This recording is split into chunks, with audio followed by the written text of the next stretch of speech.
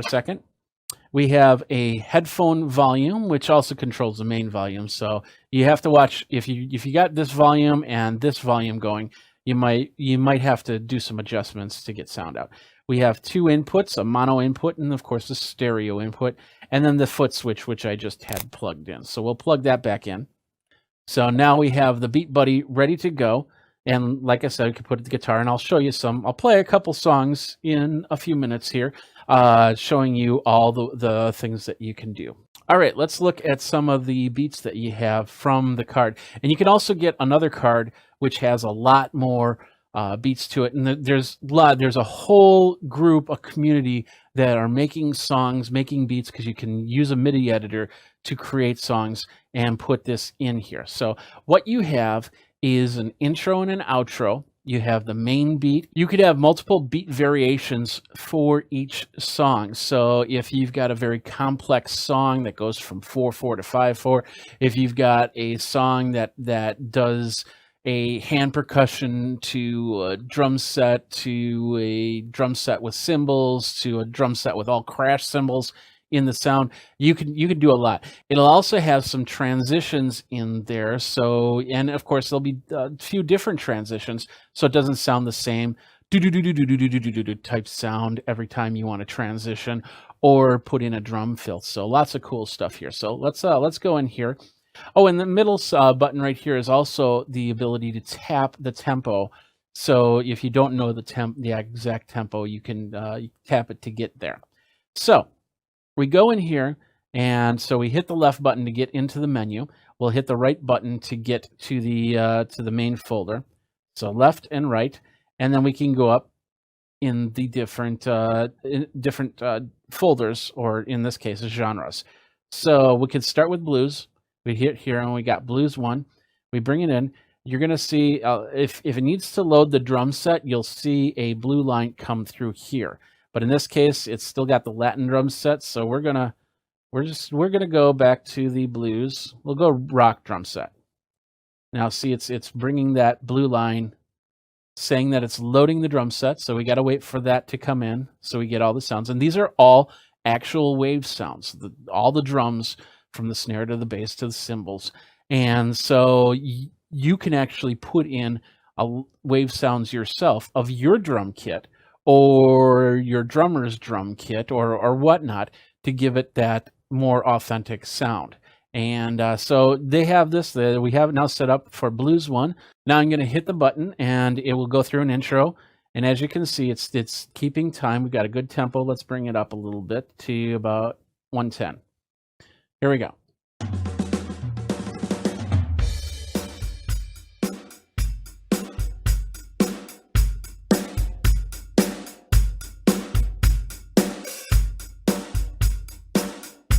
So we got a good beat going.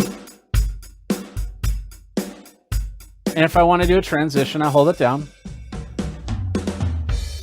And that will transition to, and I hear a cymbal, ride cymbal, rather than just the hi-hat. Now, if you just do a click, it'll do a drum fill, and it'll choose between the different drum fills.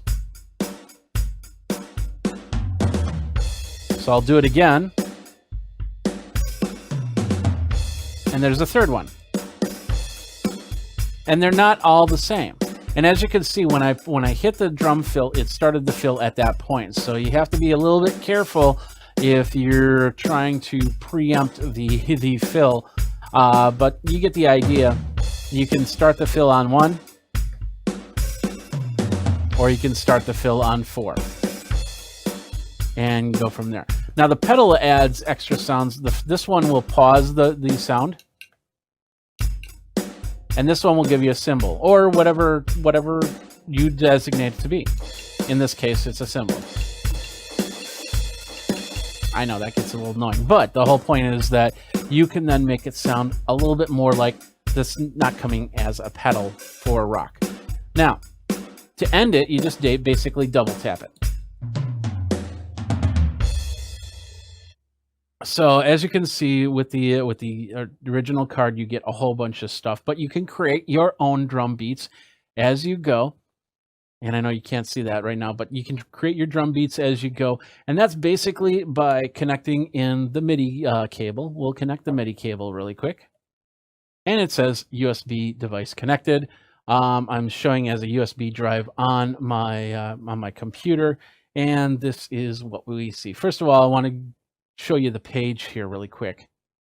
This is the Beat Buddy page, of course, over at singularsound.com. The price is $299.97. That's not without the foot pedal. The foot pedal costs a little bit more, but it's well worth it. Some of the extra stuff, the foot pedal, $49.97, 2-button foot pedal.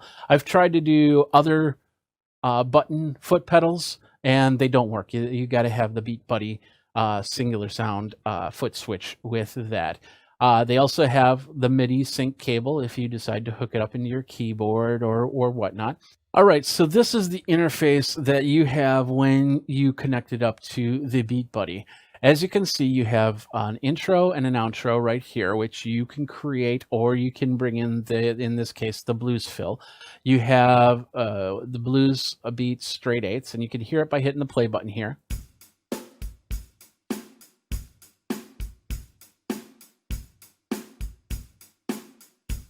Or you can use the button up here to get, you know, the Beat Buddy like it's an actual Beat Buddy.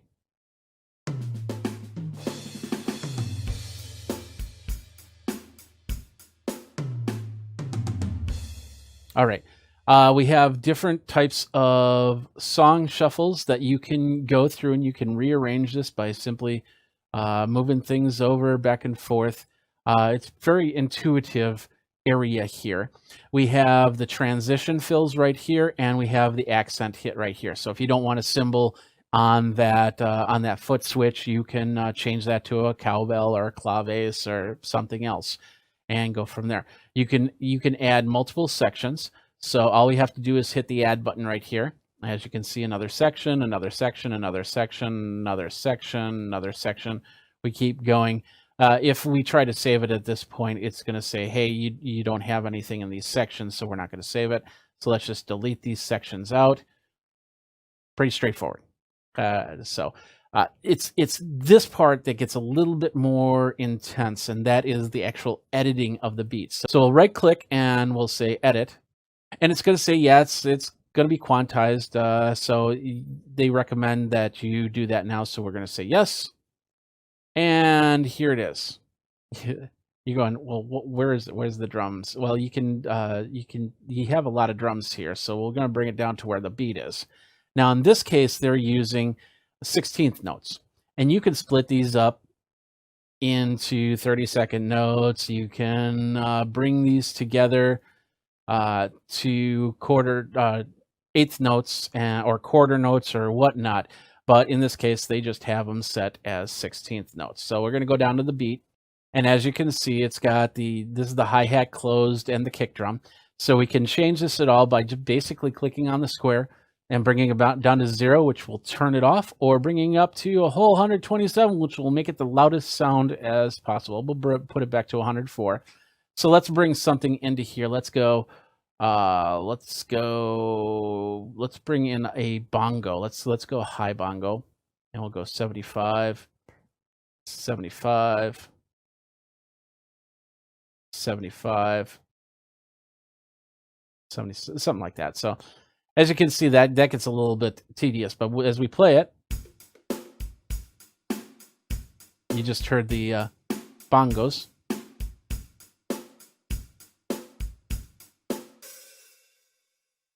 And we'll do it again in a slower tempo. As you can see, I changed the tempo on the top here, so we could go fast.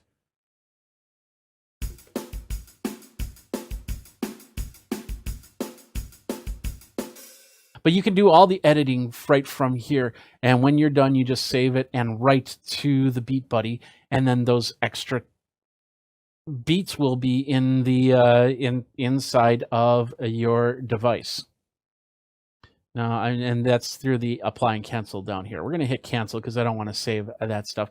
But you can basically create a song right from here if you have a little bit of time and effort. But You can also use one of your favorite MIDI editors to create a drum loop, or go down in your studio with your drum set, your MIDI drum set, and drum out some beats, record it to a MIDI editor, import it in here, and go from there. And that's what a lot of people did with their songs. Now, the pedal's really cool because you can use it with practice. You can use it if you're doing an acoustic solo or acoustic duo, or you could actually put it with your band. As a drummer, you know, it'd be nice to actually have something else keep the beat, and then I don't have to sit there and play. I could actually bring out some more. Like, for instance, songs that have alternate percussion in it, like anything from Santana, or anything from, you know, big bands, Brian Setzer Orchestra, or John Cougar Mellencamp, where they just have all these drums playing, and you're just one drummer, you're trying to do it all. You could actually put the beat in here and then play along with that. Now let's take this Beat Buddy to the floor. Let's put on the guitar and let's rock out to some tunes. Now, what I'm going to do is I'm going to hook it up to my iPad. My iPad is going to be running the IK multimedia software, the Amplitude software, to give me more of a rock sound with my guitar, since I don't have any of my amps or pedals up here. And then I'm just going to run it from the iPad for the guitar into the Beat Buddy, and then of course that will go into the mixer so you can hear the sound. So let's do that next. All right, so this is the Beat Buddy down here. We got the Beat Buddy and of course the foot switch. I'll bring this over just a little bit so you can see both of them in their glory. We got a rock, we're on rock 2, and I'm just gonna play along with the song a little bit.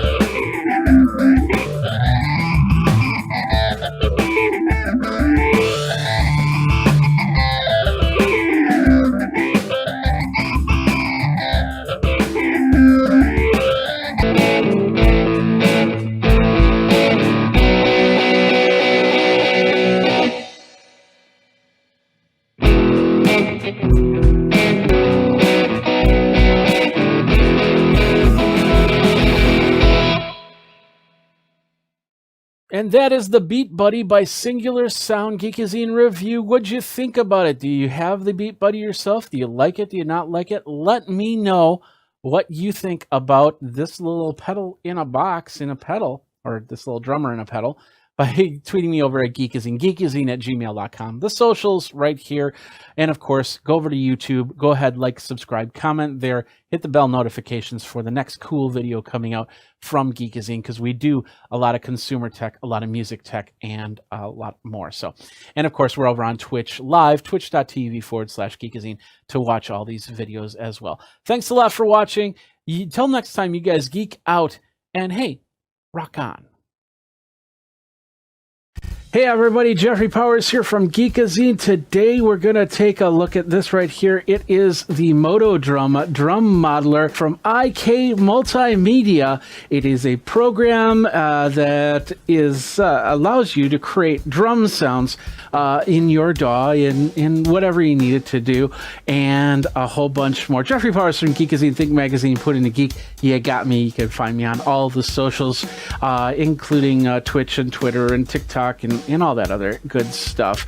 And today we're going to talk about the Moto Drum from IK Multimedia. Now, I've reviewed a lot of cool stuff from IK Multimedia in the past, and this is no different. It allows you to create drum beats. If you're not a drummer, you can create drum beats. If you are a drummer, you can create drum beats. You can attach it into your system, create MIDI, add these really specific, great sounding drum sets, and continue on however you want to do it. First of all, we got to talk about this. I did get a copy of this software to review from IK Multimedia. They did not pay me for this review. They are not editing this review. And of course, all opinions are that of myself and Geekazine. You can go over to geekazine.com/review to find out more on that. Now, let's get into this. Let's get in here. First of all, hey, you know, you can customize your sounds. You've got multiple kits and multiple drums that you can use. You can sync to multiple MIDI units if you want to. I got a couple MIDI units that I'm using, or going to be using today. You can do real-time sounds. You can do pre-made grooves, and a whole bunch more. The price, $299.99. Now, you might think to yourself, well, that might be a little bit too much, but for what you get, it really is not. It's just amazing. Now, I do have to tell you that I did get this software back when it did get released, and that was back in, I believe, September, August timeframe. The program was pretty solid. But when I was attaching MIDI devices to it, I wasn't getting the responses that I really wanted to see for this. They've since then not only have updates come up from Moto Drum, but also from the MIDI providers, updating it using for Catalina and for the latest Windows 10, and things have gotten a lot better. This is the website over here, Moto Drum. They have a full specs range, but we're going to take a look at the most important specs, and that is if you are a Mac user or a PC user, you can use this on either machine, and they work both great on either machine. For a Mac, you need a Core i5, support for AVX instructions, 8 gigabytes of RAM, 20 gigabytes of hard drive space, and it is a 64-bit plugin. So you'll need any program that uses a VS2 or VS3 or AAX. What we're going to use, we're going to keep it as simple as possible. We're going to use GarageBand. Just going to open it up in there. Of course, we're going to show you the interface first before we do that. Let's take a look at this a little bit more. For Windows, Core i5 also needs AVX instruction, 8 gigabytes of RAM, 20 gigabyte available hard disk space on Windows 7, Windows 8, or Windows 10. ASIO compatible sound card USB port 3.0 suggested, and I highly suggest that you download the free ASIO. It's right here. I'm going to put that right there. And that's basically an ASIO driver that has the lowest latency that I've ever seen. Now, like I said, you need to have a program. If you want to use this for any program, you need to have a program that'll allow it to come in as a VST instrument. We're talking GarageBand, we're talking Reaper, we're talking Cubase, we're talking Ableton Live on there. There's a whole bunch of programs that are on there. You might want to look at your program first to make sure that it can accept a VST, an external third-party VST instrument. Adobe Audition does not have MIDI support, so Adobe Audition, you can't use it on this. You can't import the tracks or anything like that. I really wish that Adobe would get something in a MIDI editor that would even convert it to audio so I can put it in a little bit easier in my programs, but that's neither here nor there, just so you know. But we're going to use GarageBand, and if you've got a Mac, you've got GarageBand. Simple as that. And of course, Windows, you'll have to get some software to put on for that. But there's many different MIDI editing programs out there that you can use to create that. Now let's get into the program itself. Here it is right here. This is the Moto Drum, and we have it on studio mode. Straightforward interface. We have our models. We can customize. We can do our play styles, our room, our mixer, our grooves, and our mapping. These are all the drum sets that come with Moto Drum. We've got a studio set, we've got a jazzy set, a rock custom, a grungy reference. So you got a pretty good amount of sets. We're going to start with the studio kit.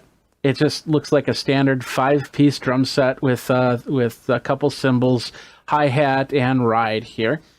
Now, this is also completely customizable. That means that you can completely customize the types of cymbals, how many drums. If you need a double bass drum kit, if you need a China cymbal, if you need a gong, if you need a cowbell, all those drums are in there. You just have to set it up that way. So we can go studio, we can go rock custom, and as you can see, it's going to load the preset. Now we got the drum set. What I have set up here is on the Axiom Air 32. As you can see, I've got that all set up there. As you can hear this, let's go to the jazzy set really quick. And then we can go a little grungy. I'm not going to go through all of them. You'll get a good idea.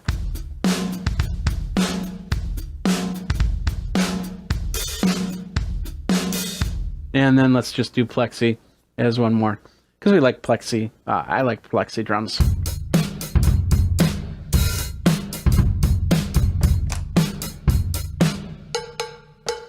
Going from drum set to drum set is actually fairly straightforward and easy to do. Now, like I said, all of this can be customized, and we're going to go through those screens really quick. We're going to start with the customize. Here is the drum set. As you can see, you have all the drums. You have your snare, you got your bass drum. That's what's lighting up. We got some toms, and then the cymbals and the hi-hat.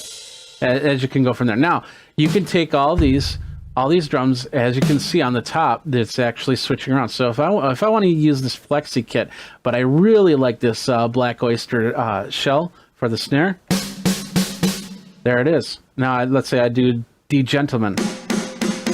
We got that. We can switch that out. We can switch these out. Same thing with the cymbals. We can go this type of crash. We can do this type of crash or this type of crash, vintage.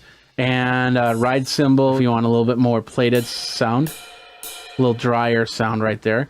you got that, and you got a little bit more firm. And as you can see, as I'm tapping on the edge, you get an edge sound. If I'm tapping on the bell, you get a bell sound. We can customize this further. Let's just go through the buttons here. You have the play style. Now this is really cool. I can set up for the different types of drumsticks that I use, the different where I hit on the drum. Like for instance, let's say on the snare drum, I have my left over here and my right over here. So when I hit on this snare, as you can see, I'm just hitting using a keyboard, so it's not going to do too much on that. But we can bring that on a little bit. You see that circle get a little bit smaller? That's the area that we use for our drum. And of course we can go nylon tip. We can have a little bit of different sound there. We can change the arena area for that. And we can do the snare drum, we can do the toms the same way. We can bring I like to usually hit from down towards the middle there. And then of course the bass drum, kick. We can change the beater here. Let's if we don't want felt, we want plastic, we want a little tacky sound. We can bring that in. We want a little wood sound for even more tack. We can do heel up, heel down. We can make all the changes there, but we'll just stick with here. We can change our room, so we're in a large studio. Let's go into a mid studio. We can go to a garage. We can go to a booth. We can go to cathedral. And with that, we can change that all from here. Bring that down. Bring it up. Or more and less. So you get the idea from there. We got the mixer here, which is pretty straightforward. Do you want less snare? Then we bring that snare down. Bring it down.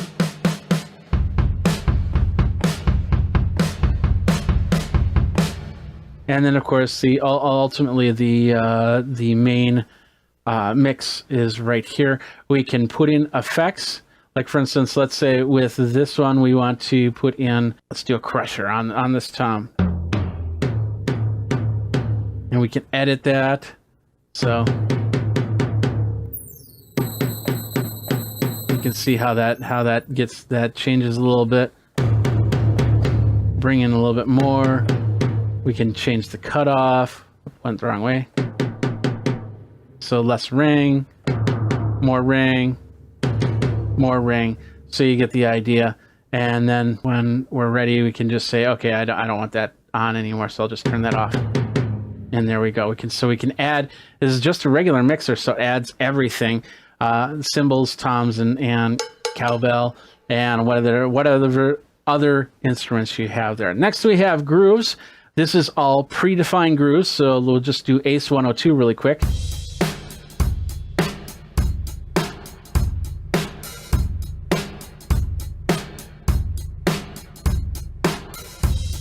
And so you get the idea on that, and you can change that up. And these are the grooves that you'll basically drag and drop into your DAW. So let's say you just want a straight up beat, you can just drag it into the DAW. I'll show you how to do that a little bit later. And then of course we have mapping. Now this is very important because not all MIDI devices are set up perfectly. So like for instance, I'm gonna grab a drumstick and I'm gonna hit the bass drum with on my DTX. Now I'm seeing that registered at the C1 level. I can go over here to kick and I say, but I want this to be something else. So first of all, I'm going to map it. So I hit this button right here and then I map it for the pad. And so basically I clicked on here where you see the little MIDI, and then I hit the pad and now it's mapped for that. And then I can change that. Let's bring it up a little bit. We'll say yes.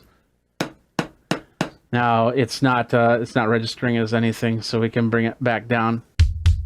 There we go.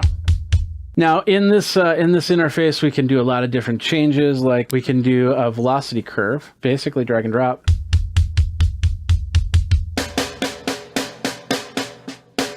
And then we can save this or remap it. We can bring in more drums. There's the other bass drum. So with kick 2, we don't have anything assigned. We can assign it there. I'll say yes. There we go.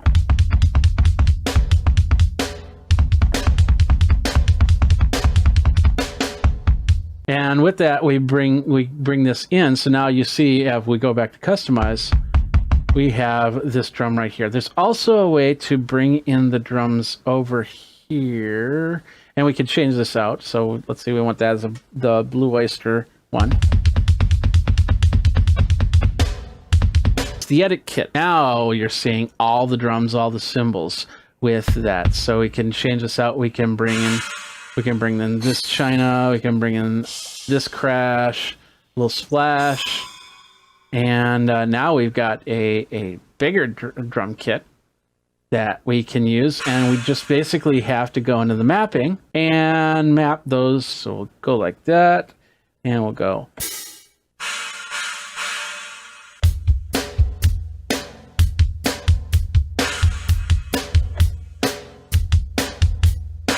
You get the idea. So we can bring in a very big kit for whatever style you have. Now, going back to the customize, we can do a lot more with the customization. That is over at the edit element.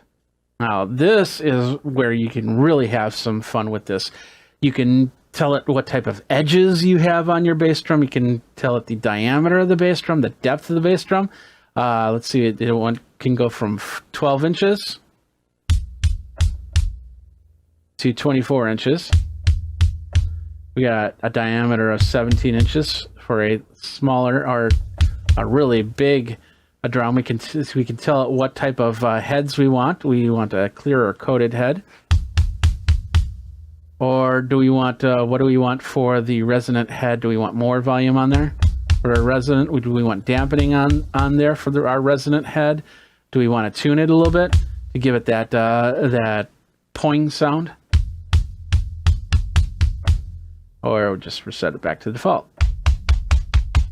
On the edges of the shell, they're usually got a small bevel to them. It's less wood touching the drum head for a better sound. So you can change those. We can go sharp.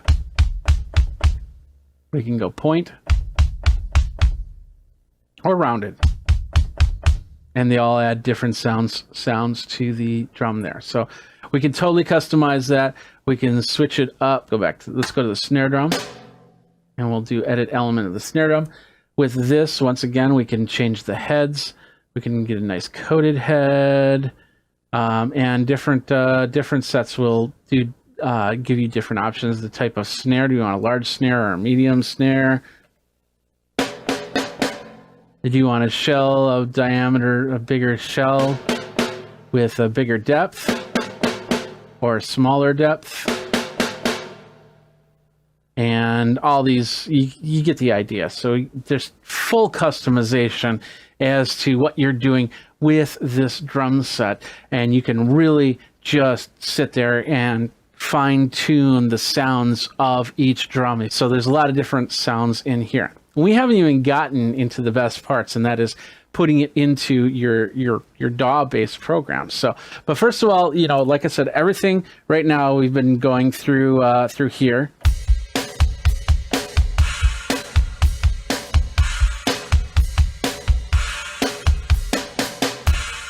So as you can see, I have the DTX Multi-12 here from Yamaha, and I have it set up for MIDI, so I can use it.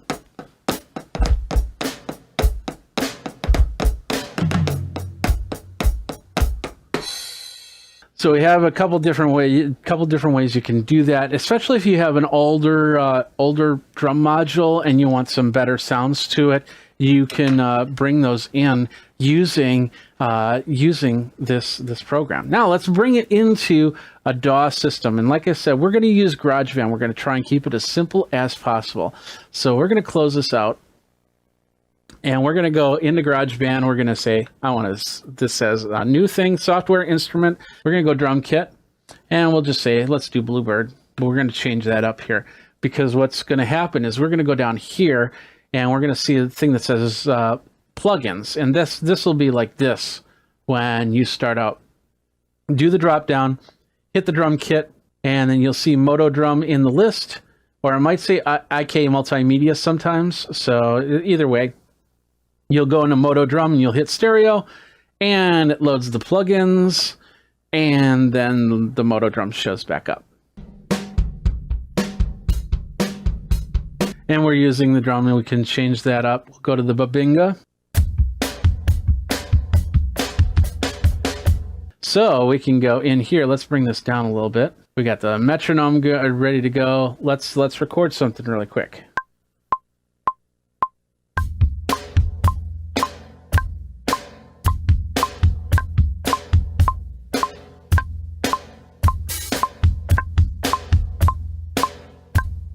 And with that, we'll bring it's all in here. So we're going to hit this. Oh, let's take that metronome out. So now.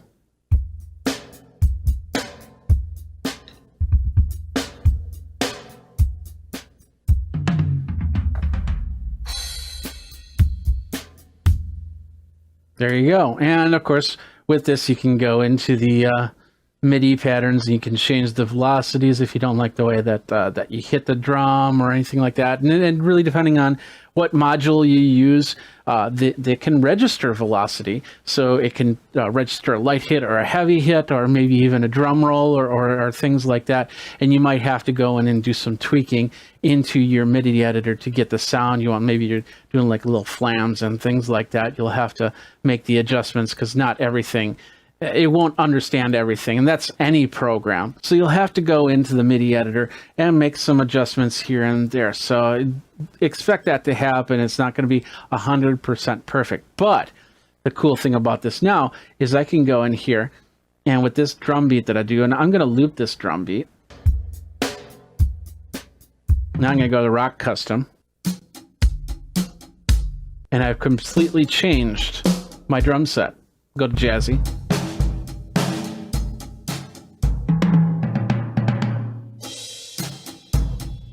And once again, you get the idea of how that all works, because they're MIDI hits. They're not, you could put a piano to this. You could put a saxophone to this. It'll sound weird, but you can still do it and have the sound. But bringing in the Moto Drum, it'll give you past the drum sets that something like GarageBand or Reaper or Ableton Live can offer, and give you different options so you can really tune it in. Now, you can also, like I said, you can also set it up onto the DTX. I have my Roland TD50 downstairs, and I'm still doing a little bit of tweaking on it. Like I said, never perfect, but you get it as close as possible so you can do some multi-track recording, and then you can bring in those sounds into whatever recordings you're doing. Now, the one other thing I didn't show you is that groove style. We'll go back over there. So with the same groove, we can sit here and we can just bring this up. It's basically a little drag and drop. And it's asking if we import the tempo information. We don't want to import the tempo. So now we can bring that right there and zoom that like that. And now we've got a pattern that works a little bit better because it's already been done and been cultured out and set up for all the hits and all the velocities in the right spot. So there you go. You get the idea from that. So that is Moto Drum in a nutshell, as best as we can in what we're doing at least 20 minutes here. Thank you guys for sticking around with me on this. We got a lot of great stuff here. If you want to check out more, I'll have the links in the show notes that you can get yourself your Moto Drum. And of course, if you go over to Geekazine.com, you can get the Moto Drum information there as well. So you have been watching. We've been talking about the Moto Drum drum modeling. Really quick, what do I think about it? It is, like I said at the beginning, I was happy with the interface, but when importing MIDI devices into it, I had a hard time. There was a big set of latency, and this was on the Mac and the PC as well. that has been fixed with the newest version. And of course, as they continue, there'll be newer versions and updates coming through, and probably even more cool stuff that you can use to bring your drums into your music and make the sounds that you want to. That's it for this video. What do you think? Do you use MotoDrum? Do you have another program that you use that you really like? Let me know. Of course, check out all my other reviews of IK multimedia software and hardware. YouTube, go ahead, like, subscribe, comment, and that little bell notification to let you know when the next video comes in. We do a lot of tech, consumer tech, a lot of music tech, and a whole bunch more, and some geekery too. So Jeffrey Powers here. Thanks a lot for watching. Until next time, you guys geek out and drum on. All right, let's talk about music. Let's talk about bringing in music into your live streams, and let's talk about music that you can use without somebody coming up to you and say, hey, I want some money for that. You're using my song. What you're hearing right now is a song I actually created on my iPad. Whenever I fly, I like to pull it, and I have the phone or the iPad available. I pull it out and I tinker on it. I get ideas. And then, of course, as a musician, I use those ideas when I create songs. Now, not everybody's a musician, and that's okay. There are still ways you can do it without having to worry about, well, how do I do fourths and fifths and major sevenths and blah, blah, blah. Like, for instance, I could bring in a hip-hop beat.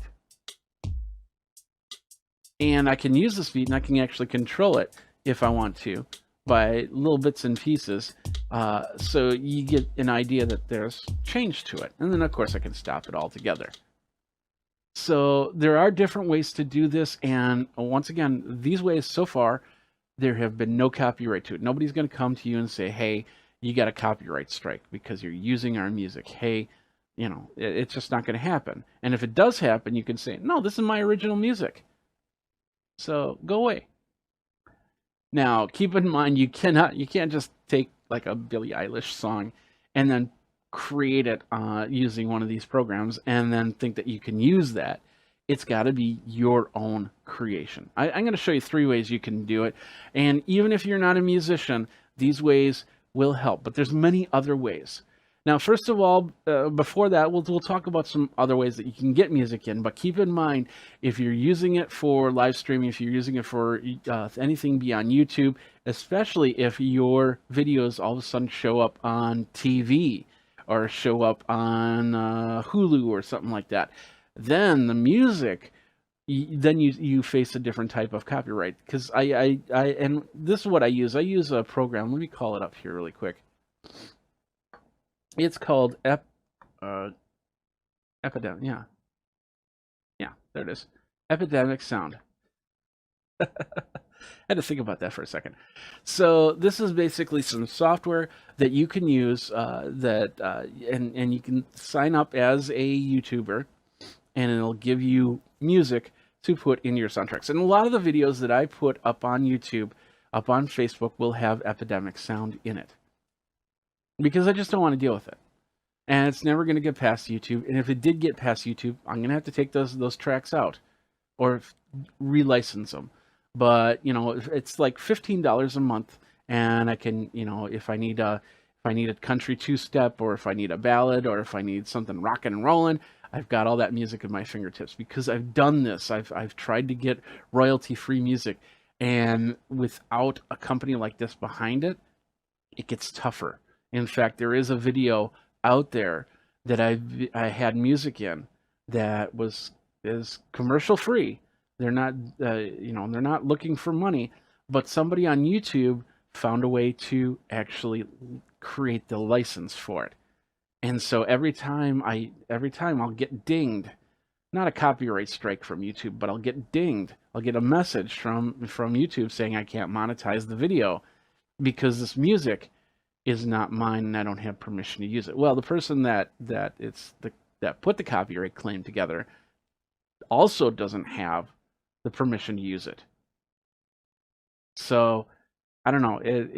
I'm working with YouTube on that, but this is a great way to make sure that I always have music at the ready and use it for. And once you put it into a YouTube video, let's say you cancel Epidemic Sound, and they're not going to come back after you because you used it. You bought it for that time period that you used it. Now, if you use that song after that, and you don't have a license set up, yeah, you're going to get dinged for it. But anyway, that's one. There's several different other ones. Video Blocks also does that with story blocks and audio blocks, because then you add video, and you add audio, and you add pictures and stuff like that. So if you need something more than that, and of course, even on Wirecast, we have the ability to bring in the stock photo. With that is actually video blocks that they're using it from, they're licensing from. So you can bring in audio, you can bring in video. But once again, if you do something more than just your YouTube videos and your YouTube live streams, you might get some emails, you might get some issues and somebody asking for money. So with that said, let's talk about these 3 ways that I'm going to show you.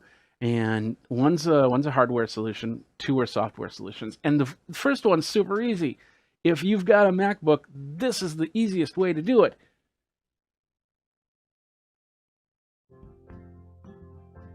That's it, right here. Let me show you. This is it. This is GarageBand. It's a fairly straightforward program to use. And the cool thing about this is you can use your iPhone to create the music and then bring it over to the iPad, to the MacBook, or the iMac, or whatever you're using. You can mix it down to an MP3 file if you're using Wirecast or whatever streaming system on a PC or a different type of machine. But right now I have it to go 16 bars and then loop.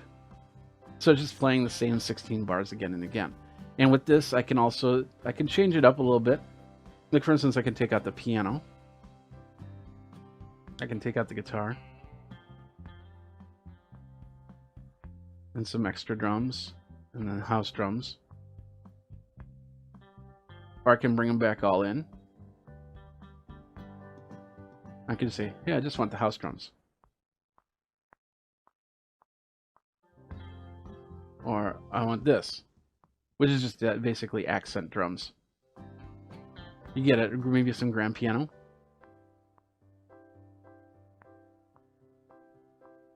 I don't know how well you can hear that, but you get the idea. Is that you can bring it in. Let's just bring up the volume just a little bit. So now, like I said, let's just do the main line. Take out the metronome. A little bit of acoustic guitar.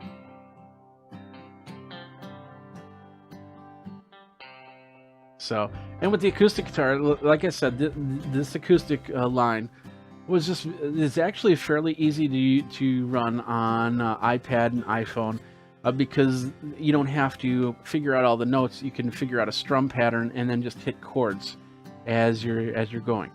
So if you have a basic understanding of music and you know how to do a C, F, G, you could create some stuff and have some fun with it. So if you're a little creative, that's one way to do that. So that is just GarageBand. And here, let me show you really quick. Let's just let's go over here. We'll go over here. There we go. So we're going to create a new file. And let's not save this. We'll bring in an empty project. And then we're going to go over here and we're going to say add a drummer, create. There, you've just created your first thing. There's Maurice. And what's cool about this is I can sit there, I can change how he plays. Louder, more complex. I want more of the hi-hat. I want shakers instead of a hi-hat. I want some percussion in there. Add some fills. Or I don't like this. Let's go to Boutique 808. There we go. Let's do some electro bump.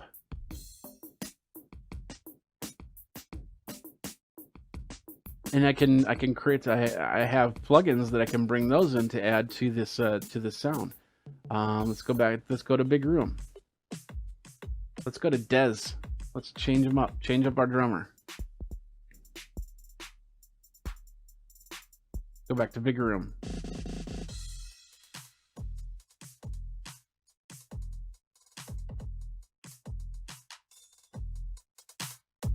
There we go. So you get the idea there. It's lots of different ways that you can bring in.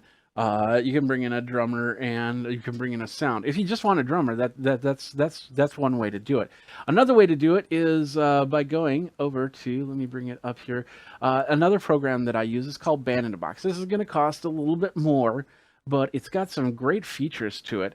And right now I've got a song in here, and these are just the bass songs that you can load up, and you can use them. They're copyright free, and then I can change things a little bit if I wanted to. Like for instance, we'll just go to the basic song here.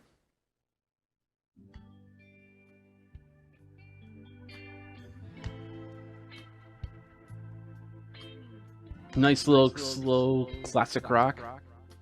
I got an echo. I shouldn't have an echo. That's weird. Hold on a second.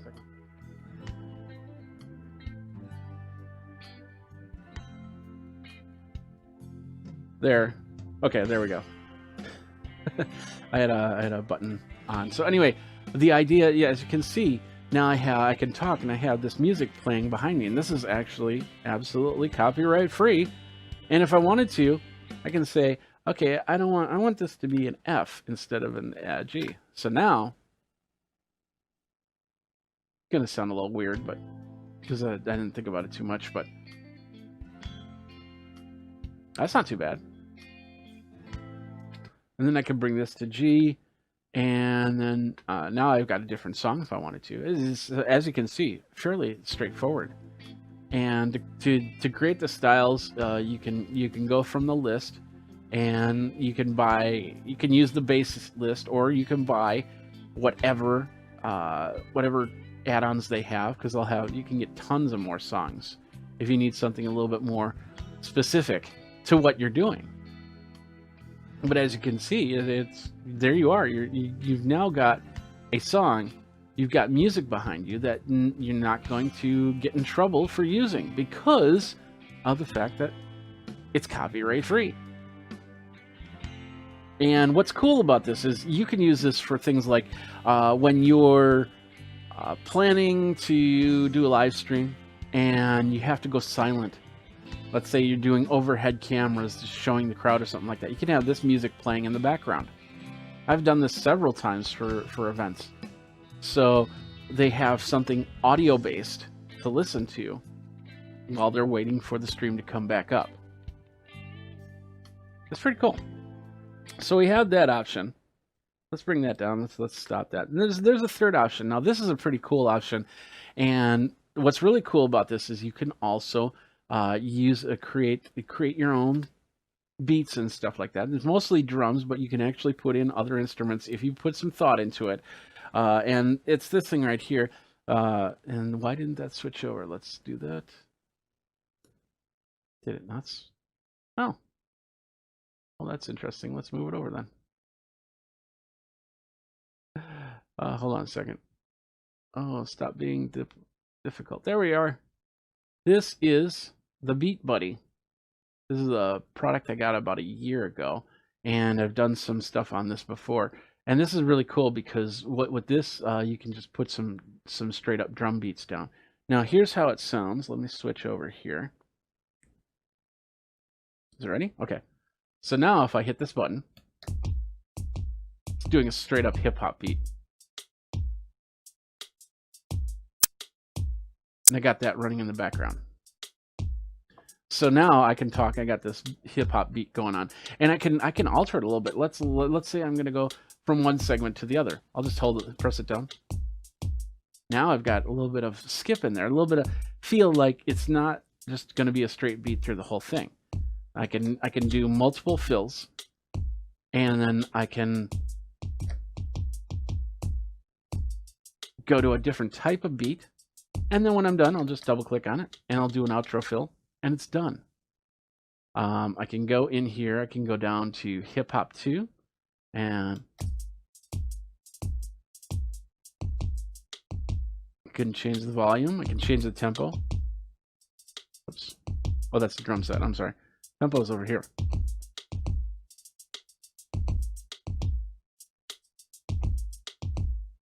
I can slow it down.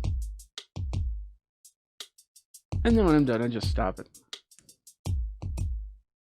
And once again, this is also, you get some basic drum beats in here. You can add your own. There is an online community that does a lot of cool stuff, like you can do funk and drum and bass. You can create your own. If you know MIDI, you can.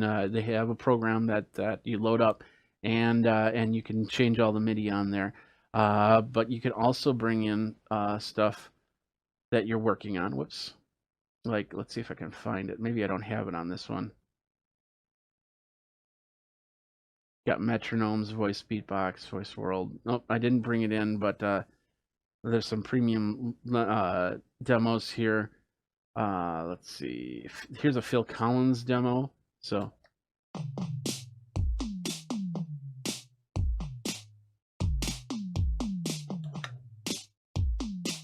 you get the idea. So now I can control it with the drums and have a little bit of fun with that. And go from there, because I can control it, and it's a foot pedal, so I could actually have it at my feet, controlling it. Bring in Phil Collins sound, bring it down a little bit. So now you got some background drums while we're talking here, and hey, that's pretty sweet, and it adds to the audio and video that you do. Now, for music, it's best to have what's called a ducker. So when you talk, it lowers the music down to a certain point. But Wirecast doesn't have a ducker type situation in there. A compressor works sometimes as a ducker, but it is not a ducker. And just so you know. So that of course a compressor is in there, and you can set it up as another track. So when you record, you can actually have this music on a separate track, on track 2, and your vocals on a track 1. So if it just doesn't work, you can just take it out and then set it up and mix it down and get rid of the track, or bring the track in separately and then do what you need to do in a post editor or anything like that. Or when you're live streaming, you have no music in the background, but if you're recording, you can put the music in the background. So lots of different ways to do it, but as you can see, that is the easiest. Those are the 3 things that you can do to bring it in. One's free. If you've got a Mac, if you've got an iOS product, you've got GarageBand, so use it. And then the other 2 you do have to pay. I think this is this pedal is something like $200, $250. There are other pedals out there, just like the Beat Buddy, that also do drum and bass sounds. And they're meant, so when I'm playing guitar, I can put a drum beat behind it. And there's other ways to do it. There's other programs, MIDI programs that you can use to create music. And all of these ways, you just pay the fee, how much it costs for the program, and then the music that you create is what you use. And it doesn't have to be complex. In fact, you can also work with some of your buddies, and maybe your buddy's like, "Oh yeah, I got that program. I got 5 songs that I wrote here. I'll give them to you. You can use them on your show." And the next thing you know, you got music for your show. And you got it from your buddies. So I went a little bit long on that, but you get the idea. Is these are 3 great ways for you to create music and put it in as your back live stream and have a little bit more as you're going from there.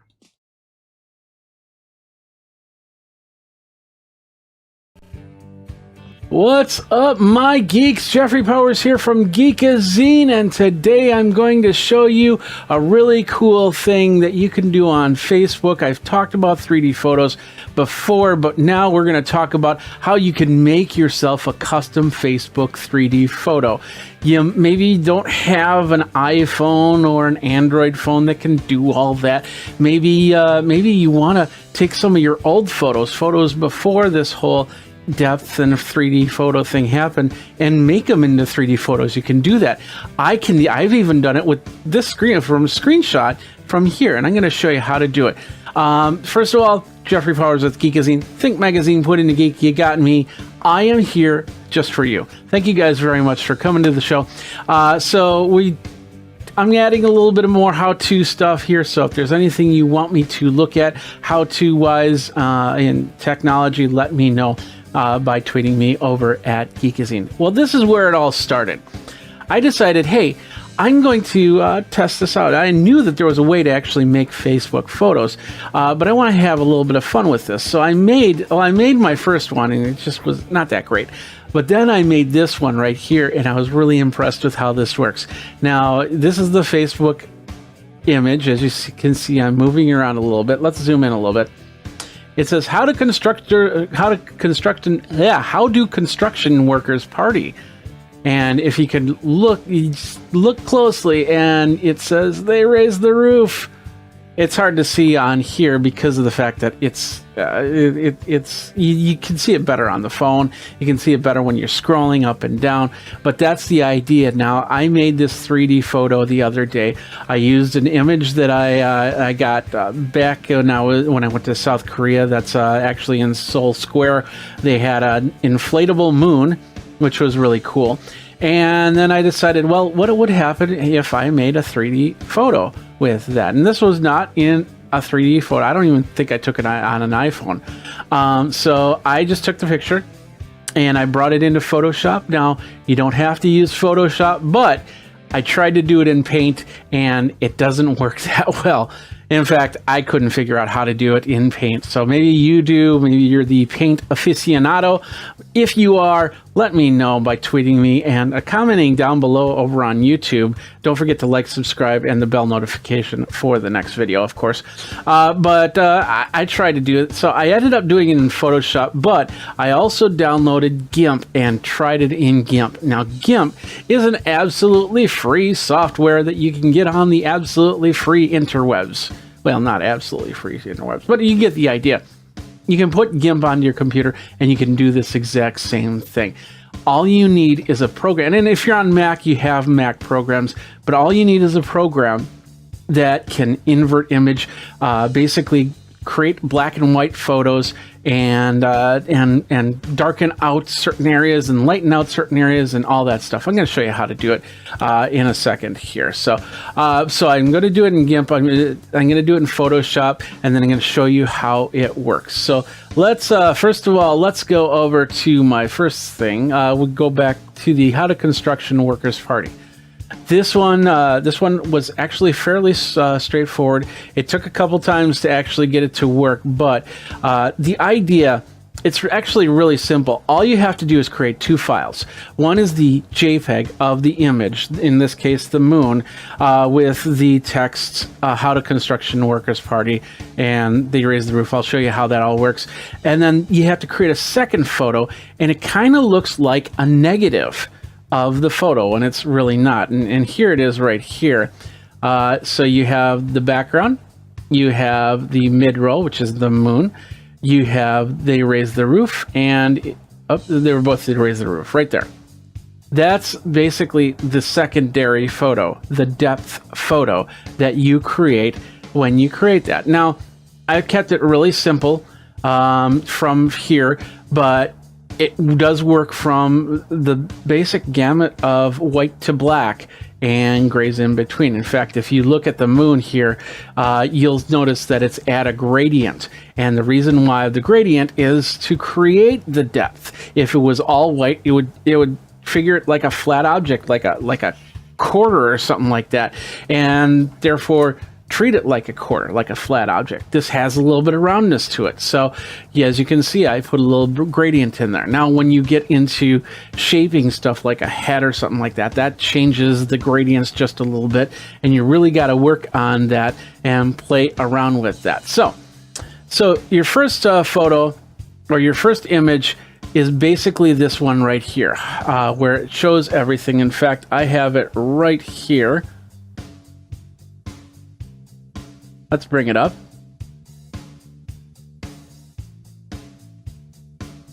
that's the first photo right there, and that's what you get that. I called this construction1.jpg. You can do a JPEG or you can do a PNG. It does not matter. Those are the two main. I don't think you can do bitmaps. Just JPEG and PNG. So how do construction workers party? As you notice, you can see they raise the roof on there, and I probably should have made this using the texture of the moon in the text of raise the roof, but I decided just to color match it as best as possible so you can see it. Now, and the other thing about both of these with the text is I put a light gradient behind it, basically a drop shadow behind it, so you can kind of see it just as the picture right here. The second photo is right there. As you can see, it's got the moon, it's got they raised the roof, and that's it. And they raised the roof is in just straight up white, because that's going to be what's in the front of the picture. So if you think of it 3D, black is in the back, white is in the front, and gradients go all the way from back to front. So, and as in darker objects to lighter objects to the front. So anyway, that's what we've created right here. Basically just two images. Now, once again, you got to play with these depending on what you put in for your images. Like if you've got a very busy type of picture, like let's say a skyline or something like that, you're going to probably do a lot of masking. You're probably going to do a lot of cutting and pasting, creating new layers. Like for instance, if I did a skyline of Madison, I would have the clouds, and that clouded area would probably be all black, and then we'd have the skyline, which would be probably a gray, and in this case it wouldn't be gradients here and there. It'd just basically be a gray and a black, and that would be the two background and middle ground, creating the layer. And then let's say there's a little ship sailing, because Madison's on two lakes, and our skyline, we can get a really nice shot with a nice lake in front of it. And let's say there's a boat sailing by, and that boat I can cut out and make that object the foreground, the 3D object that moves, and then the lake even be a lighter gradient or a gradient of different grays to bring it forward to the front. So in this case, like I said, the moon, we're just doing a gradient going from the back to the front. And of course, they raise the roof is all in white, and then the background is all in black. Now, with that, those are just the two images. That's it. So what we're going to do is we're going to take those two images, and we're going to come into Facebook, and let's just close that. We're going to take both of the images at the same time, and we're just going to drag them over into the post. And what it's going to do is it's going to see this, and I did not tell you how to label these. The first one, it doesn't matter what you label them, as long as the second one, the depth picture, is labeled _depth. So let's say picture is your picture.jpg or picture.png is your file name. The second file, the one with the gradients, has to have picture_depth, picture_depth.jpg or .png. Those two files, and maybe I can show you this a little bit better here. If I do this, because I've already done these, and as you can see, we got construction1.jpg and construction1_depth.jpg. So hopefully you get the idea there. And what that does is it puts the two together to create this. And as you can see, it works really well. You might have some problems with it.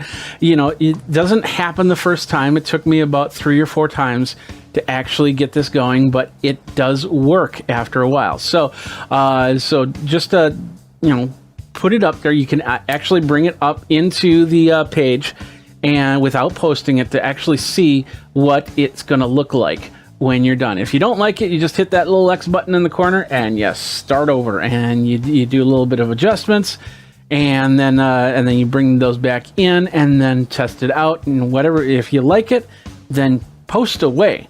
and make your post known and go from there. So that is that one. Let's go to the next one here. Next one is my cat, Scotty. I decided to take a nice little image of Scotty. Where? Oh, yeah, that's because I have like that. Okay, there's the image right now. And so basically I took this image and then I cut out Scotty. So there's basically, because we have a lot going on in this picture. There's what we call her kitty condo is around her, a lot of bars around. So got to deal with that, because this actually took about 8 or 9 times before I was actually 3 or 4 times before Facebook said, you know, hey, well, okay, we can put these two together. And then a couple times because the cat and the bars were moving together and it looked weird, and still looks a little bit weird, but I think I got it pretty much matched out from here. So the cat, we got the cat. We're going to have this would be the first image right here that we would save. And then the second image would be this one right here. This kind of looks like a negative. And you basically can just do the Control I or Command I if you're on Mac to make the image negative looking to it, and then doing a lot of color dodge. And then you know, I changed these to black and white so it doesn't have any colors coming through it. So, and then of course a lot of adjustments, like the little hammock above her head, as you can see, is more of a gray, and it's one solid. We're not worried about the textures in this part of the image. We're just worried about where it's going to get placed, the Z index on the image itself. And of course, as you can see, I did a lot of color dodging, or color burning, excuse me, to bring out the back, and then kind of bring a little bit of the bars into play here. So then I, of course, then brought in Scotty as full white. Scotty is going to be the front focus of this image. So that is the 3 layers of this image right here. And of course, once again, I saved the image as I saved it as Scotty JPEG, and then this image right here got saved as Scotty _ depth.jpg. Now, the end result is fairly straightforward. Let's go back here. We'll just take the 2 files and we'll bring them in. And it can take a little while for this to come together, because Facebook is taking both parts of the photo, stitching it, and then bringing it back to you in a 3D photo. So sometimes, you know, this can take a minute to do, depending on your internet connection, depending on the speed of your computer. You know, you might have to wait a little bit. But once it's done, you'll see what we've got right here. So let's and of course, this one, like I said, it's taking a little bit longer. And there have been times that this Facebook just said, no, we can't put it together. Try again. And they give you all these instructions on how to do it. And so this is the end result. As you can see, the bars are separating, moving around too much. So I would probably have to do a little bit more shading to get that going. But I wanted to definitely get a feeling that there were bars around, so you could see the different textures. So it's not going to be easy in some cases, and if you can get a picture that actually has all the layers put out, and you can make the shades from there, that, you know, that helps out a lot. So once again, not the greatest photo, but this was not a live photo, one that captures depth, or that's portrait mode. That's it. So we could take the photo and turn it into something really cool. Now, like I said, you don't need to use Photoshop. I did bring in GIMP here, and you'll have to forgive me because I don't know. I haven't used GIMP in a very long time, so it took a little bit of learning curve for me, and I tried to keep it as basic as possible. So once again, what we have are the 3 layers. The first photo is a photo of me, and this is just basically a screenshot of me on my view of my video here. So I took a screenshot of me, and then I cut out my image, and then I basically made it white, and then the background I decided to make it black. So just simple 2 tones there. So this is the depth picture, and I named it Jeff GIMP .png and jeffgimp_depth.png. So now we're going to go back into here, and we're going to take these, and we're going to bring this in. As you can see, it's accepting the PNG files perfectly, and it's going to do a little bit of processing. Once again, as you can see, it took a little less time because a lot less detail to have to map out there. But the end result is not too bad for the 3D photo. And you can see me moving around. You can see my background.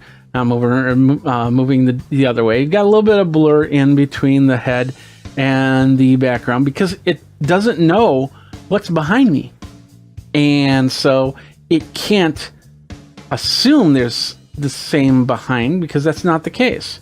So you'll see a little bit blurred, but that's basically with any type of photo like this.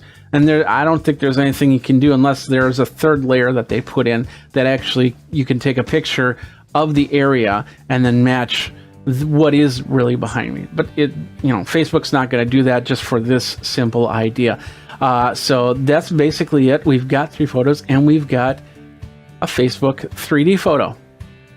And it's pretty cool. And I've been doing a lot of posting on there. And the one really cool, the even more really cool thing about that is I can now create some awesome stuff like I showed you with the construction one. I was pretty impressed with that. Let me pull that back up here.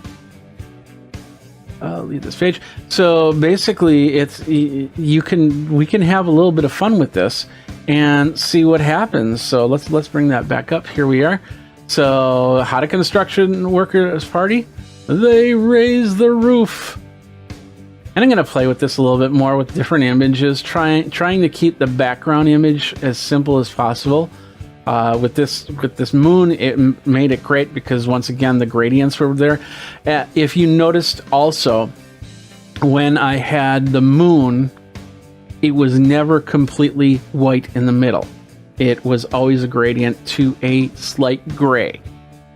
That way, it doesn't compete too much with the actual text that you are seeing move around when it says they raise the roof. And of course, the how do construction workers party, that worked very. Before this was my first one. My best friend Bob nominated me for the 10-day photo challenge. Day 1, I unfriended Bob.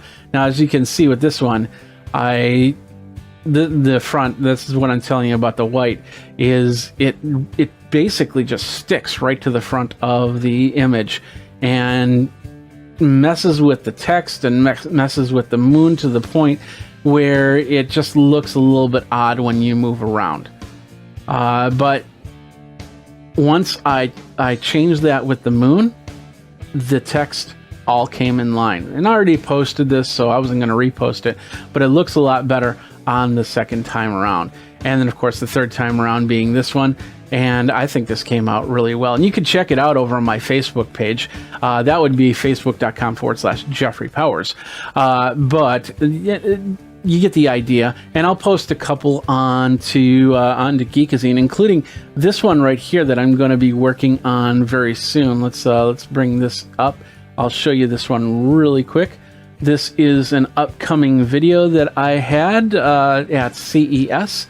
And it is for the Unreal mixed reality glasses. So I thought, hey, why not make a depth photo out of that, 3D photo out of that, and go from there. So it's going to create it, and there we are.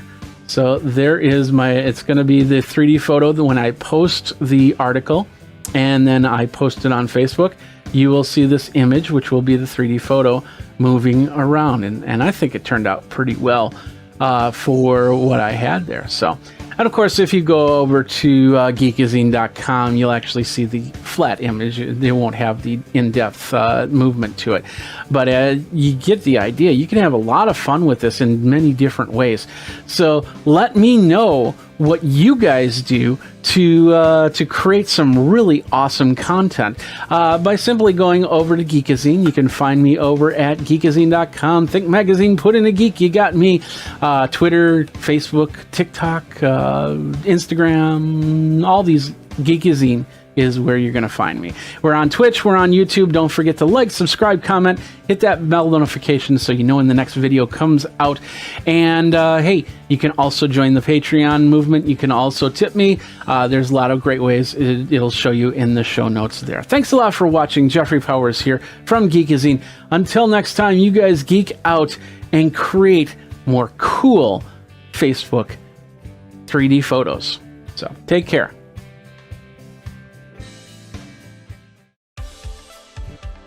What's up, my geeks? Jeffrey Powers here, and I am at a conference. Yes, I am. I'm here at this very generic conference, and I'm talking about different things that you can do in your teleconference and having fun with it. And welcome to another Geek Tech Talk Live with Jeffrey Powers. That is me. How you doing? So we're here at this conference, and we're having a lot of fun. And oh wait a minute. Let's do this. Boom. Hi, how's it going? Jeffrey Powers from Geekazine, Tech Magazine, put in Geek. There's the socials right there.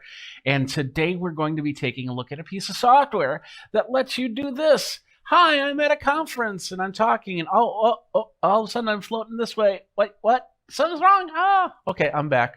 This is called this is called Character Animator, and yeah, what I have set up was my first ever puppet, and it's not perfect.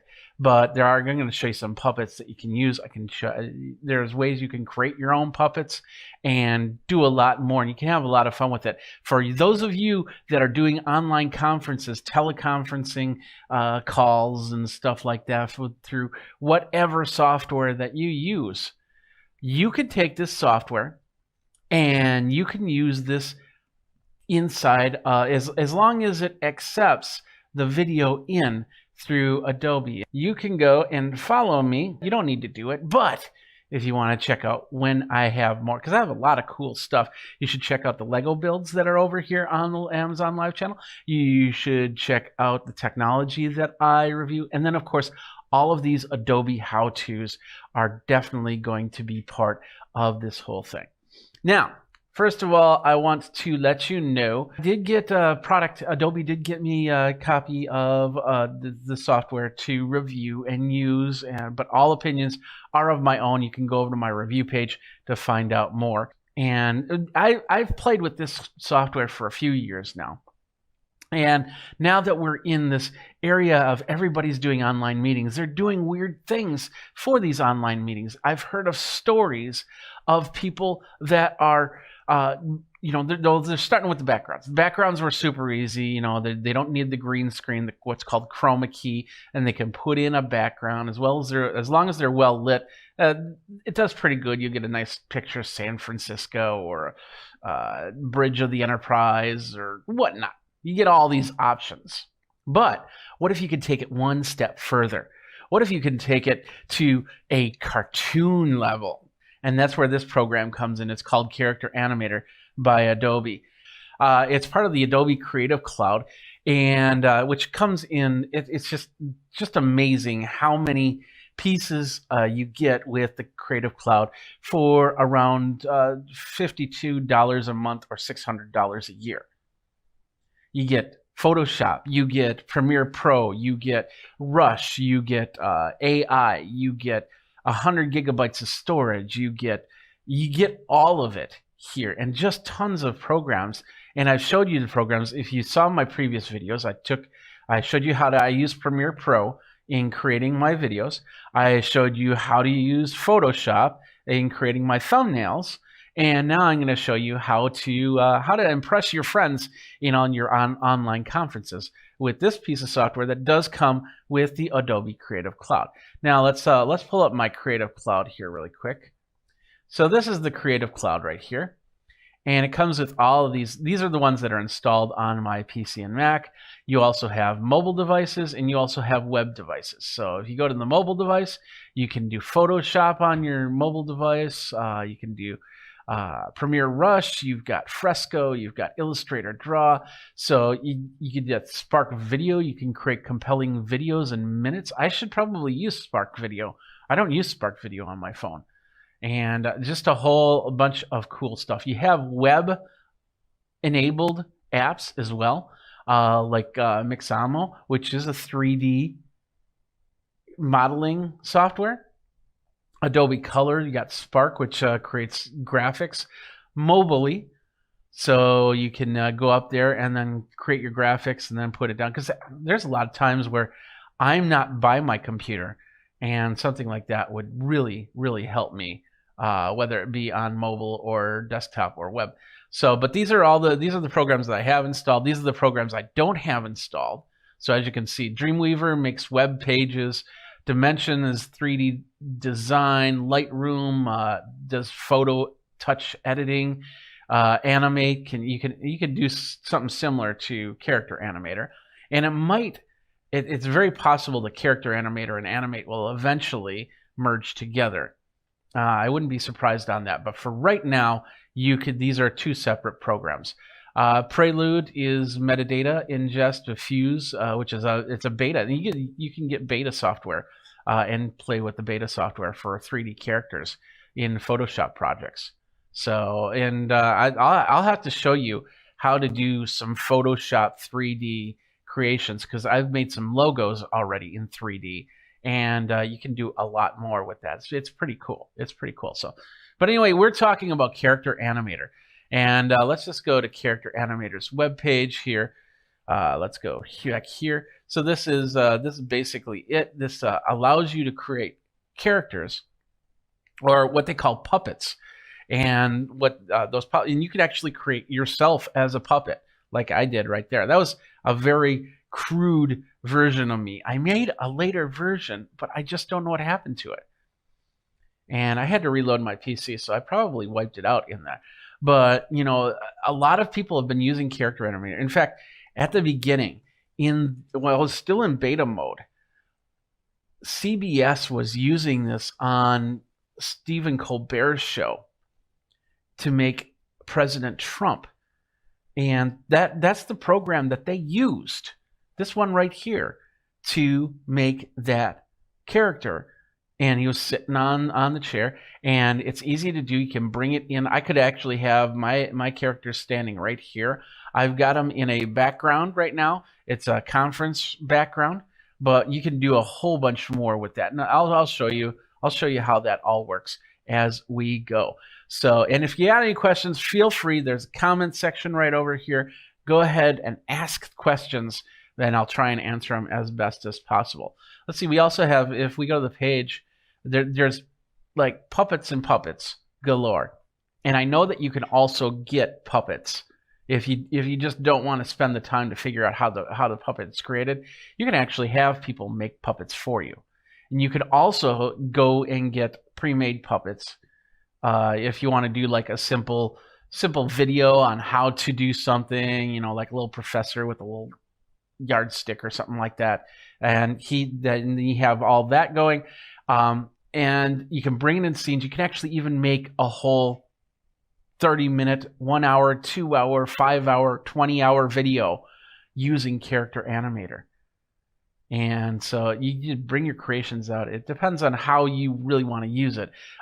Like I said, I've been using it on and off for the last couple of years now. It's amazing. And now with all these conferences, I used it today in a social teleconference call where, you know, everybody, they're checking up on your well-being. We got a VIP section that, you know, meets every now and then, and with the VIPs, we sit there and say hi. So I came in as a unicorn in that same conference room setting right there, and I just had some fun with it.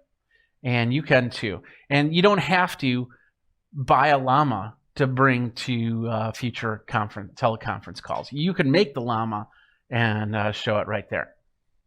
So let's get into this. Let's take a look at Adobe Character Animator version 2020, and it's right here.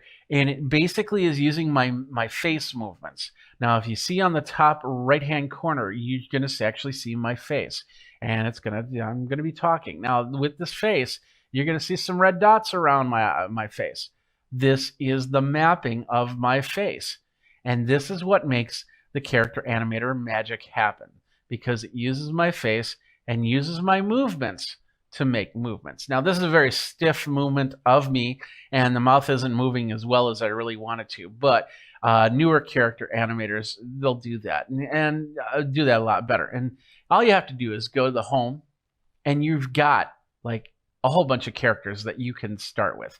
If you want to be this guy right here, Chad, you want to be a walking walkabout. This just basically walks and talks. That's kind of cool. You got the wizard. You got the Dr. Apple Smith. You got this blue guy. This was the unicorn Stardust that I used. Let's start with Stardust. And once it loads up, it'll be a lot sooner to switch between the two. So there we are. Here we are. We've got the unicorn or Stardust, and as you can see, I can move him around pretty good.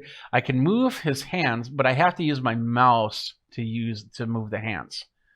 And then there's a thing called triggers, which you can set things like you can do keystrokes basically to have the hoofs move up and down, maybe the legs move around. I don't think the legs move on this situation right here, but as you can see, when I'm turning my head, the Stardust turns its head. When I move my eyes, and the eye movement, because I got my glasses on, it's harder for it to see. Now if I take my glasses off, it'll see the movements a little bit better and work from there.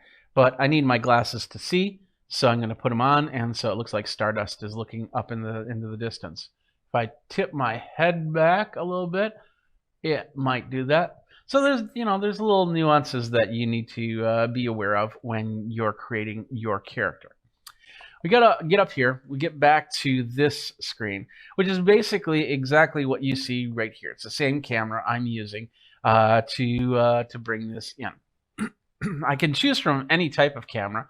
It could be a webcam, so I could have it completely separate than this camera right here. But I choose that this camera right now makes life easy. I can turn it off, and now Stardust is just going, "What's going on? Nothing's happening." I can turn it back on, and there I am. If these little red dots you see around my mouth and my face, if they're all out of whack, like let's say they're over here or something like that, then we have this little button right here that says set the reset. So basically I got to put myself in the middle of the frame, not talk, and then hit that button. I'm going to do that right now. 3, 2, 1. There. Now it's just reset it. And so with that, you should see me talking. And the scene that you saw me before in the conference room, now you're seeing with the unicorn, with Stardust. And I can move around. I can dance a little bit. I can move my arms and wave my arms. I can do this and this and this. If you notice, they have a really cool option that in some characters it will allow you to elasticize the arms. So if I was to stretch it out like that, you could go all the way to the top right-hand side of the screen. But in this case, these have bones. And with these bones, it allows them to not stretch like that. Anyway, so you have your character right here. And bringing in a character, that was pretty straightforward. Bringing in a background is just as straightforward. You just have to import an image. I imported the image. Did I import the image? Yes, I did. It's called, what did I call it? I call it background. Simple as that. And then you bring it in that timeline. Now, if you've used Premiere Pro or any of these other programs, you've seen this timeline before. It works a little different than with Character Animator than it does through like Premiere Pro or something like that. But you need to get a little used to it, because right now it's a little weird to go back and forth. But once again, you figure it out. So the background, I have it pretty much set up the way I wanted it. It was a conference I took a picture of a couple of years ago. And so I just went into Photoshop. I blurred it out a little bit so it looks so you could see me in the foreground and that in the background. And now I can bring in this guy right here and start him up. Now Stardust is not moving because I do not have Stardust in action. So if I click on Stardust, it's now going to prepare it, and now Stardust is available to talk and move, and just like I'm doing. If you're seeing me in the top corner, I'm going to wave like this. You got a unicorn right here. It's me. I'm a unicorn. I'm Stardust. Yep. You get it. Okay. So, and then of course, once again, I can move the hands and say hi. Now, of course, Stardust is not in a perspective frame with the photo. And I could actually split up this photo so Stardust could be actually on the other side of this table. But I want Stardust in the foreground. So with that, I go over to this right side. And the right side is the puppet track behaviors. So they have different things. Let's see if you can see that from here. Yeah, you see that at the top, you'll see it says dragger, it says eye gaze, there's face, there's lip sync, and stuff like that. The whole idea is that these are where you can make the changes. And the big one we're going to look at right now is called transform, because I want to scale Stardust bigger. So I'm going to bring him into the foreground. Hello.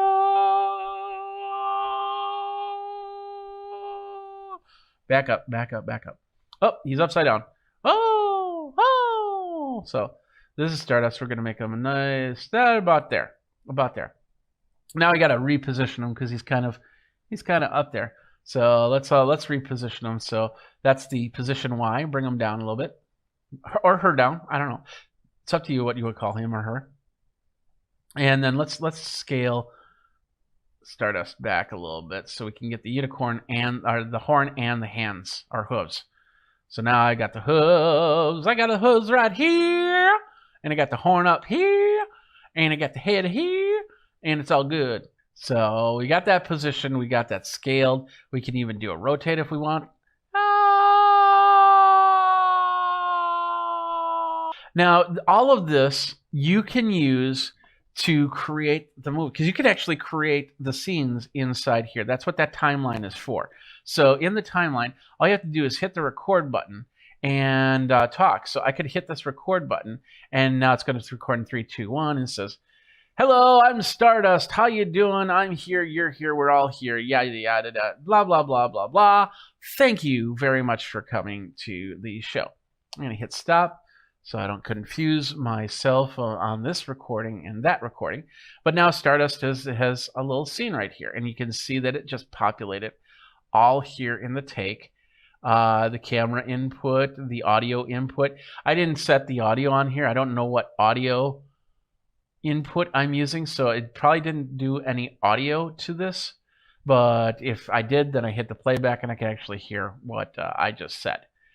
And go from there. So, but that's basically, you can, like I said, you can create scenes, you can make the background move, you can make the foreground move, and how you create your animations. Now, through the magic of third-party protocols, I can actually take this character and bring them to another area. And I do that by using a program called NDI by NewTek. And the idea of NDI tools is it allows you to capture the screen and take it to another computer.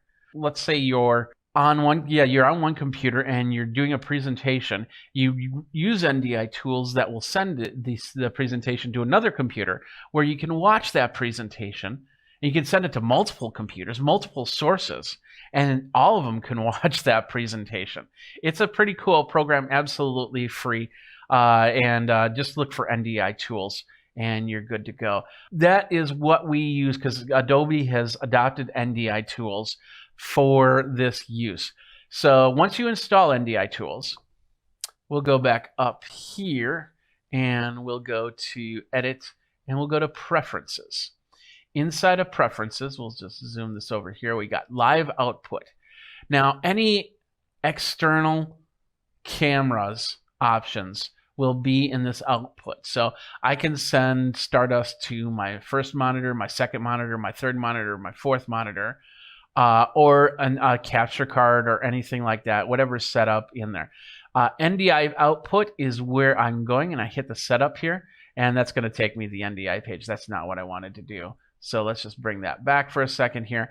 So I have that box checked. And when I have that checked, now that can bring this over to the other program. In order to do that, I have to run one of the NDI tools, and the NDI tool is called the virtual input. It's on Mac and it's on PC. It's the virtual input, and you just basically have to say, "Hey, I wanted to use the Adobe Character Animator." Simple as that. And then it comes into other programs. And definitely, if your teleconference program allows you to do NDI video in, then you'll be able to do this. You can actually do this in other ways. Like I said, there are other ways to bring that in, and that's using different types of software and hardware. Like, for instance, if I'm using a video capture device like ATEM from Blackmagic, you basically set up a program that will send this video to the ATEM. Or if you got another, many different protocols, internet protocols or wired protocols that you can install. And then once you install the driver or the software, then it'll show up on that list that I showed you a little bit earlier. And with that, you'll be able to create something like Stardust here. Now, maybe you're not into Stardust. Maybe you want something. Maybe you want to do the walkabout. Let's do a walkabout. So now this is the walkabout character. As you can see, that loaded up a lot faster because it was already in my scene area. So I have the robot. If I raise my head and scrunch my head, I can move it around. I can do that. I can turn.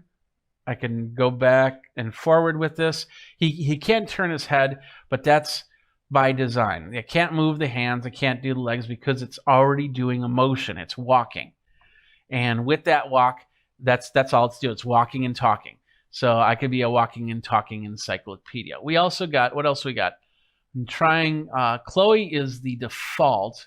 You'll see the updated Chloe right there, which will have hand movement. And I don't think she'll have foot movement, but some of them do have the ability to move their feet. So you'll be able to, like for instance, the ninja right here, you'll be able to kick and you'll be able to thrust. Let's bring Ninja into the scene.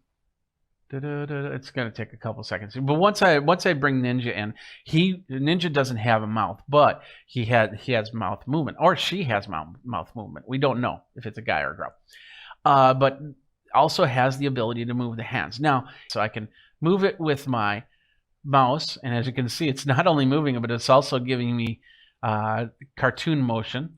So I got that. I got the foot where I can do that, and this has got the elastic, so I can do the. Let's bring that back.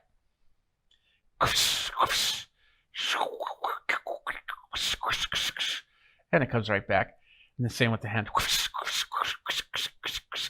I slap you. But there's also a thing called triggers.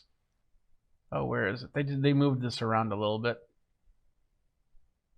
Here we go. Here's the super kick. Let's replay the super kick. Like that. And there it is. So they've made part of this. They obsolete things every now and then. That's Adobe will to improve things. So anyway, down here we have these replays where we have the side punch. I'm doing the sound effects for that, but you get the idea. The super kick, side punch, and you can record some of these. So if you want to do a hand gesture, you want to do a wave or something like that, then you can record that and create that as a replay. So you can just hit a key, and these are all, they can all be hotkeyed. So you can hit a button, and then all of a sudden, I'm punching you. Ha ha ha. Now, I can take that background and come put that background back in here. Let's put it in. There we go. Now I've got my conference room background and my ninja. Of course, my ninja needs to be rescaled. So I'm going to rescale him or her and bring him or her down. There we go. And now I am ready to kick this conference into high gear. And when I was back here, down here, you see a lot of red dots, and then some of them aren't red. They're kind of blurred out or something like that. So that basically, when the walk was grayed out, and so I couldn't walk. But when I made it happen, and now I start using the left arrow, Ninja starts walking left, right arrow, Ninja starts walking right. And I can change the speed. I can change the step phase. Let's change the step phase a little bit more. So you can see it looks a little bit more jumpy.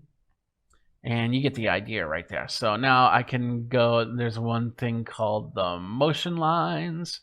And I can click on that for motion lines. And now I have that. That's the frontal motion lines. We got arm movements. We got head turns. Let's see if we can bring that in. Let's bring that down and see what we got. Okay, this just shows sensitivity for that, and we can change the sensitivity for the head move so it moves a little bit slower or it moves a little bit faster. What else we got? And some of this stuff is just putting together the input of the parts, the moving parts inside the character, the puppet as they call it. So as you can see, I can change the sensitivity on those eyebrow tilts and bring it back to where I need it to go. Same thing with lip sync is I can go in there and I can say I want the jaw movement. Oh, I think this is what I was playing with. The jaw movement to be a lot, or a little, I'll bring that back to there. And now it's just regular jaw movement as we go. So now we have our conference ninja ready to attack the men and win the battle. Hata!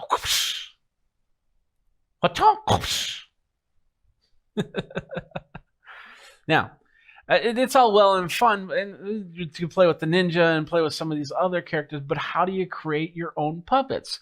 Well, what you basically have to do is you have to take one of these puppets, and like I said, Chloe is the default puppet.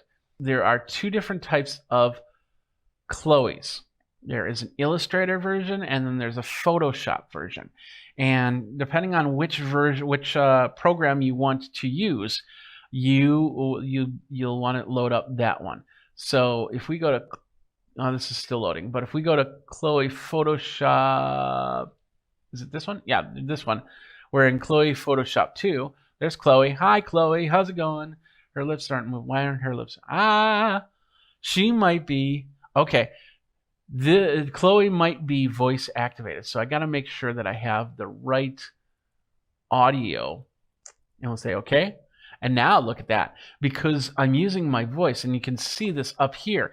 Now my voice is what's moving her mouth. And so as you can see, that's got that meter right here. If you're covering your mouth a lot, then this is perfect for, and in fact, let me show you this. So, oh, you can't see it this way. I'll cover my mouth and I can keep talking, and Chloe keeps talking too. Isn't that cool? So now with Chloe, what I can do is I can go in and I can send this to Photoshop, or in this case, Photoshop, or the Illustrator. I can send that version to Illustrator. Okay, so now we can export Puppet. We can edit the original. So we do that. That should open up Photoshop. There we go. And this is going to bring in a layered version of Chloe. Now, Photoshop, if you've got the Adobe Creative Cloud, you get Photoshop with the program. You get Adobe Illustrator as well with the program, so you'll be able to bring in these puppets easily. Hopefully, I'm not maxing my system. There we are. So this is Chloe in the Photoshop format. Now, if we go in, we can take the head and we can move it. See, that's her head. That's one sprite or layer of the character. We can do the same thing with the hand and the arm. Since Chloe's got a little bit of movement in her arms, she's also got the elastic movement, which means that there's a way to bring in what's called bones into your work. So if you wanted this arm to bend at the elbow joint, you can set up bones to make that happen. So, but she's just got basic movements, and I think her arm will bend in the middle as she moves around. It won't bend here because this is just the Photoshop thing. So I could do something like change the nose look a little bit, or change the eyes, or maybe change the color of the shirt. This is the shirt right here, and it's all in layers and set up ready for the character. So that's the first part, is actually going in and actually changing the character. So if you got a good idea, there are some more complex puppets out there. Just look on the internet and you'll be able to find some stuff there. I think there's some free characters, puppets that you can use to bring it in and create your own models. There's online communities out there with puppets that you can go and get. And then of course there are puppets that you'll have to pay for, but then you'll be able to use those puppets in your work. and however you do it. So let's get back here. So we got Chloe. We can, and once again, like I said, the Photoshop or Illustrator, we can make our edits, we can make our changes. When we're done, we simply just save it and close it out. And with that, now Chloe is ready. She's saying, hi, I'm Chloe, And as you can see, she doesn't have that elasticity as the Ninja does. She does have the ability to do a little bit of aerobic action. And I don't think her feet move. No, her feet don't move. It's just the hands. And in this case, wherever you leave the arm, it's going to stay there. In some other cases, if you move the arm around, it'll come back to an original position. But as for the Ninja, when I move his arm like this and I let go, it comes right back down to a side. Now, in here, you have your rig, your record, and your stream. With stream, you have, as you can see, this is more keystroke stuff. So if I hit F, as you can see, the fist just closed. If I hit D, they open up. If I go S, they flip to the side, and then of course A, they're open up. If I hit Q, I turn to one side. W, E, R, and T. So I can really control the body movements if I want to, but then I still have the hand movements. So if I want to create a fist, I'll go F, and then I'll go, why are you punching yourself? Why are you punching yourself? And then it comes back to the position. You can set, of course, in order to do this, you first have to create the hand. So it's not like everyone's going to have an open hand and a fist and a side hand, because some of these things are not even human; they're aliens, and these streams, these options, will do different things. Like maybe they'll spit a bubble out of their mouth, or maybe they'll make the brain bulge out, or something. Like, I don't know, whatever you want to make it do. On the layout side, you can change that. So if I want that to be a G, I'll go over here, and I think I just have to move it. So you can change all of this and set it up for the performance. Now, same thing with the background. Let's go over to the background. In this case, I don't have anything set up for the background, but I could set it up to maybe move around a little bit. We can kind of put them together. So when Ninja moves, the background moves too. But you have that. And you have the rig area. This is where you take your puppet and you make this puppet do what it needs to do. If you look, if you can see, I don't know if, let me see if I, no, it's back to the last frame. But if you can see, the hands are all of the hands here. And all of the faces with all the turns, they're just on layers. On this side, let's see if you can see it from this one. Yeah, on this side, you have all the ways that the Ninja can move. So you have the left quarter with the head, and it's highlighting the area of the head when I click on that. And then I'll drop that down, and I can say frontal head, and I can say hair. There's the hair, highlights the hair. And I can make changes to the hair. On the right side here, you have the ability to move things. So we're moving the hair a little bit.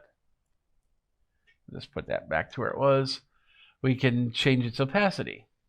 So we can have kind of see-through hair. We can rotate the hair. We've got different options here. Down below, we'll collapse layer. We got the layer mesh, and then we have this thing right here, the tags. Now we can play with eyes, and as you can see, there are different types of mouth movements. There's different types of arm movements. All of these dots will allow you to do something. If I want to make the shoulder do something special, like maybe something like this, I can definitely make that happen. I can make the eyes blink a little bit different. I can make the mouth, as long as I have the layers that are meant for that, to do that, and the ability for movement, I can do that. But as you get the idea, it's pretty much up to your imagination what you can do with the character animator to create your whatever. I have a niece that is in art school right now, and she's creating 3D objects. We could bring in one of those objects, set up the layers, and then have some fun with it. And these are the characters that you get with Character Animator.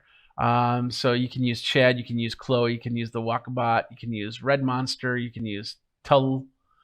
This guy right here.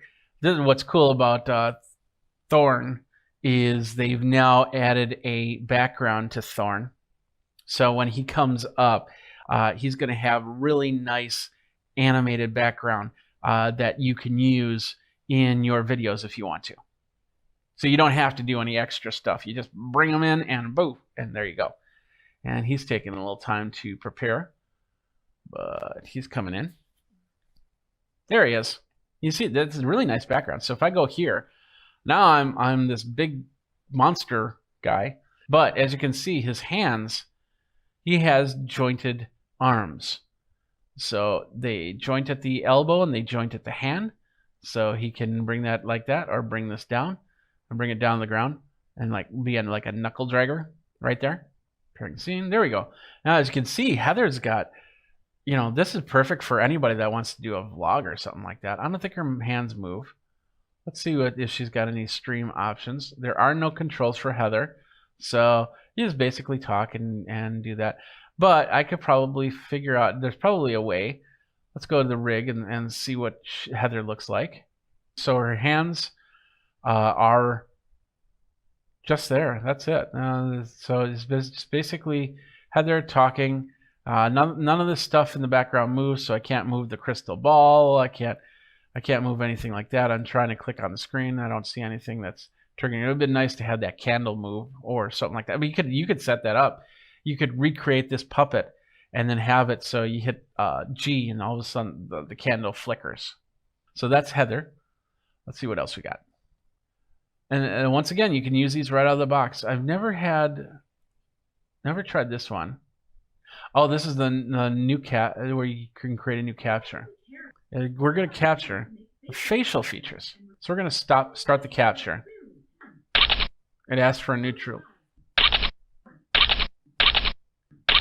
Adobe Photoshop Lightroom. Woohoo! So there's my character. So we'll hit continue and saying it's now being created. Now it says pick a style, and then we have to adjust the settings. Oh wow. Ooh. Oh, that's freaky. Okay, so I can pick a style right here. So I could do like a little pencil look to me, or let's see that. Yeah, a little artsy stuff. I want a little. It looks like a statue-esque. We got that. We don't have to have a style, but we can do different styles. I could be a bear. Look at that. I'm like Chewbacca. We're going to do Chewbacca right now. And we can change the stylization a little bit more and a little bit less. So, there's my glasses. I want that. And then feature exaggeration. A little more, a little less. Let's stick that in the middle. Cycles, we got resolution at 480 pixels. We can go up to 720 if we want to. And now we're going to hit generate puppet. And in the meantime, these are all the programs that you can get on Adobe Creative Cloud. And let's just go back because we're getting close to the end here as we're waiting for this to finish up. And I think I just did. It's about $52.99 a month, but if you do the yearly subscription, billed yearly, it's all one lump payment of $598.88. And that's actually cheaper, but a monthly subscription is about $79.49. You can make different choices. Plus, you have the student teacher. If you've got a student or teacher credentials, it's about $239. So that helps with being able to learn this stuff. So it's amazing what you can do with all this. So now, ready? Are you ready? Here we go. Hi, I'm me. How you doing? It's not perfect. It's not perfect by any means, but as this program really starts to grow, I wouldn't be surprised if they add more features to it. I think this is, let's turn off the microphone. So now I can just move around. Yeah, you can use the microphone or you can use the camera setup. So, and then of course I can adjust the sensitivity so it doesn't look so jumpy as I speak. But you know, here I am Jeff the Wookiee Bear. I don't know. What do you think? Is it me? Is it this or this? This. Let me know, and I'll do whatever you want.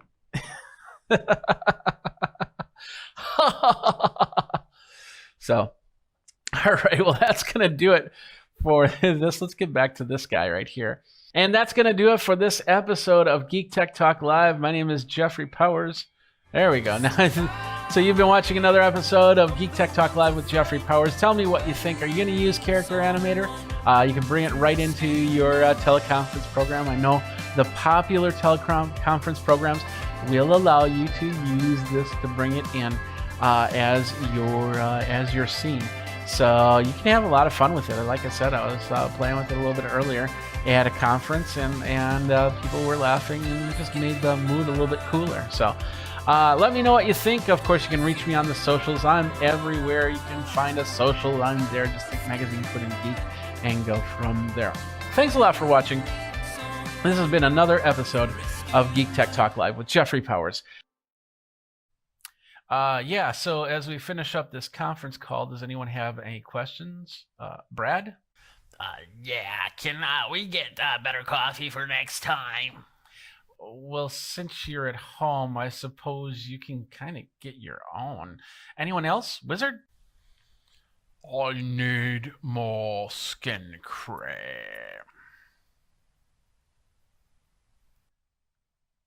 Okay, that's something that's on Amazon, I suppose.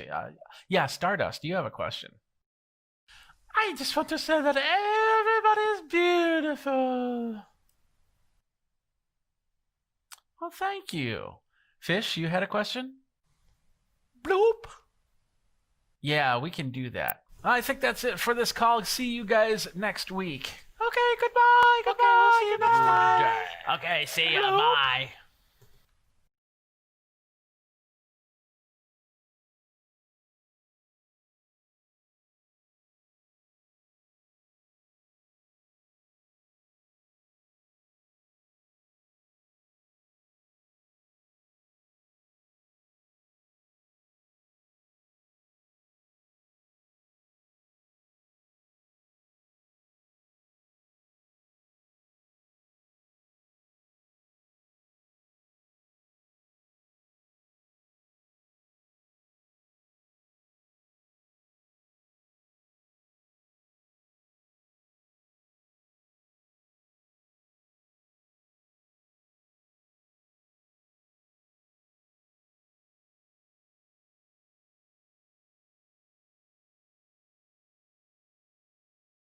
What's up, my geeks? Jeffrey Powers here from Geekazine, and you are watching another Geek Tech Talk Live with Jeffrey Powers.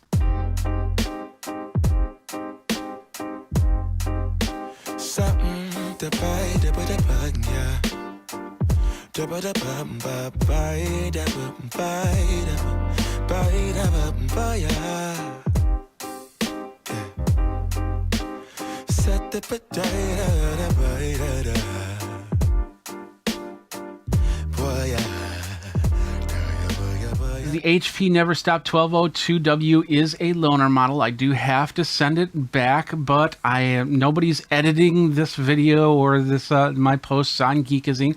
Of course, if you want to find out more about this, you can go over to Geekazine and our review area to find out all my policies and procedures. All opinions are of my own. All right, ladies and gentlemen, this is the printer in question here. This is the Never Stop HP Never Stop all-in-one laser printer 1202W wireless laser with cartridge-free monochrome toner tank. It is a black and white printer, laser style printer. Houses the toner in here, and we're going to talk about that as we go. In fact, the best part about this Never Stop 1202W is it's got 60% savings on toner, for price. Prints 5,000 sheets right out of the box. It can do, when you reload it with toner, can do another 2,500 prints. It reloads the toner within 15 seconds. It's crazy. 7 times more pages than the inline printers. Does 21 pages per minute, 150 sheet input tray right there. And it scans at 600 dots per inch. We did an unbox of this, and I'm going to show you that right now. This is a new type of laser printer that's been out for about a year, and first time it's hitting the United States here. This is a special loading ink printer. This is a black and white printer. It was not color, it's meant just for black and white prints. It can do 5,000 pages from the box, and it can do up to 7 times what your regular laser printer does. The reloadable toner ink is the key here because it's a cartridge that you put in and you let it load, and it loads in a few seconds and goes from there. So let's open this up and see what we got. We're gonna pop it open. What do we got here? So inside we get a couple plastic trays that will go into the printer. Looks like we got a USB cable right there. We've got the power cord, which is a standard 3-prong plug cord. And we got cardboard, and then of course the printer. This is a lighter printer, but you definitely want to watch out how you unload the printer from the box so you don't hurt your back. We got some instructions here that show you all the places. They're usually marked with orange tape, so it's easy to determine what you need to pull out. So let's go ahead and do that. There's some styrofoam on the top. I think this is one unit here, so it can pull up right so. So you can try and pull it up. What I like to do is I like to set printers on their sides and then slide them out that way. It's usually the easiest thing to do when you're doing it all by yourself.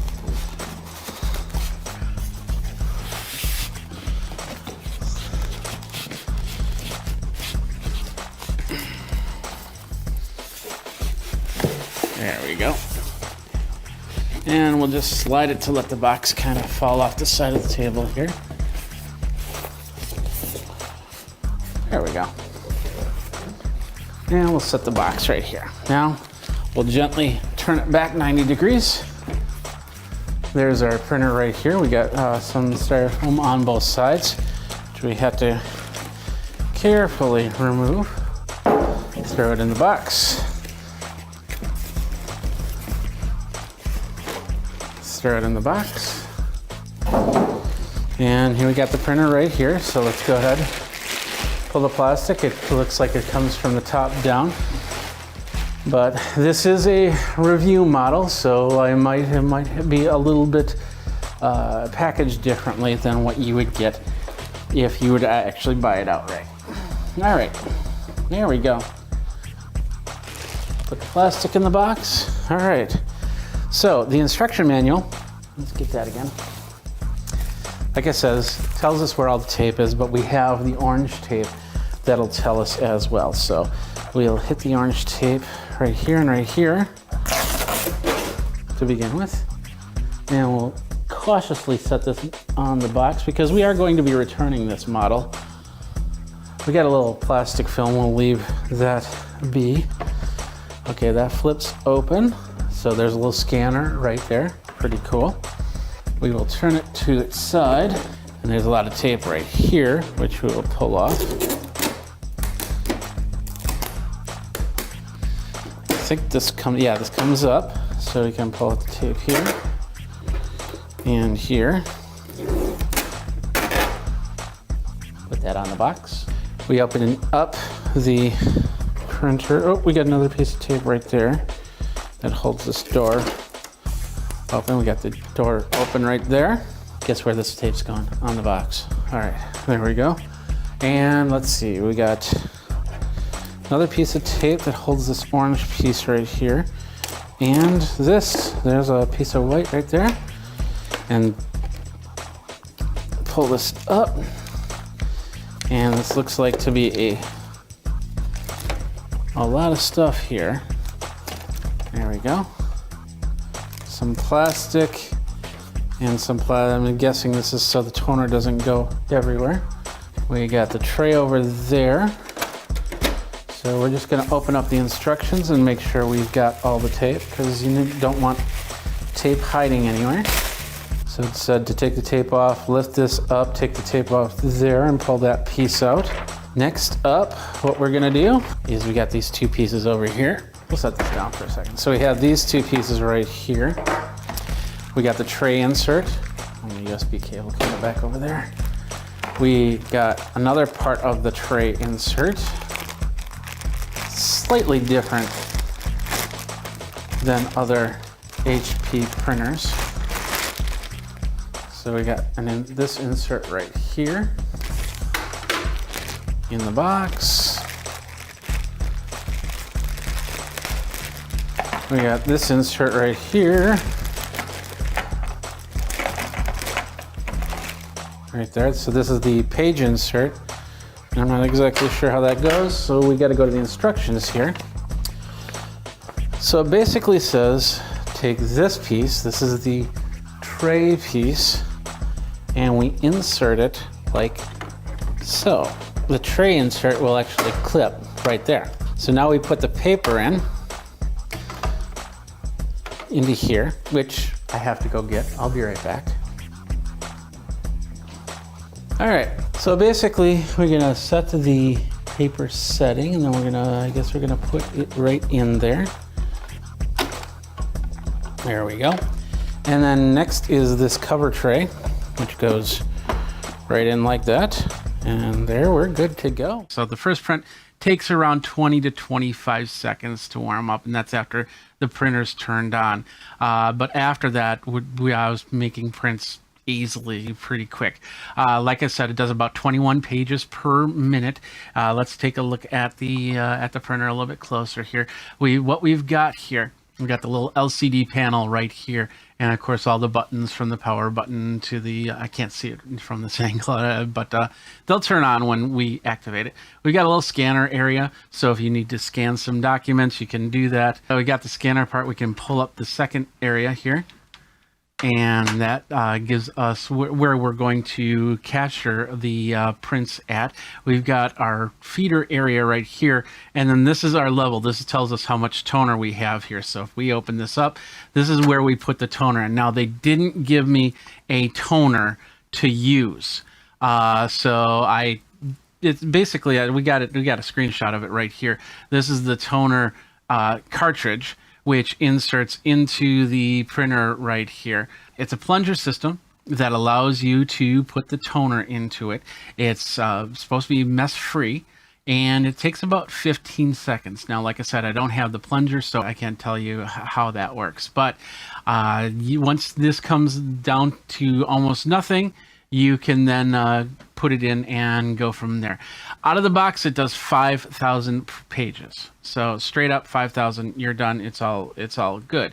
In the back, like I said on the unboxing, you have two cables. You have the plug, the power cable, and then you have the USB cable for the connection to your device. This prints, we got a tray here that does, I think 150 pages per tray, and of course you can go from letter to legal. I don't think you can go anything beyond 8.5 inches. So you can do 8.5 by 11, 8.5 by 14, and those types of sizes, and maybe even letters, but I'm not sure. There's no insert tray that I know of. You can't put paper on top to have it automatically feed. There's also no duplexer on this, so don't expect it to do any type of duplexing. And the only scanner, of course, is the single sheet scanner, so you'll have to take it out and put it back in, and of course it won't flip and duplex or anything like that. It is about 24.4 pounds. It's eco-label certified, and it runs off of the Smart app, which does a whole bunch. So this is the app right here, and as you can see, you have the HP Smart app allows you to hook up to all your printers. I have it set up for this one, but if I hit the plus button, I could probably find my PageWide Pro easily. These are all tiled, so you can change out the tiles. So if you don't need to the camera scan, You can take that out. If you don't need the help and support, you can take that out. And then of course the Instant Ink Get supplies. They have the monthly plans, which you can get your supplies. It takes you right to the web page, and you can find your ink toner cartridges, including the replacement plunger system here. What we're going to do is we're going to do a quick print. So we're going to do just basically a camera scan. We're going to bring up a picture. We'll full screen size it, and we'll hit next. It's going to crop. It's going to say, is this the picture you want to print? And it's going to say, yes, it is. I'll hit the print button there, and it says you need to install the print services, which I will do right now. And so now it's going to show me the print in black and white. It's going to say the default. It's going to ask me how I want all the options. It looks good. I think we hit over here, and it's going to send the printer to the printer. Let's go back over here.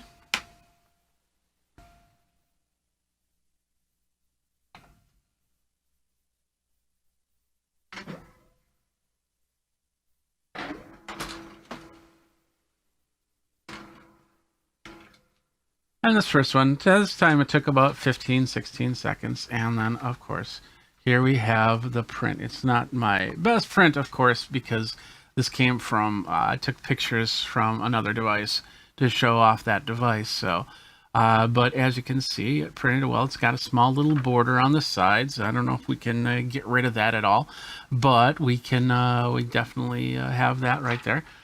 So that prints the page. Once again, 150 pages through the Smart App. There's also a fax option, which is really cool. I don't have it set up yet because you have to kind of leave the app to do that.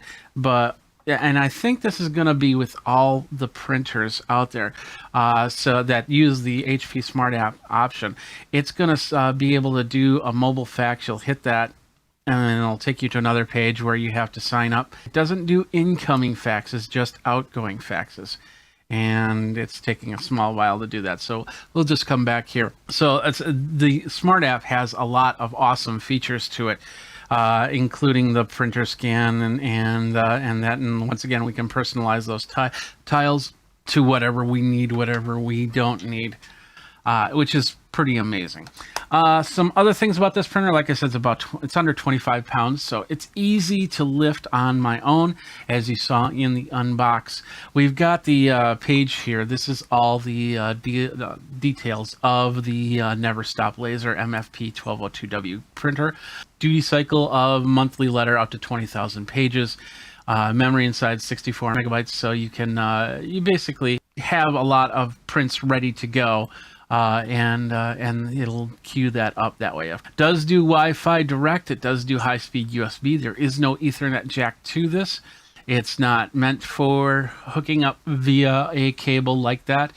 You can hook it up to a PC though, and then print from there if you wanted to set up a print server, I guess you could. Maximum number of copies can do up to 99. The scanner does 600 DPI. And the bit depth is at, I think it was 24-bit, 256 grayscale. That's pretty much all the other stats you can see right here on the page. That is pretty much it. I've had this for about a week now, and I've done some scanning into this. I've done some printing into this, and it's done a great job. Once again, I haven't printed 5,000 pages to warrant having to reload this at any time soon.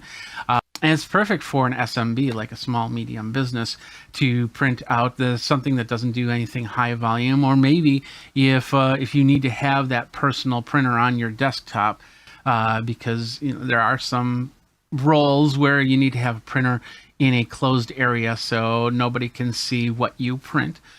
This replaces any type of inkjet printer and prints a little bit better. I have not smelled any laser printer smell, nor have I seen any laser printer dust come from in here.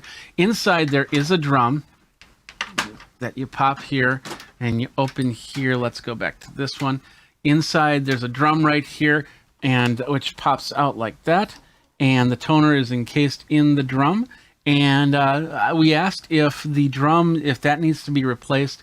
And one of the things they basically said is a lot of these drums will last pretty much the lifespan of the printer. So you can get replacement drums if that is needed, but chances are you probably won't hit that drum life cycle. So that is the HP Never Stop 1202W. What do you think? Do you need a printer for your needs? Once I get the plunger in, I will test that plunger. I will let you guys know how that works. It is supposed to be a clean process. Of course, with the app, you've got a lot of extra functions, including that new fax out function. That is pretty sweet, because nowadays we don't even have phone landlines to run a fax machine. So I know things like when you prepare your taxes, you do have to send some of the forms in via fax. So this will help you do that. All right, well, that does it for this episode. My name is Jeffrey Powers. Thanks a lot for watching. Let me know if you get this printer, what you think about this printer by going over to the socials and talking about it. Think Magazine, Put in a Geek, and you got me. You've been watching another episode of Geek Tech Talk Live. Thanks a lot for watching. Until next time, you guys geek out and take care. In the feed there. If you're on Facebook.com/groups/Wirecast Pros and PROS, not PROSE, because that's pros, not pros. Anyway, let's talk about this. The Wise Cams, awesome stuff. These things are the main one's under $20, 25 bucks or something like that. This one was about $40, and you got to put in your own SD card, and it does SD card recording, and it does live streaming. But it has one other functionality, and that's called RTSP, the ability to stream it. And the idea is to stream it to a box, which is your security box, your computer, that runs and basically just collects all the video data. So you have one unit to research from rather than all your units to going into the app and going, okay, what does this camera do? What does this camera do? And I've been using this for going through different security cams, because of course Geekazine does do review security cameras. And the Wise, I'm actually ditching one of my older security cameras because they keep disconnecting, and it's really sad. And I've talked to them about it, and they say, "Oh, there's nothing you can do." And of course, technology gets old; you got to replace it. And replacing with one of these systems, if they're under $100 a camera, that's pretty cool. And bringing it into a security box, which that can record it, or you can look at it on the app, one of two ways.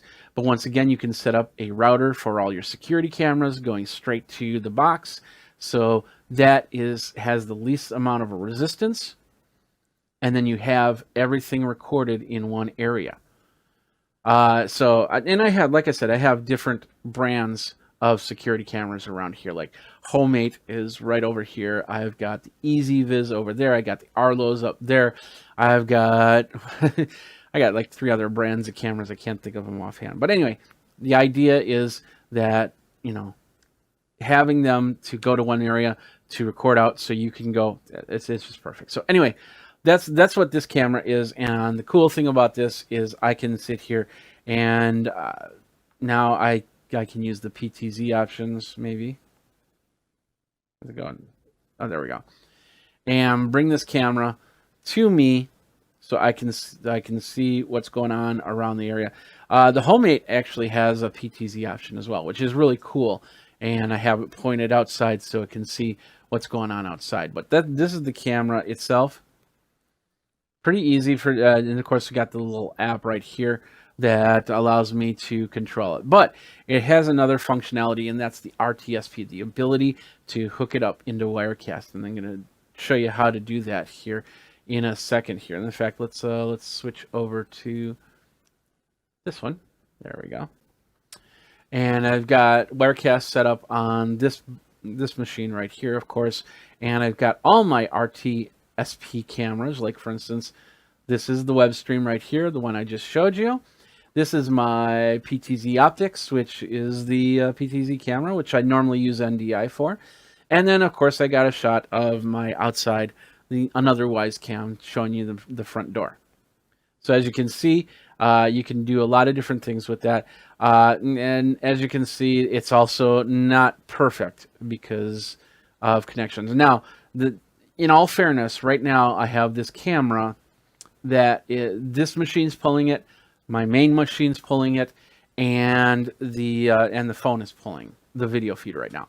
So it's gonna probably not be perfect. In fact, if I go like this, look at that, it'll have a little bit of delay. It's running 15 frames a second. So the best solution for these cameras is, let's say you're at a live conference and you just want a simple overall shot. An overall shot of the crowd. Maybe you're going on break or something like that, and you have this camera sitting in the corner there with a good line of sight between your router and that device, and you just want to capture people walking around. It doesn't have to be 30 frames a second. It can be 15. And if it hiccups, it hiccups. It's not a big deal. And you can set up one over there and one over there. So if this is hiccuping, you can go over here, and that's not hiccuping as much. But you get the idea, and then you don't have to wire it here. And I can use this on stage, the backstage camera, or you get the idea. There's many different uses for this one little camera right here. So how do we do it? It's actually very, very straightforward. It doesn't come natively on the Wyze camera. What you have to do is you have to go to their website here, and let's show you the website. It's and just type in Wyze, WYZE space RTSP, and that will allow you to come to this page. They say that it's in beta, although I've read some things that it's not in beta, but I'm not 100% sure. It's not fully supported, so if you have problems, they might tell you reset your Wyze camera and start from scratch over here. So. They have two different types of firmware. One is for the static cameras, and then one's for the PTZ camera here. The Wyze Cam Pan is what they call it. You basically put it onto your SD card, and then you insert the SD card into the camera like they're showing you here. You hold down the setup button while you turn the camera on, which basically plug it in, and then wait about 4 minutes. It installs the additional firmware, and then you're good. You're good to go. You come back, you go to the app, and we'll go here. So we go to the app, and then you'll go into your settings, and you'll go to your advanced settings, and down on the bottom, you'll see, and it won't be here if you don't have it set up, but once you have it set up, you'll see RTSP. So you set it up, and so you basically give it a username and password. The only problem I have with this, you can't use special characters. So capitals, lowercase, and numbers. It's okay, but when you're talking a security camera and you're enabling RTSP, you want to have a secure password. 12 characters, uppercase, lowercase, and symbols. Makes it harder for people to get in here. So that's the only issue I have with this thing, is it will not accept special characters. And that is not cool. But anyway, once it does that, you get the IP address, and it creates the RTSP file. And then you go in, and we'll go back over to here. There we are. So we hit the plus button. We say network. We want new web stream. And we'll say add. And I can put the RTSP here, username, password. And in this case, it gives me the whole line. RTSP : / usernames dot password at IP address / live. But you can put in RTSP IP address / live right here in where it says URI. Username is the username and the password is the password. We got a buffer here, and of course we can use the video delay and audio delay. Now keep in mind that depending on what camera you use, there's going to be a delay on this. And sometimes, the first time I hooked up this camera, or the other camera actually, it was about a 6-second delay. And then I brought it closer, and it became a 2-second delay. You get the difference. You get the idea. So it's not going to be perfect. That's why I say that this is perfect for doing an overall shot. If you don't need, you just want something to fill the screen and show movement. Show that you're there. then this is a perfect. But there's other cameras out there that also do RTSP, and of course their protocol is tweaked a little bit different. That they're going to make updates to this as they go, which might even improve the RTSP here. And if it can do RTSP, can it also do NDI? Let's think about that. A lot of your cameras, any camera that has some sort of wireless to it, might be able to also do other protocols like the WebRC and RTSP and NDI and whatever new protocol comes out in the years to come. It's very possible that with a firmware update that could change that whole thing for a lot of different cameras. So it's awesome. And like I said, the best part about this is I can put this in a place. I could put this on the ceiling. It's so lightweight. I could put this on the ceiling and then have product views coming from overhead. And if it skips out or anything like that, it's fine. But I don't know. I think it's a great camera to have, and especially if you're doing a whole bunch of stuff and it's all of a sudden it's like, hey, can you do this type of camera? It's like, I think I can, and you can pull these out of your bag, and go from there.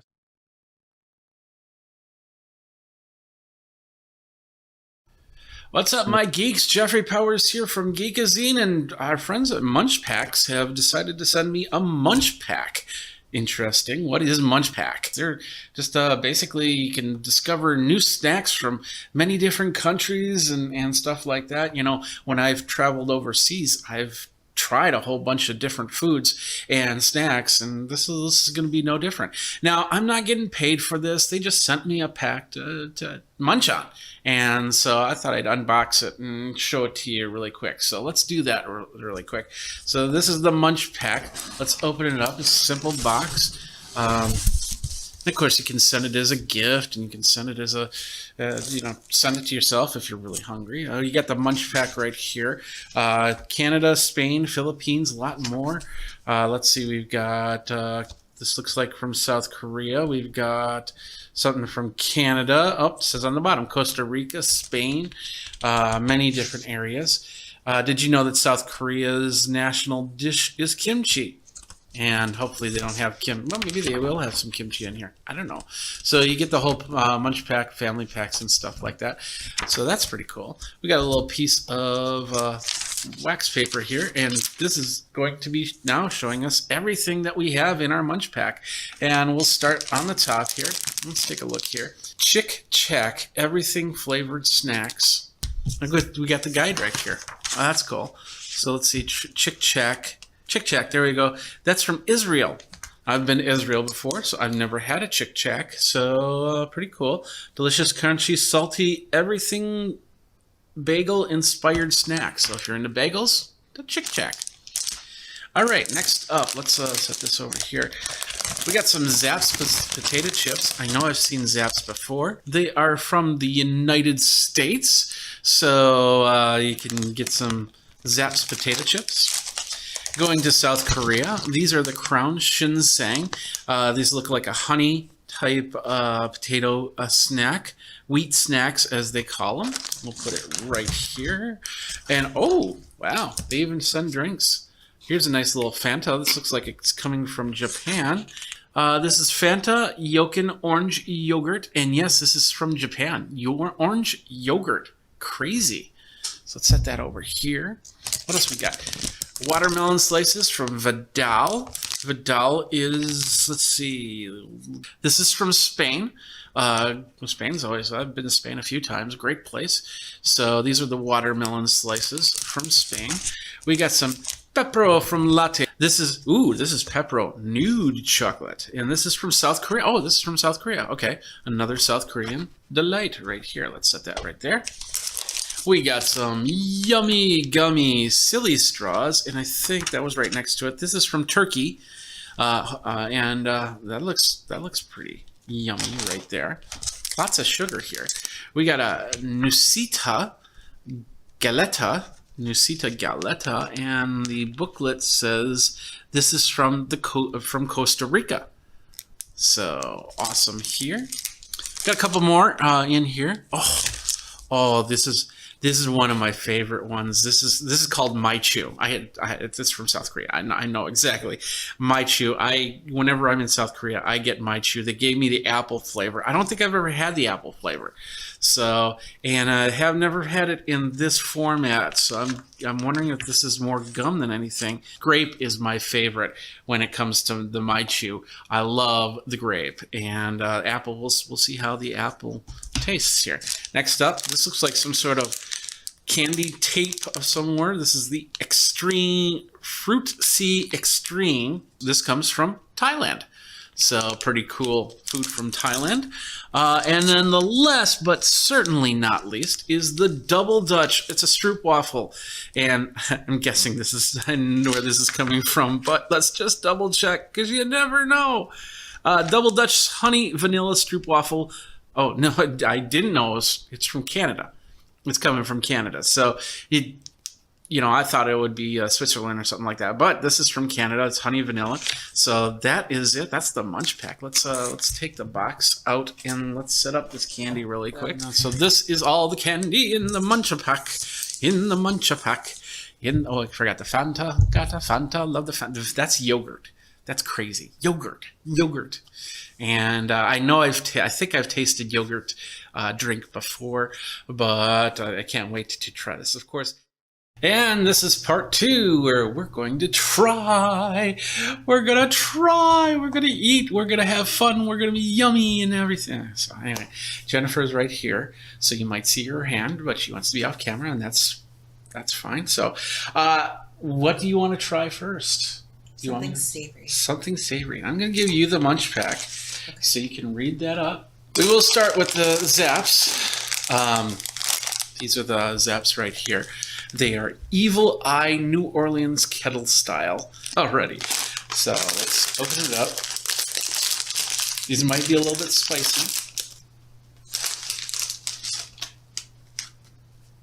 I'm waiting for you to go. All right, here you go. There they are right there. That's the chip. Ready? Cheers.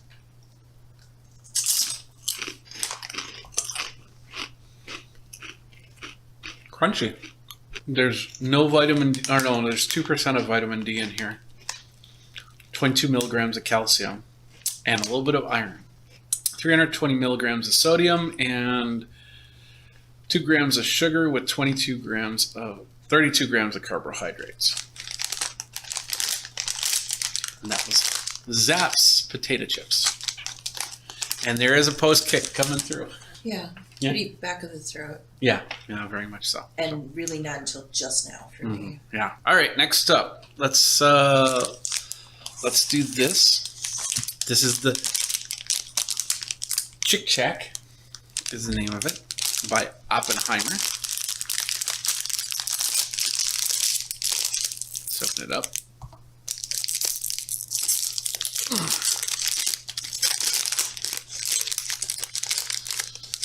Little swirly looking items right here.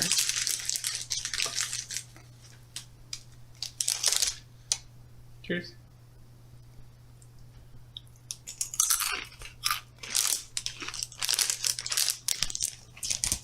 That has an interesting taste to it. What do you think? I like it. Okay.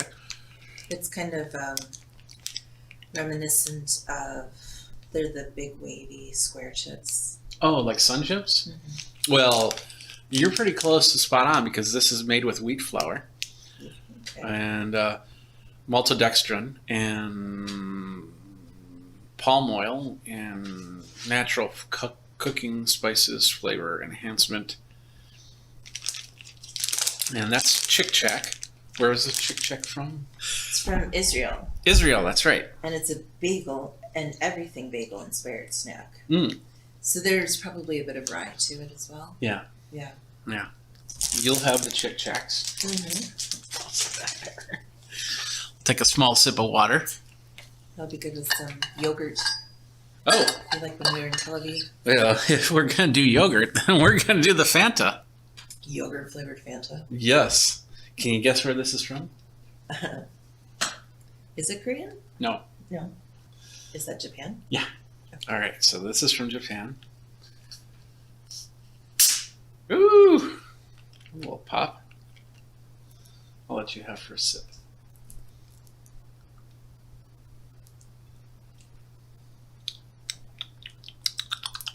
Yeah. That's not too bad. It's like a cream flavored soda, maybe. Like with a hint of grapefruit. There's something tangy and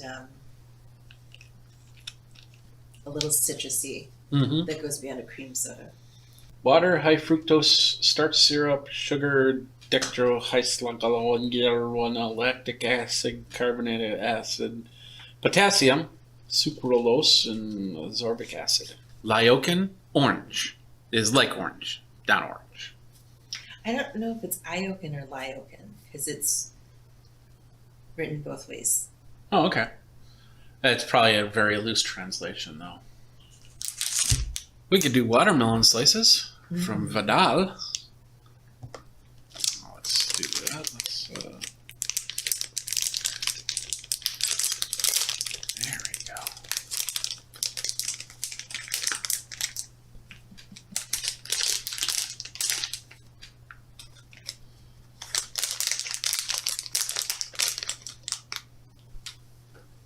Yours makes.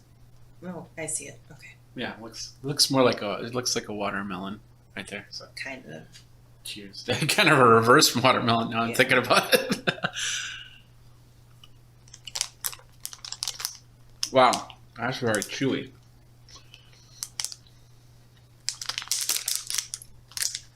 It's like I'm chewing into rubber because you can't really bite into it that much, but it's got a sour flavor coming out of it. Watermelon sours are the one candy I used to love to get when we would go to the candy store. Oh, really? When I was little. Okay, well, this one's yours too. 20 milligrams of sodium, 22 grams of sugar, and 30 grams of carbohydrates. So, no vitamin A, no vitamin C, no calcium, no iron. Yeah, very Which firm. some people like. Firm, yeah. Well, this is from, where did it say it's from? Oh, It says it's from New York. Oh, there it is. I'll let you look it up.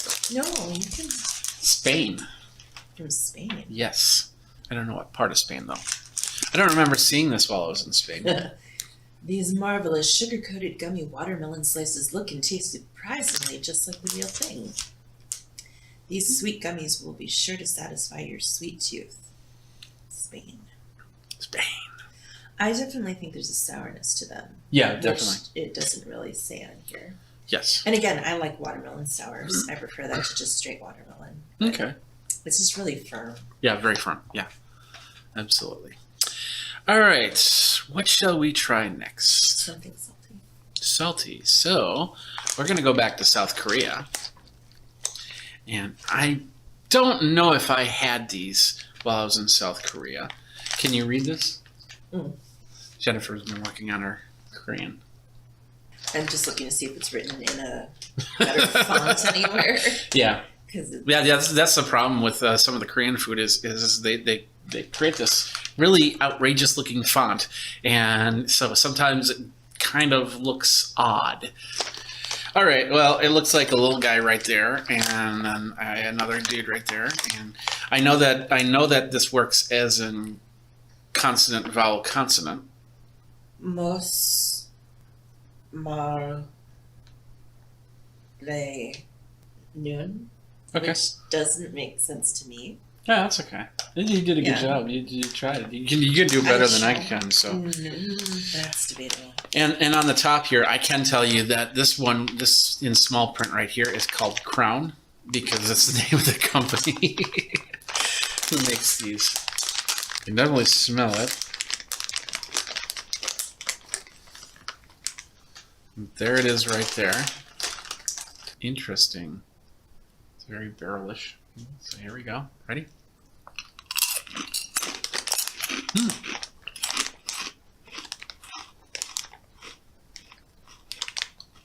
Pretty good. Light, airy, crispy. Yeah. It's Korean. I'm guessing it's rice based. Yeah.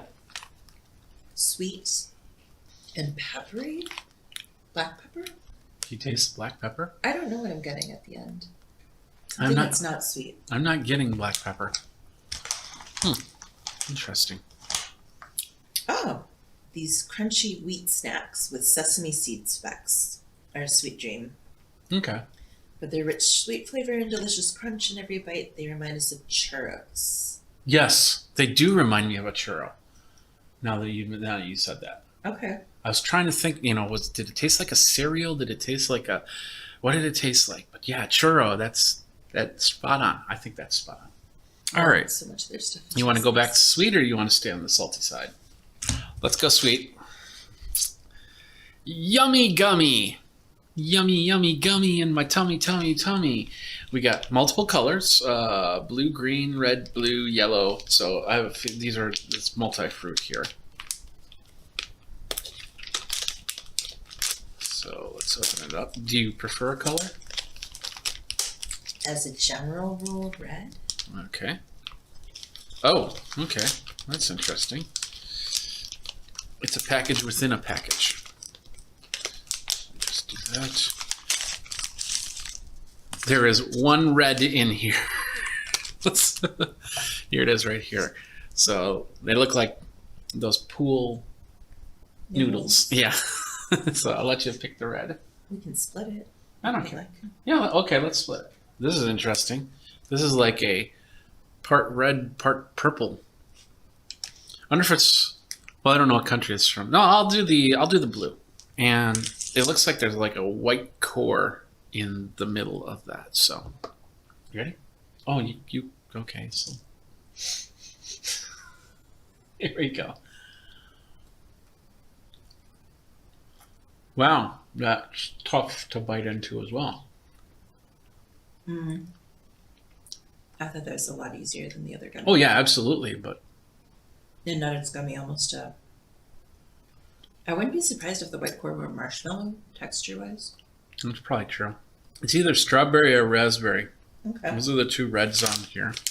Is I my guess it's guess. strawberry because raspberry would be traditionally blue. Yeah.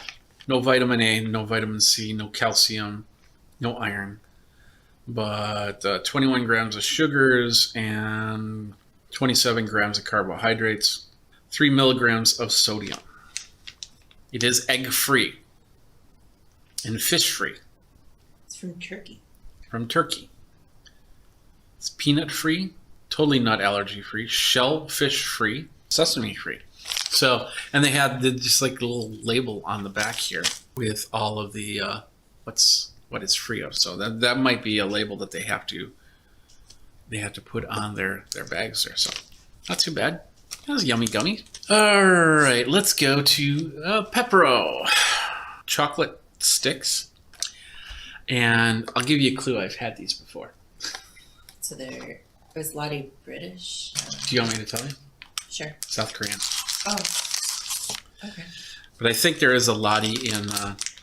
No, Lottie is the grocery stores in South Korea.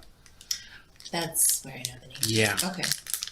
So, and we've visited the well, they're not really grocery stores. They're like a full service department, grocery and stuff like that. So Thank you. these are the Pepero chocolate filled chocolate. I see we're having fun.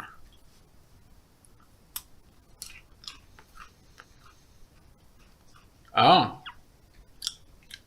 You don't like these. And there's a reason why. Why? Because the outer shell is the outer shell is pretzel. Yeah. Thank God it's not salted, but Yeah.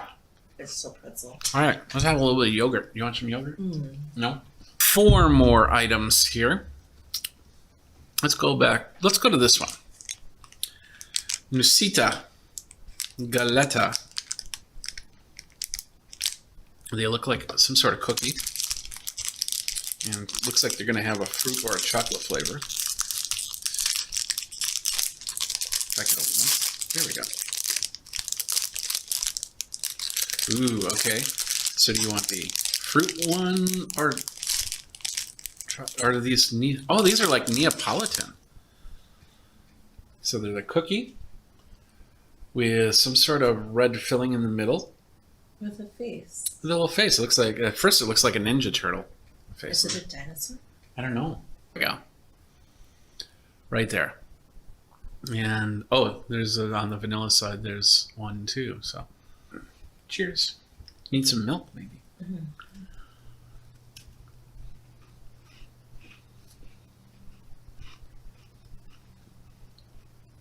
Mm-hmm. Tastes like a cookie with vanilla and chocolate. Can't taste the center, can you? Wow. There's not much in there. Just like a light smattering. Half stuff instead of double stuff. Yeah. Not bad.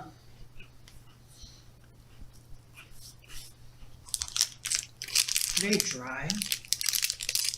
Crumbly. I'm wondering if this is not flour based. Very dunkable. Yeah. Wheat flour, yeah. I'm from Costa Rica. Costa Rica. Nice. Vanilla and chocolate cookie sandwich. A delicious strawberry cream. All right. That leaves 3 items. One we've had already. Is that our favorite? That's yeah. So let's go with this. This is like a blue tape. It's called Fruit C Extreme Z. So this is perfect for Sesame Street because it's got 2 letters in it. No numbers though. There we go. I got it. She's smiling over here. There we go. It's a fruit tape. Can I blue? They'll probably make your tongue blue. Do What? you think it will? Probably. Well, not this small amount, but if you eat the whole thing, I bet you it'll be blue. Once again, a tougher texture. Still softer than that. Yeah, still softer than the watermelons, yeah. I'm guessing it's a blue raspberry. Sour. Yeah, with a post-sour taste to it. You're getting more sour than I am, apparently. Okay, we'll try a little bit more. Yeah, I'm seeing them blue on your tongue. Okay. Great.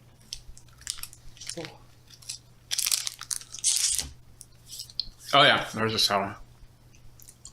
So not your favorite? No? Okay. It's from Thailand. Thailand. It's Nice. kosher.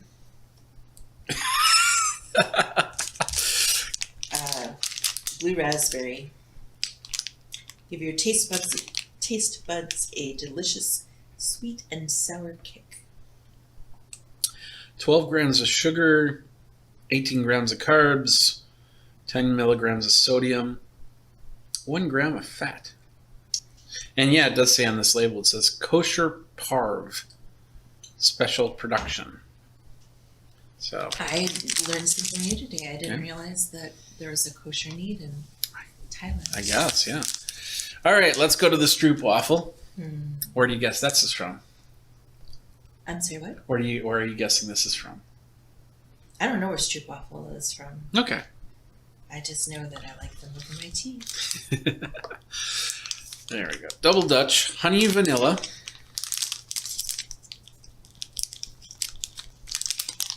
You want a whole one or a part one? Can we just split one? Yeah, sure. Or just... Okay. There is only one. I thought there were 2. There you go.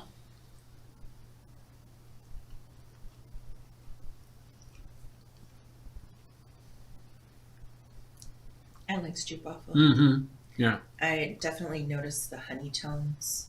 Yeah. So I think if you like stroopwafel if you like your coffee or tea with honey, you're going to prefer it to a caramel flavor. Yeah, that's true. We're just enjoying the Stroop. What was the first time you had a Stroop waffle? You brought one home for me. Probably the first time you traveled internationally. Yeah, I think so. Yeah, I was going through Amsterdam, and they had Stroop waffles there.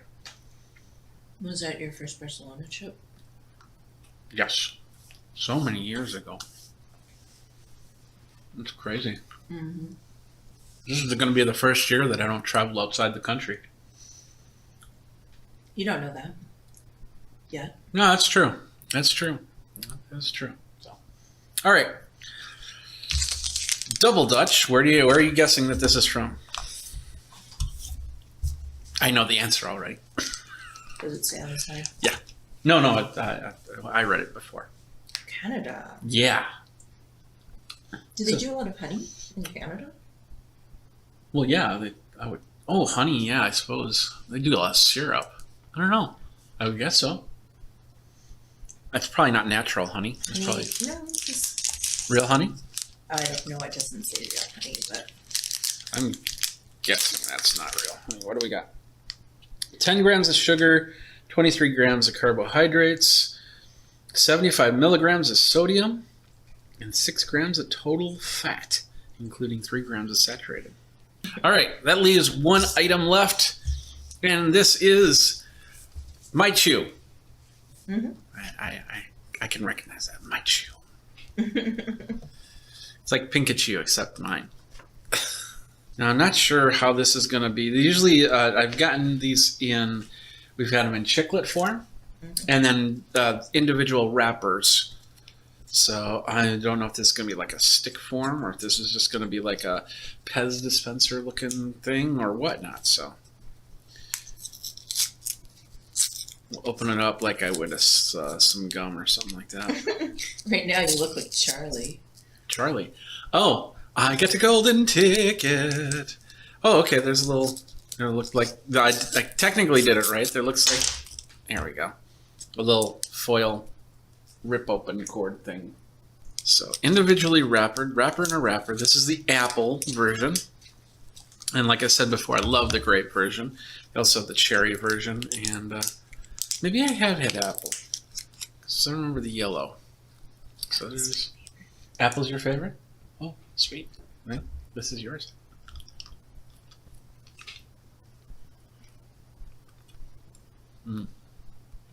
Very good.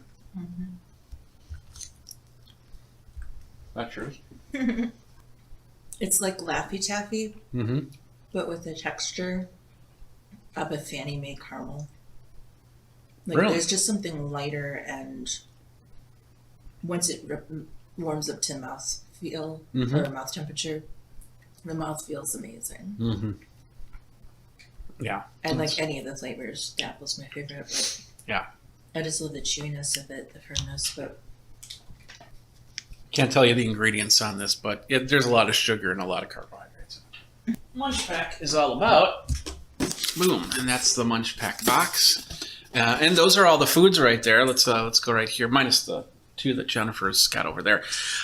So interesting. If you've gotten a Munch Pack, let me know, and let's compare our munches and go from there. So thanks a lot for watching. Thank you, Jennifer, for being here and tasting it with me. Thanks a lot for watching. You guys geek out. Check everything out. I know this is not a normal video that I do when you do lots of tech stuff, but you know, we're having a little geekiness here, and I do want to thank the folks over at Munch Pack for making the Munch Pack. We'll put a little smiley face on me. it's a nicely curated collection. Very, very much so. And there's more than one pack, so they can get another Is that pack. why this brochure is so darn big? I think so. No, I think you'll get a different brochure with your other Munch Packs. Okay. I'm not sure though. I'll have to check it out as we go. But anyway, thanks a lot for watching. If you have any questions on this, feel free to ask me. I don't know how to answer them, but we're going to munch some more. So you guys geek out on whatever you're doing geek-wise, and take care.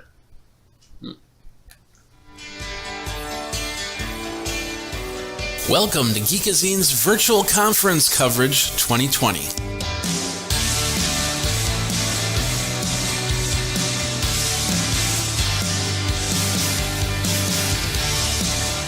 Today we have Stephen Tellamy. He's from Edit Share, and we're going to be talking about, you know, these times, these unprecedented times, as the commercials say.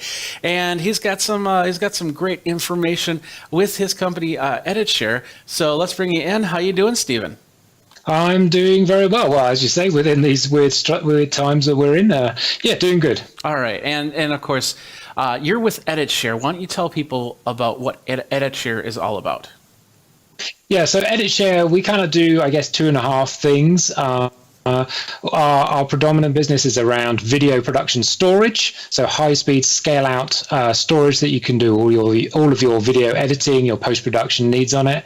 We also have media asset management in our Flow product, and the half a thing is also what we would say is APIs. So we're very much about being an open ecosystem that allow people to plug in to our systems, to extend our storage platform, to extend our media asset management platform, and sort of glue those things together. So those are all of our kind of main points. And I think we can talk a bit about how those we're using each of those things within this kind of time where people are working from home and trying to produce their content from, weird remote production environments that they've not had to work in before. Absolutely, like the production that's going on behind you. Are those shoes and a microphone? What's that? Yes, this is my home studio. So I actually also, as well as being CTO here at EditShare, I'm also a media composer. So I write music for film and stuff. The shoes are actually our swag. So we should get you some actually. The little ones. Normally we'd walk around the trade shows with them. So NAB we would have had them out then. But of course we're all a bit virtual on that kind of sense. So yeah, absolutely. So all right, well, let's get into a little bit about EditShare and what you want to talk about today. Yeah, absolutely. So I think something that's very exciting that we've just launched is our EFSV product. And this is an entire cloud-based product that allows you to get, working remotely, or actually as your mainline work very, very quickly. So we've been working on cloud environments for quite some time to extend beyond what we've been providing on-prem. So on-prem, you can buy our physical storage, our media asset management, and the EFSV product allows you to extend that into a cloud environment. And we've done that to allow people to very quickly spin up an instance in the cloud. We've been partnering with a number of people in the ecosystem, so people like Adobe, AWS, and we've built up our whole ecosystem so you can do all of your editing in a cloud environment. Okay, and what type of requirements do you need for one of these systems?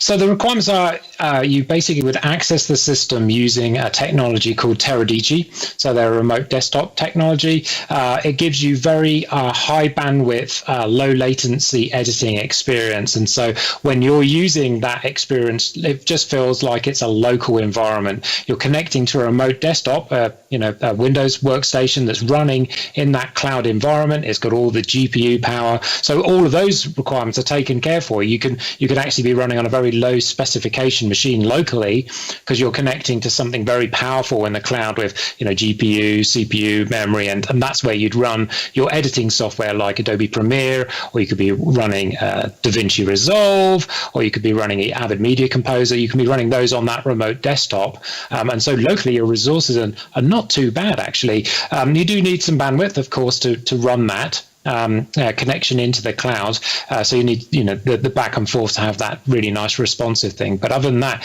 it's pretty lightweight, and that's I think is a really good value because it means that wherever you are, if you've just had to sort of you've had to leave your current production facilities, you're working from home, you don't have the specs of laptops or environments locally, you can very easily unlock that power in the cloud.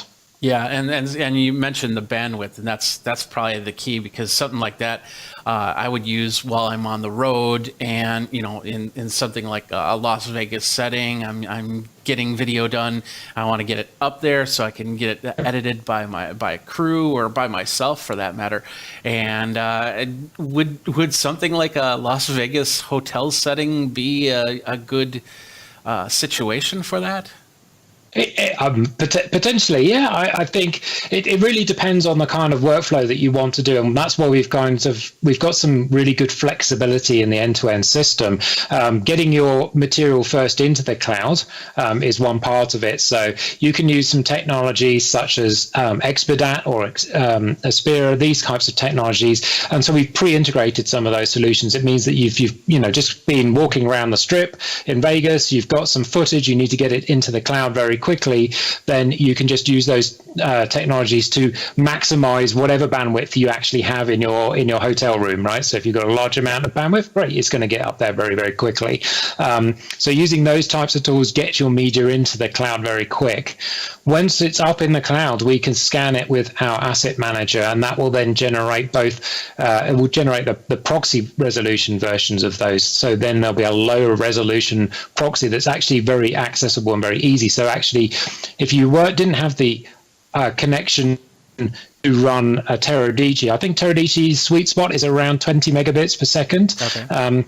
That gives you a very good, very responsive feeling like you're editing locally. If you don't have that kind of bandwidth, instead you could switch to using our Flow Story product, and that seamlessly switches to using the proxy version of the media, which is much lower resolution, but still very usable. You can still edit with it, and then once you've got some availability to get back to the higher bandwidth, you can then switch back to the high resolution material to do your finishing up and your conforming, those kind of things. So those are, in terms of those requirements, we've got some good flexibility between whether you're going to run something at a low resolution and then finish it in high resolution, or you do the whole thing in the high resolution.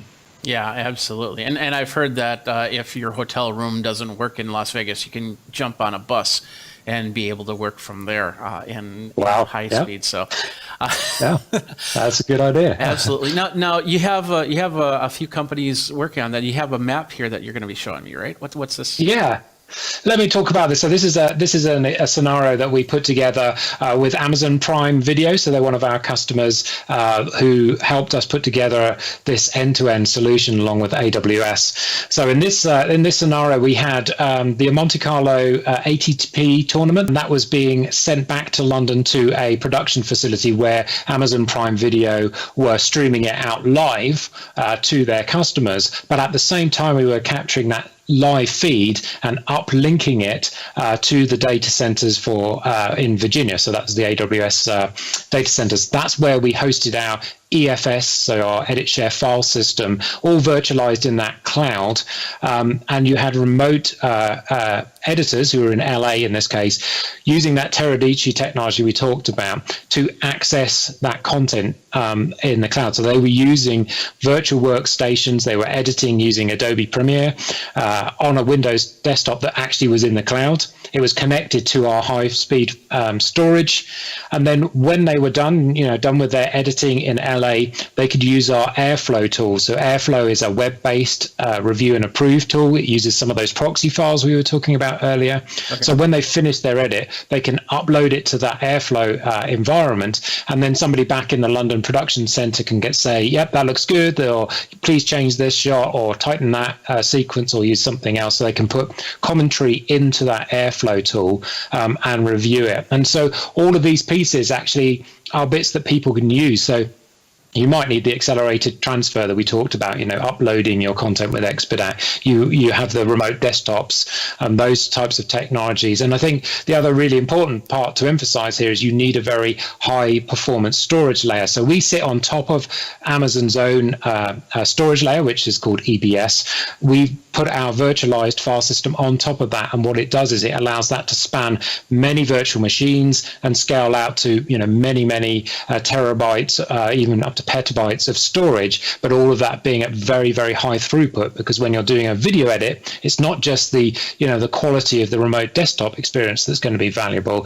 It's also going to be the speed to which you can stream that video from the storage layer. And so we've optimized that to work really, really very well in a cloud environment. Yeah, because there's many different factors that you have to worry about from one end to the other. So it's called the EFS-V. Was that correct?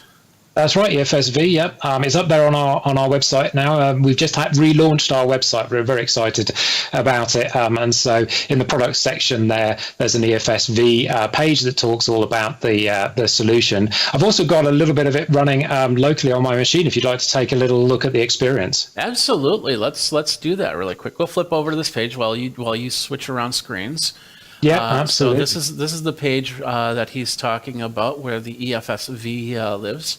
And you can experience that, check that out from there. So, all right, let's see. So we go over here. So what I'm going to show you, this is going to be proof that because it's quite difficult to show you that we're in remote desktop environments because it looks like local. I'm using a Mac here. I'm connecting to this NLE instance here, a virtual instance that's running here in the AWS cloud. So that's what I'm going to be connecting to. So when I switch screens here, now I'm looking at a desktop. It's a Windows desktop, right? So this is the remote desktop experience that's running in a cloud environment. So this is actually running in an AWS data center. I'm connecting to it with Teradici, and I've got Adobe Premiere here up and running. You can see I've got something and I'm midway through editing, and I've got the full editing experience here. So I've got, the ability to, stream this, and the quality is really good in terms of, I'm not sure how well it comes across on Skype. You're seeing this, so go ahead and run that video again. Think about this. It's not only going to the AWS server and coming back to him and wherever the server is for that, whether it be United States or London or whatnot, then it's coming through to me, which I'm then recording it, and it looks, maybe a little bit of frame rate issues, but it looks really nice from here. Yeah, it's really, really very powerful. And for me, it looks, perfect, in terms of this. And so this is actually running in the Ireland data center. And this is the value of the, cloud environment, is I can put the same solution in Virginia, in Ireland. I can put it, around the globe in different data centers. We've stood this up in Sydney. We've stood this up in Japan. So wherever in the world people are working, we can deploy this same solution so they get that really low latency response. But also, as you say, I'm able to share a screen with you. You're able to see these things, and we can also stream things to each other using NDI and some of those other plugins. So the responsiveness of this product is quite astonishing, and that was really the experience that we've got when we've been putting this into people's hands. We've made it very easy for people to get on board and spin up both a proof of concept system, so they can just go and try their workflow. And we one of our US customers, he just basically said it's like he couldn't believe how good it was. He could do exactly the same workflow that he would normally be able to do in his production suite. In fact, he had multiple monitors set up in his rig at home, and he was able to split the Teradici remote desktop across all of those screens. So really amazing, that you can do all of that from a cloud-powered system. Yeah, absolutely.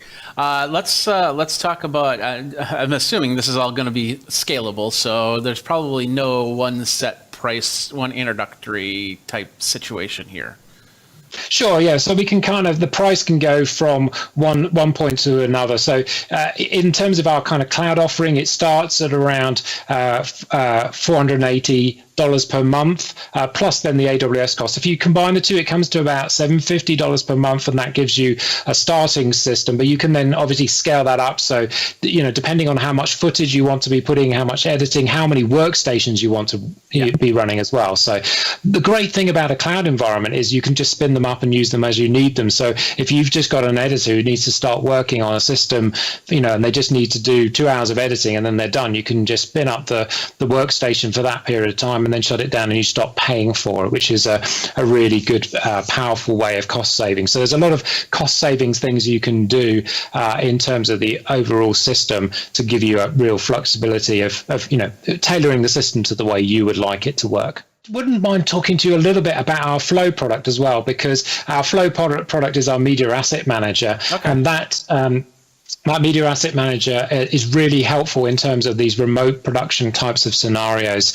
And so I'm just going to switch screens as well, just to show you a little bit of what I was talking about, our Airflow, but I'll also talk a little bit about some integration we did with Zoom, which is really cool.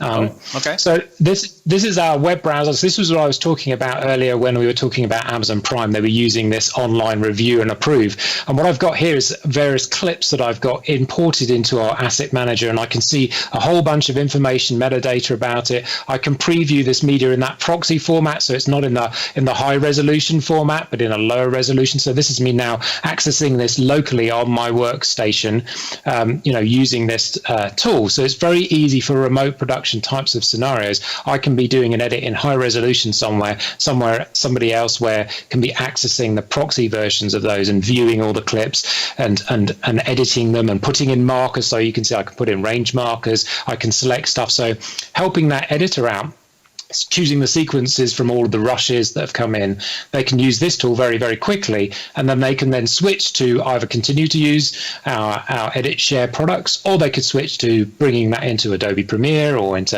DaVinci Resolve or into Media Composer. They can switch in between those kind of environments. And something that I was playing around with, because a lot of us are using these virtual desktop and virtual sharing things, was, what ways could we actually ingest media from those? So we use Zoom a lot.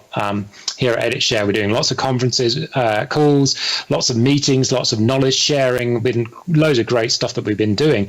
And we've been doing these external webinars also using Zoom features. And so I was kind of curious, well, could we make it seamless and easy for people just to go and select the content from Zoom and import it? So actually what I was showing on the screen there actually was all content that I've imported from Zoom using this ingest tool. So you can come in, you can pick all of the recordings that you've got in your account, pick which ones you want to ingest into our flow tool, and then in the background it ingests all the media, it tags it up, and then it's all available for you to tag up, to use, and you can see all of that data here from Zoom.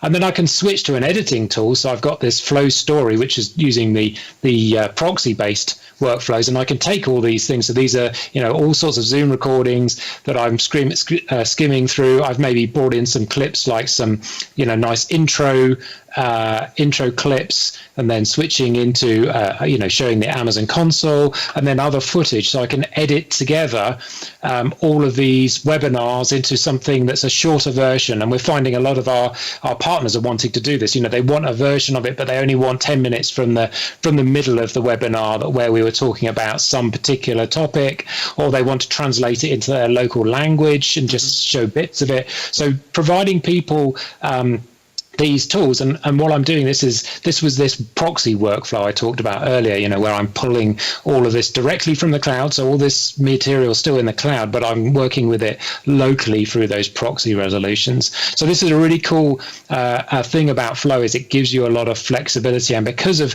giving that flexibility to people, we've made the Flow product free of charge until July 1st. So for people who want to be, working from home or having that flexibility of remote productions, Flow is a very, very powerful tool. And with those API integrations, the Zoom one was an example. We took the Zoom API and our APIs, combined them together, and you've got a lot of flexibility. We've got API integrations with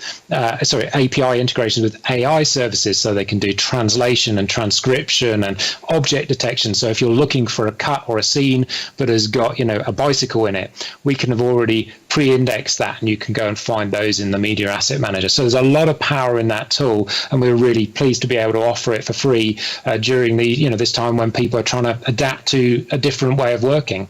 Absolutely.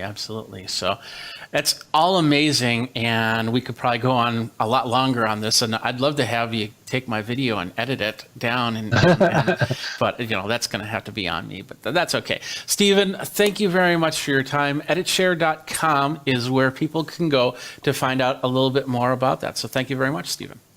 Thank you. That's another company from the Virtual Conference Coverage 2020 at Geekazine. Since I can't go to the conferences, I'm going to have the vendors come to me. If you're a vendor, if you've got a product that you want to show off, if you've got a service that you want to talk about, let me know. Tweet me over at Geekazine, Think Magazine, put in the Geek, and let's get on air and talk about it for Geekazine. Don't forget to like, subscribe, comment, and hit that bell notification to let you know when the next video comes out. For the Virtual Conference Coverage 2020, Jeffrey Powers here. Thanks a lot for watching. Till next time, you guys geek out.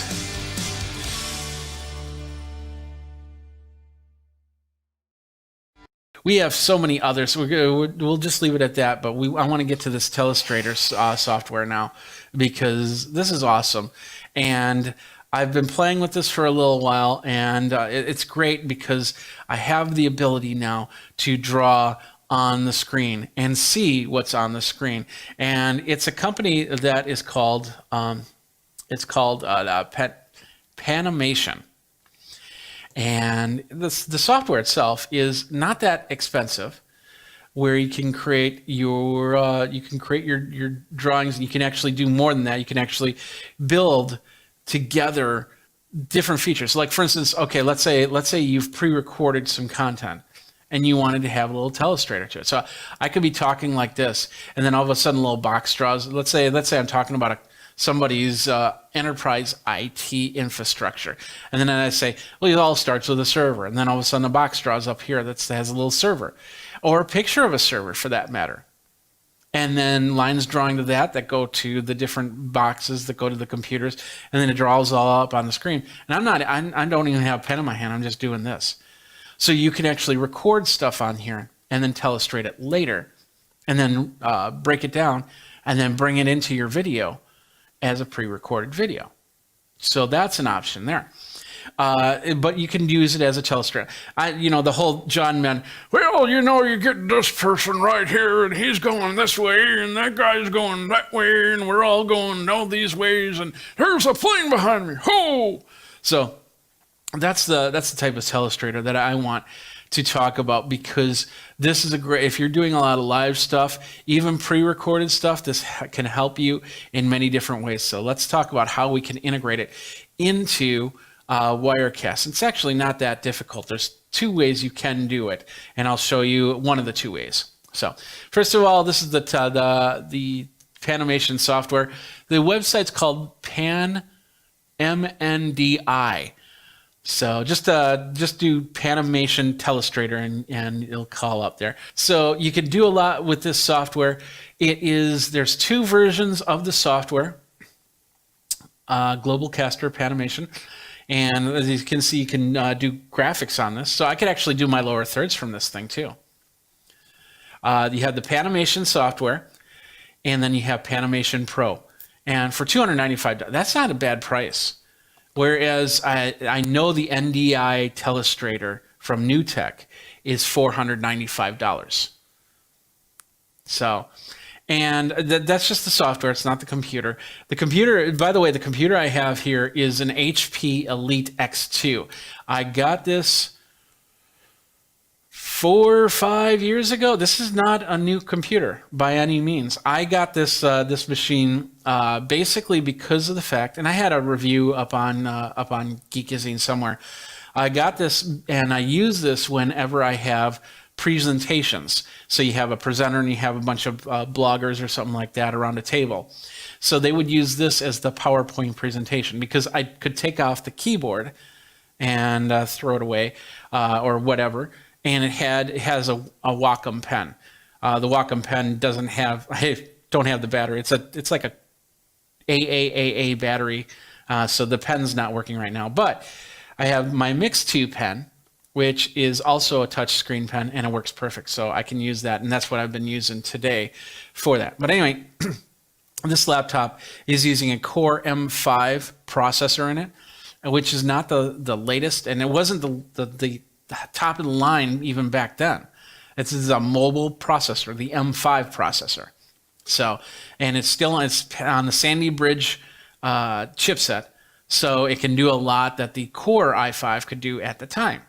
So it has a lot of the functionality. And as you can see, I've got NDI hooked up to it. You're seeing my PTZ camera, which is this camera right here, go to this screen and use it as a screen. I have this set up as the Telestrator right now, but if we do close it, let's close it out.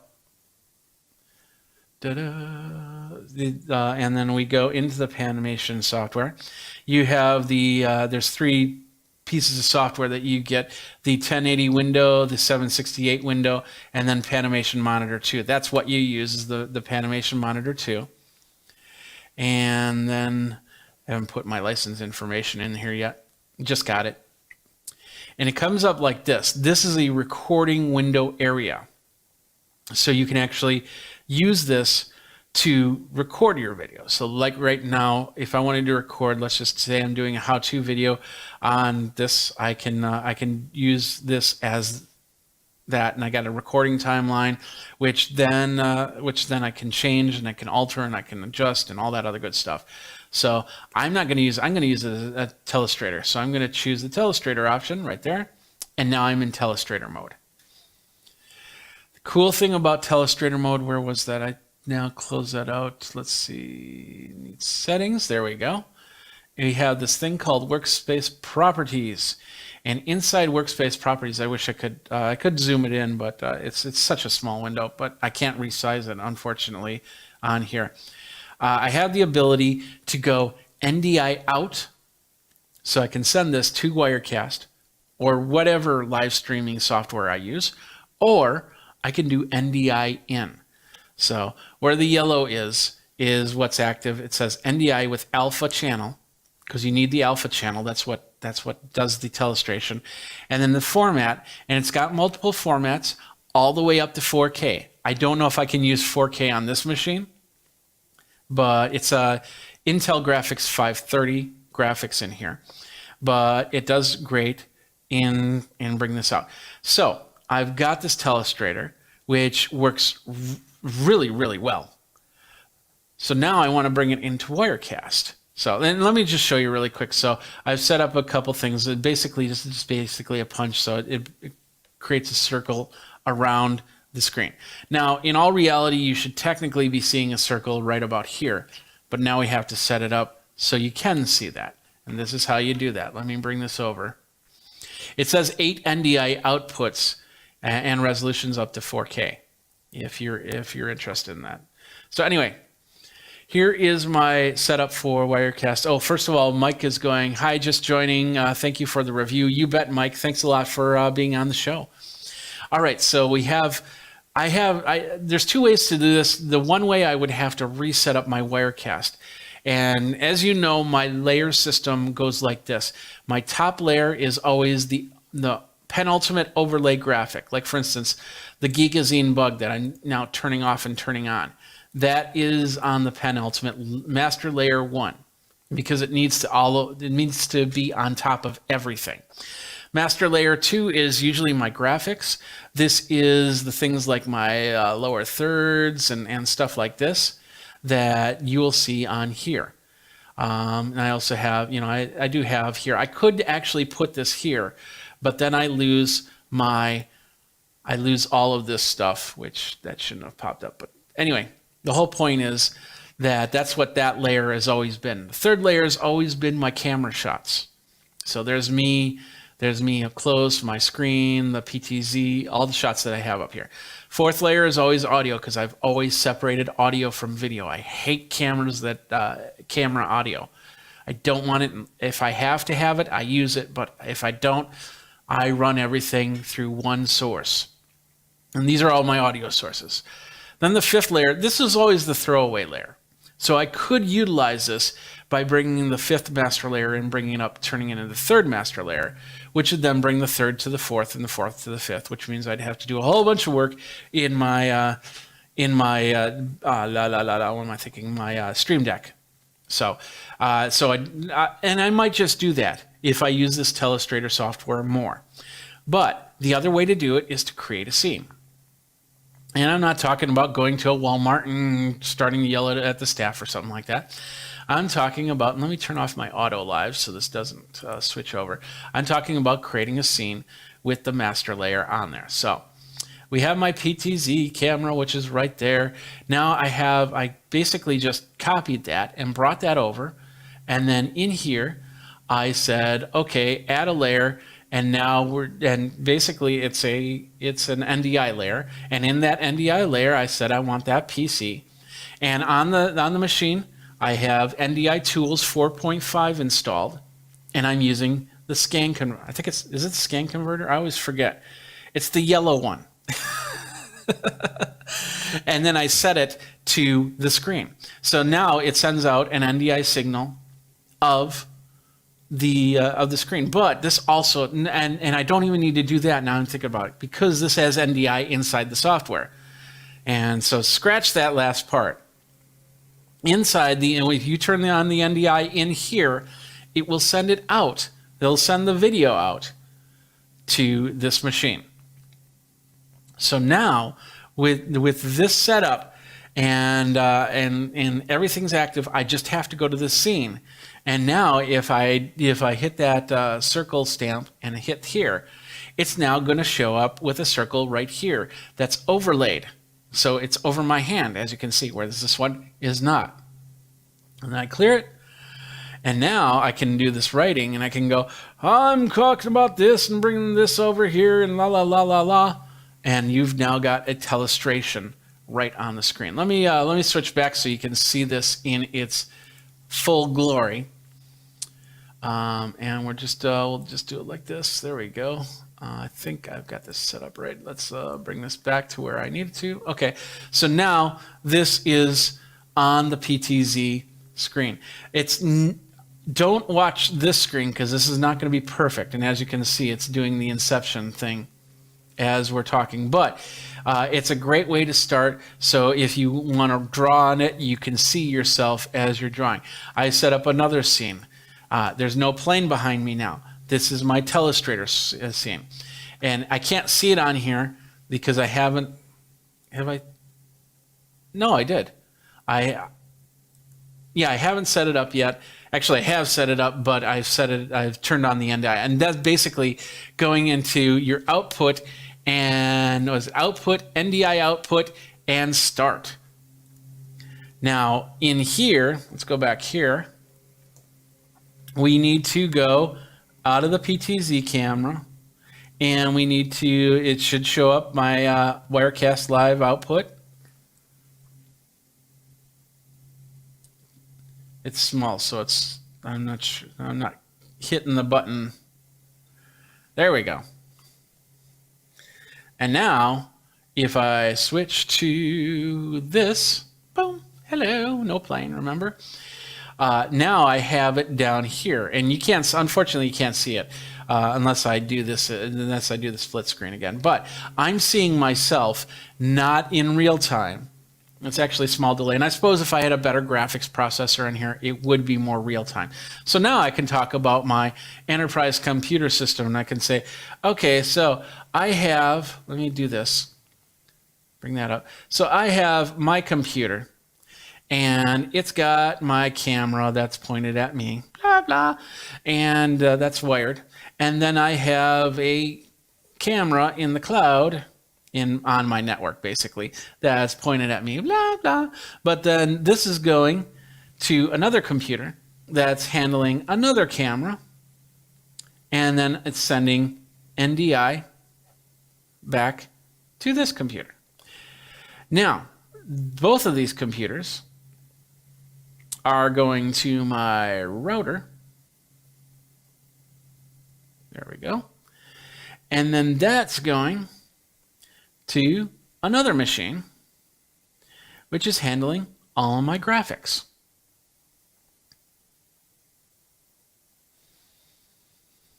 And then that's coming back to this machine,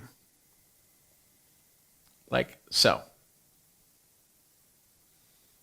It's a little bit delayed. I apologize on that. Once again, I didn't refresh the, let's refresh the NDI on this case.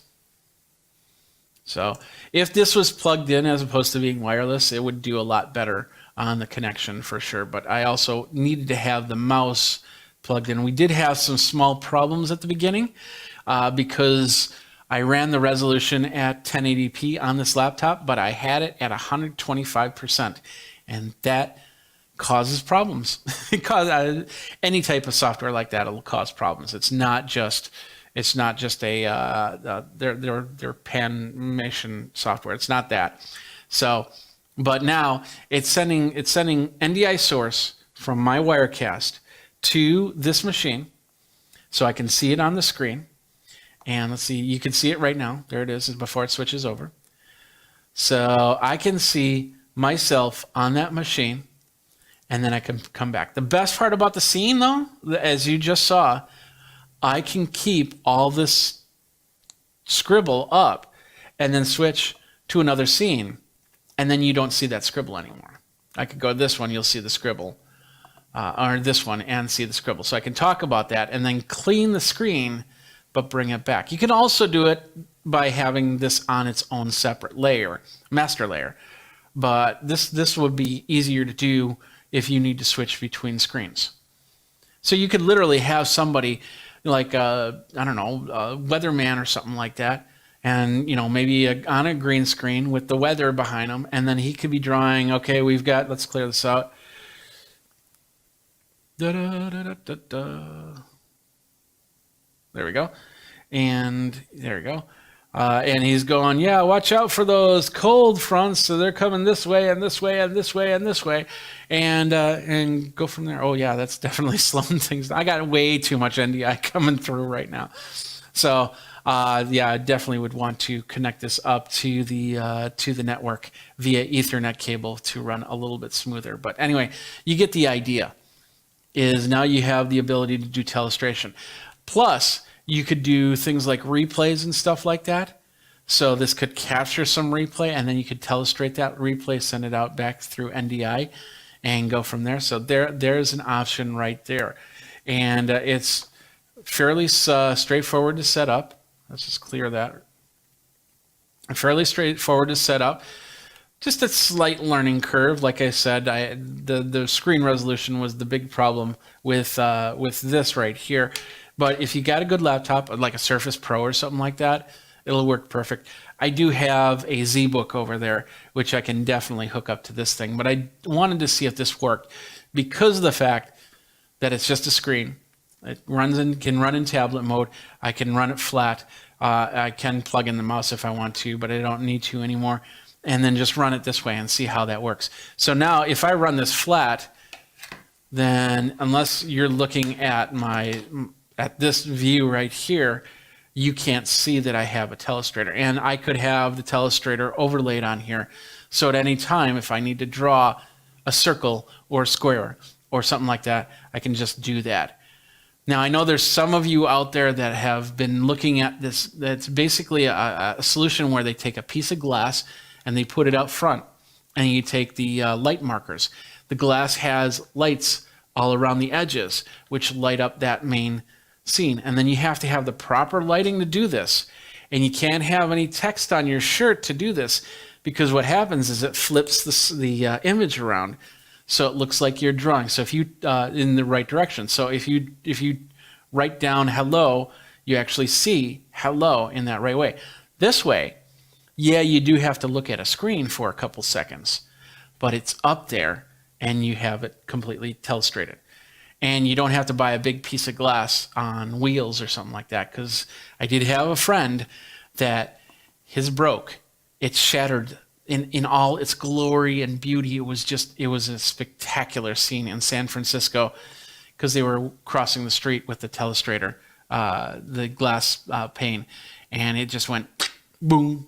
It can crack super easy and it can break super easy. And yeah, it wasn't an official one. He actually made it himself. So it is what it is.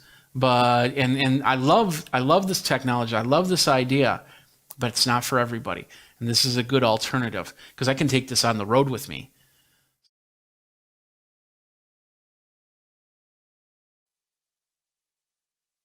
What's up, my geeks? Jeffrey Powers here from Geekazine. Today we are taking a look at the KimaFun wireless headsets. They got several of them that you can get right here, right now. 2.4 gigahertz wireless headset for doing videos like this, maybe doing speeches, maybe doing teleconferences wireless, and a whole bunch more. We're going to talk about that next on Geek Tech Talk Live with me, Jeffrey Powers.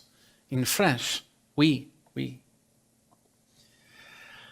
Hey everybody, Jeffrey Powers from Geekazine, Think Magazine, Put in a Geek, you got me, and we are here talking about this little product right here. Follow me on the socials, which are right there. I'm on all of them as Geekazine. First of all, I want to let you guys know that I do review products, and I did get this product for review. They have no say in what I say and how I say it. All opinions are of my own. You go over to geekazine.com for more information, and we'll go from there. Let's check this out really quick. This is the Kima Fun wireless microphone.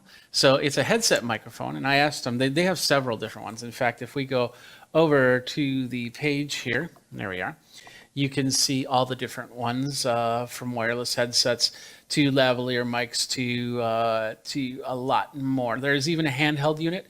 There's a karaoke unit. There's a this one right here. I think this goes onto a flute. So you got a lot of instruments. There's a saxophone one. Let's go to the second page here. There's guitar, and yeah, they got a few different ones, but this is the one we're talking about right here. It's got the headset, it's got the lavalier, and it attaches to this this dongle looking thing.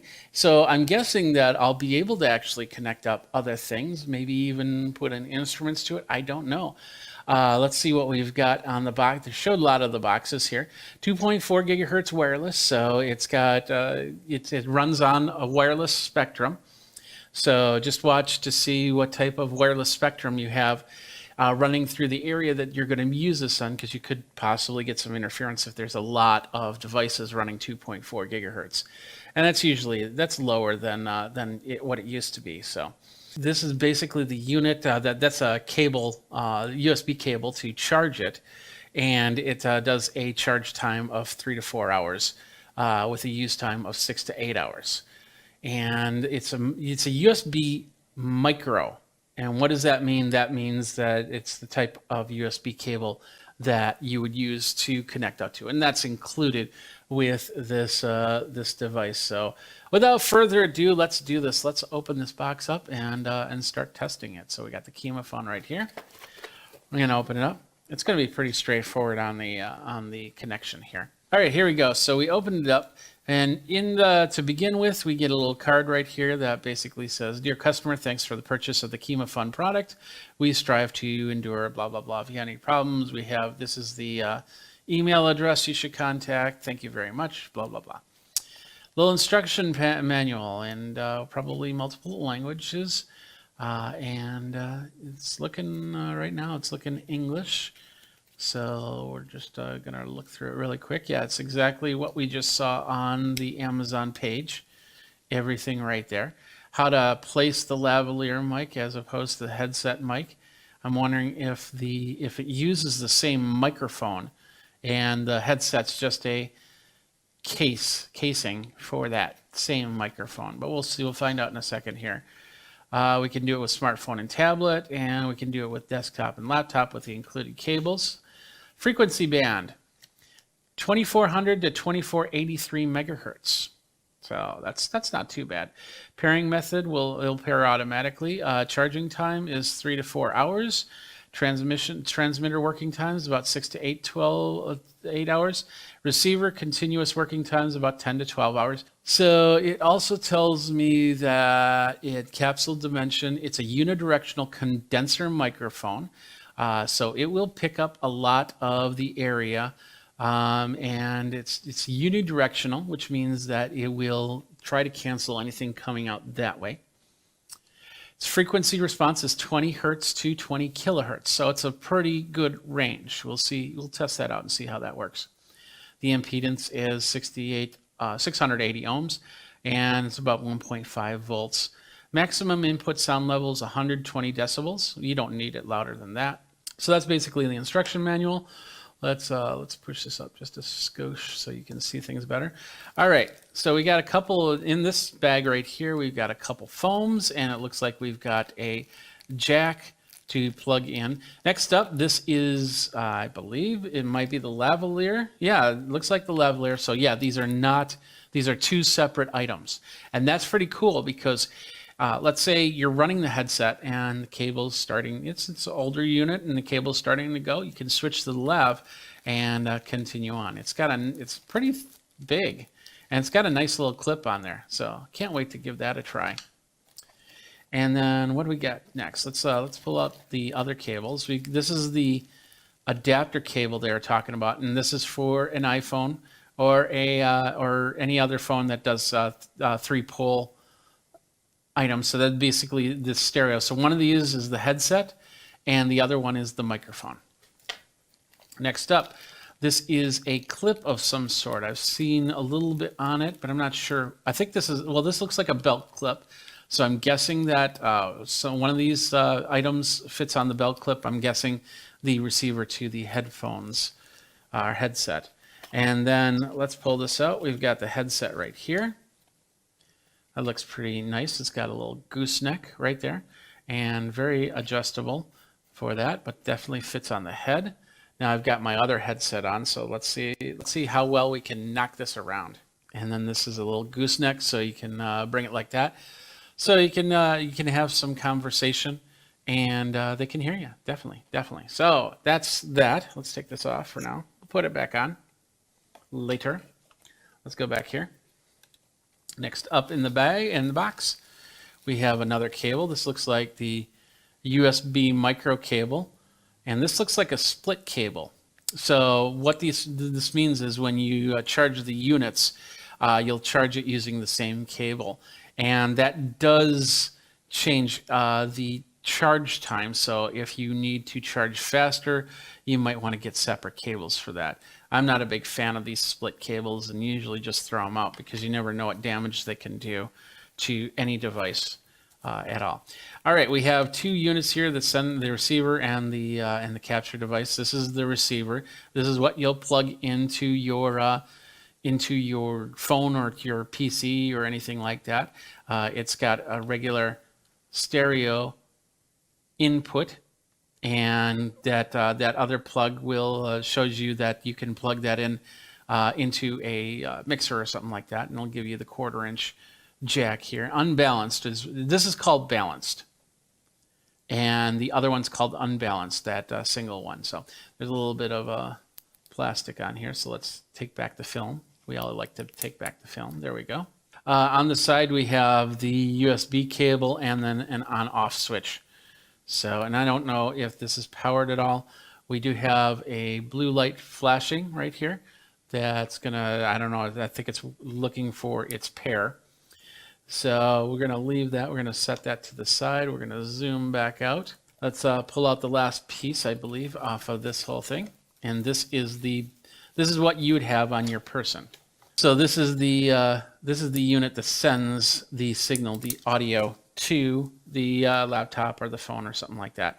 As you can see, it's got the 1/8-inch jack input, which is a screw input. That's cool. So it doesn't unplug. You'll have to screw it down to keep it going. Just like with this headset, that's how that works. And the same thing on the side. We've got the charge and then the power on. And then I'm assuming, and once I have a feeling once I turn this on, these are going to pair together, and those blue lights are going to stop blinking. Just like that, they stop blinking. So I don't know how much battery life is on these, so hopefully there's enough to do a couple examples and go from there.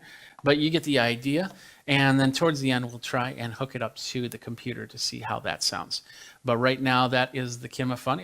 It connected fairly quick. So, and it'll be interesting. What I'm going to do is I think once I turn this off, that'll start flashing.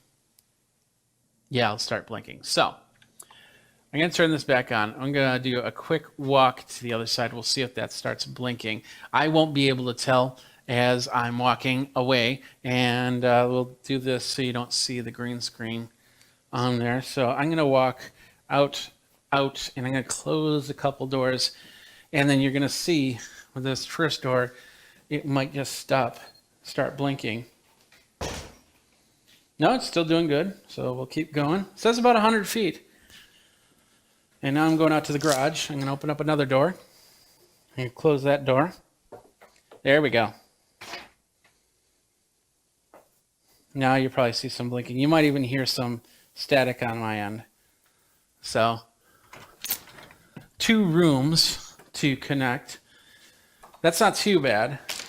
You definitely, and that, like I said, even my headset probably went in and out for a second there as I closed doors, walking from place 1 to place 2, because like this one did. That was my indicator. It was when this started blinking. I'm assuming that this started blinking as well.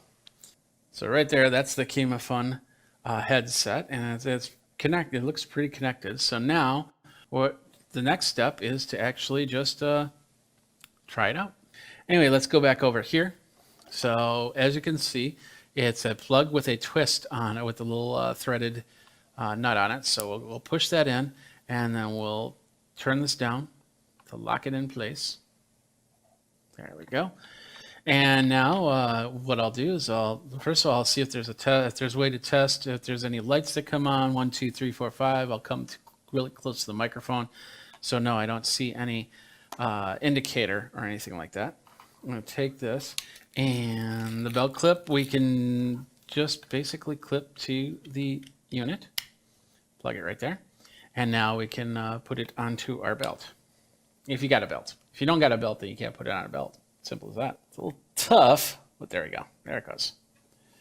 And it might not be totally on, so it might snap off for a second there, but we'll figure it out.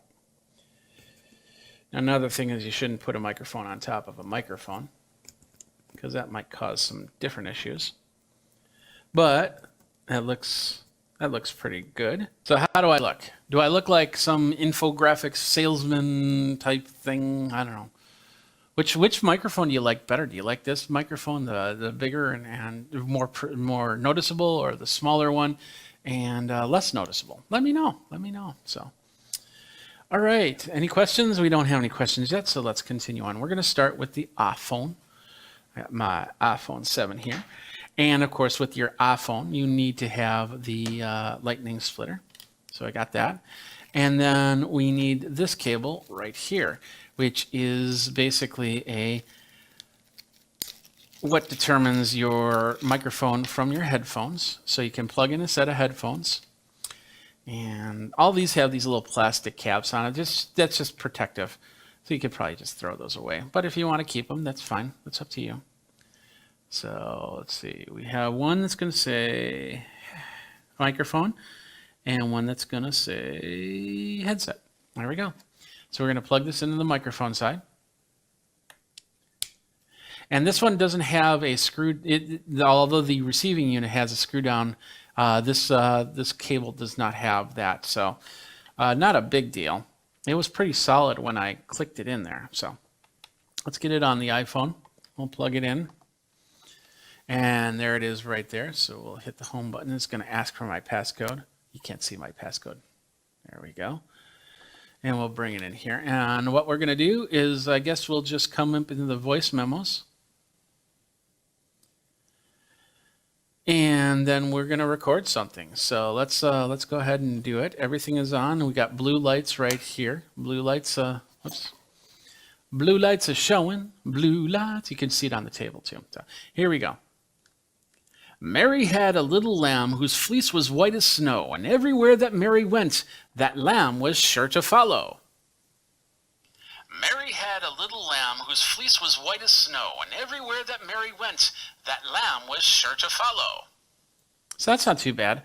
It's definitely got a different sound than what I have on this microphone. I think I hear a little crackling.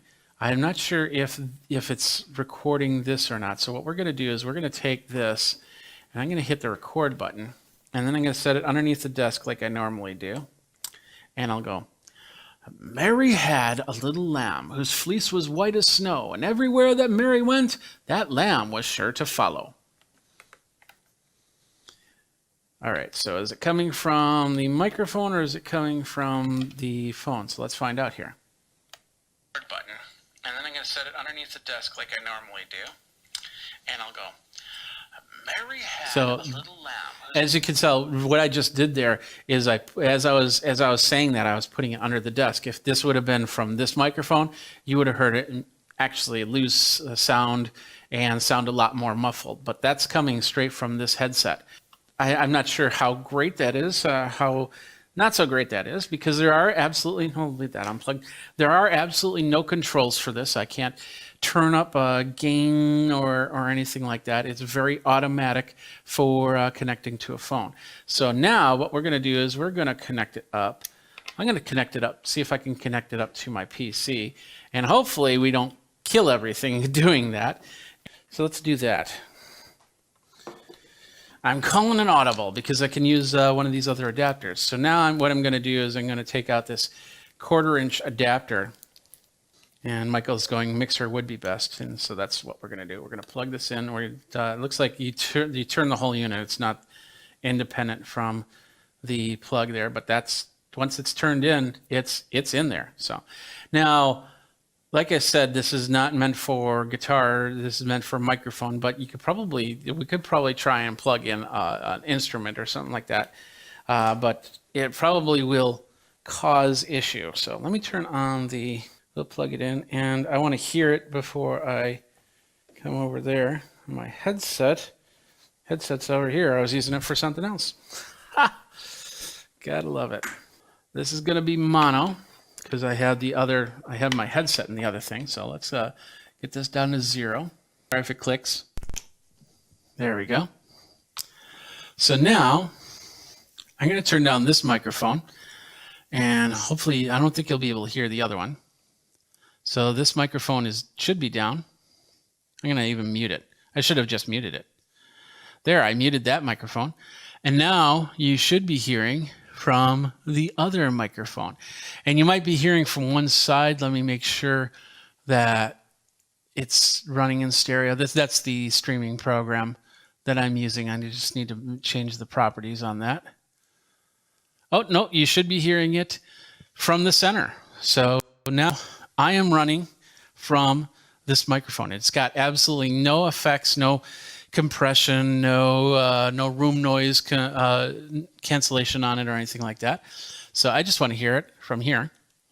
Yeah, Michael's saying no loss in quality. It's actually sounds pretty decent for that. And as you can see from my headset microphone to the actual microphone, there's a difference. But I can even pull this in a little bit more, and I just might have to turn down at the mixer. So we won't do that too much. But let's do this. Mary had a little lamb whose fleece was white as snow, and everywhere that Mary went, the lamb was sure to have some lunch. I don't know. Anyway, I was going to try and say something funny, but I guess I don't say stuff that's funny. I don't know. So anyway, so that's the sound of the microphone. It sounds pretty good. And as Michael's noticing that there's no loss in quality, it does have, like I said, it does have the range of 20 hertz to 220 kilohertz. So, I could literally put this on the bass drum of my drum set and get a bass sound off of it, or the high end hi-hat or cymbal, and it should be able to register that. So I'm not saying that you should use these microphones for miking up your drums, but you could in a pinch, and that's not too bad. One more time. There we go. Put that in. There we go. So now the high end, this is the high end all the way down. Let's go all the way up. That's the high end with a little bit of hiss, a little bit of room noise, as they call it.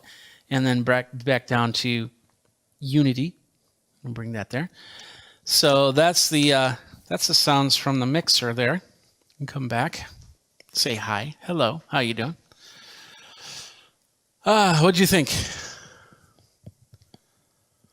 Yeah, he's a little bit of low end, which makes it brought out the low presence in your voice. Oh, thank you.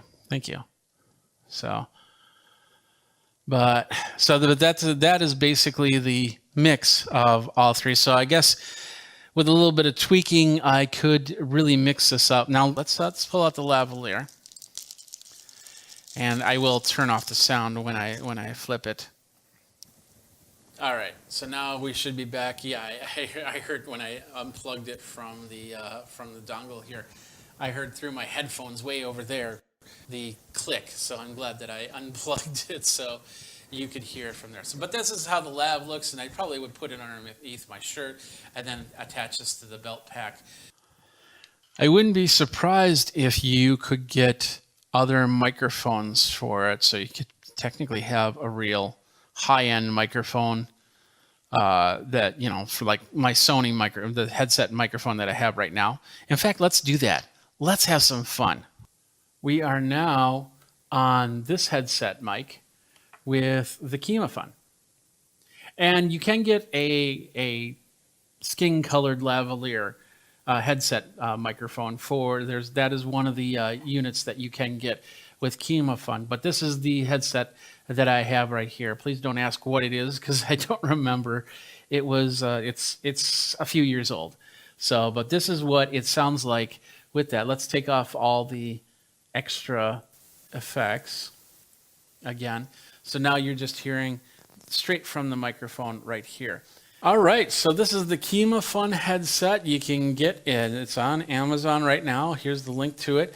About $56 for this one, but of course they have other versions of it as well, including a skin-colored headset at $59, and then just a lavalier at $59. This actually is less price for this dual headset. So, and from what we saw and heard, it sounded pretty decent. So I like that. Richard Martinez goes, hello, what are the uses for this type of headset? Well, it's really simple. It's whatever you need the headset to do. If you're doing a vlog and you want to hook it up to your phone, you can do that. I showed you how to do that. If you are doing a presentation on Zoom and want a wireless headset mic, you could probably do that. You might need to get a couple adapters so everything plugs in properly. If you want, I suppose you could hook it up. Well, I have it hooked up to a mixing board, so you could use it, I suppose, for your vocals if you wanted. I probably wouldn't use it for singing, but hey, each their own, I suppose. If you want to, there's a lot of different reasons to have this headset microphone, and it does a pretty good job in that. I'd love to. Maybe I should probably get behind my drum set in a little bit, and just kind of see how well the microphone reflects off anything, any extra noise. That is, and that will always be the KimaFun wireless headset. It's about $56 to $59, depending on which version you get. And you can get them for microphones. You can get them for instruments. You can get them for whatever. It's got a good range to it. Sounded pretty good from what I heard. So it would probably be a good in the pinch type microphone for anybody that has to have, doing something professionally. So that's it. Thanks a lot for watching. My name is Jeffrey Powers. If you want to contact me, Geekazine, Think Magazine, put in geek, go over to geekazine.com, definitely, and we'll talk about it. We're on all the socials, and we'll go from there. So you've been watching another fun episode of Geek Tech Talk Live with Jeffrey Powers. I appreciate everything. I appreciate you guys coming on. Thanks, Michael. Thanks, Richard, for doing that. And until next time, you guys geek out and take care. But welcome to Wirecast Pros. Ask, answer, be part of the community, and do not spam. No spam tolerated here. Simple as that. So, all right, ladies and gentlemen, boys and girls, I think that was everything that I was going to talk about. Let's get into the main part here, and we're going to be talking about Wirecast 3.2 dropped last week. It is in beta. So if you are running regular streams, you should still be on Wirecast 13.1.3. There are some problems with it. I'm going to tell you one of the problems I have right now. I'm actually going to show you one. Well, you're seeing one of the problems that's happening. For some reason, it's calling up my frames from my other desktop, basically my titling software for some reason. And that might not even be a Wirecast issue. But just to be on the safe side, I'm just going to turn that off in my layers here. So let's take a look at what we've got here. And we'll do that by moving over to the screen. This is Wirecast Beta 2. I also have it on my Mac. How you guys doing? There's on my Mac. So we've got all of that. As you can see, it's fairly almost exactly the same. There are a few things that are pretty new to it. The first one is, and I'm going to do this before so you don't see anything like a serial number. We're going to go to advanced. That's where we're going to go, right there. And in advanced, we have this new cool thing called missing media image. And what is that? That is simply the ability to get rid of that silly question mark. Now, there's a question mark right here.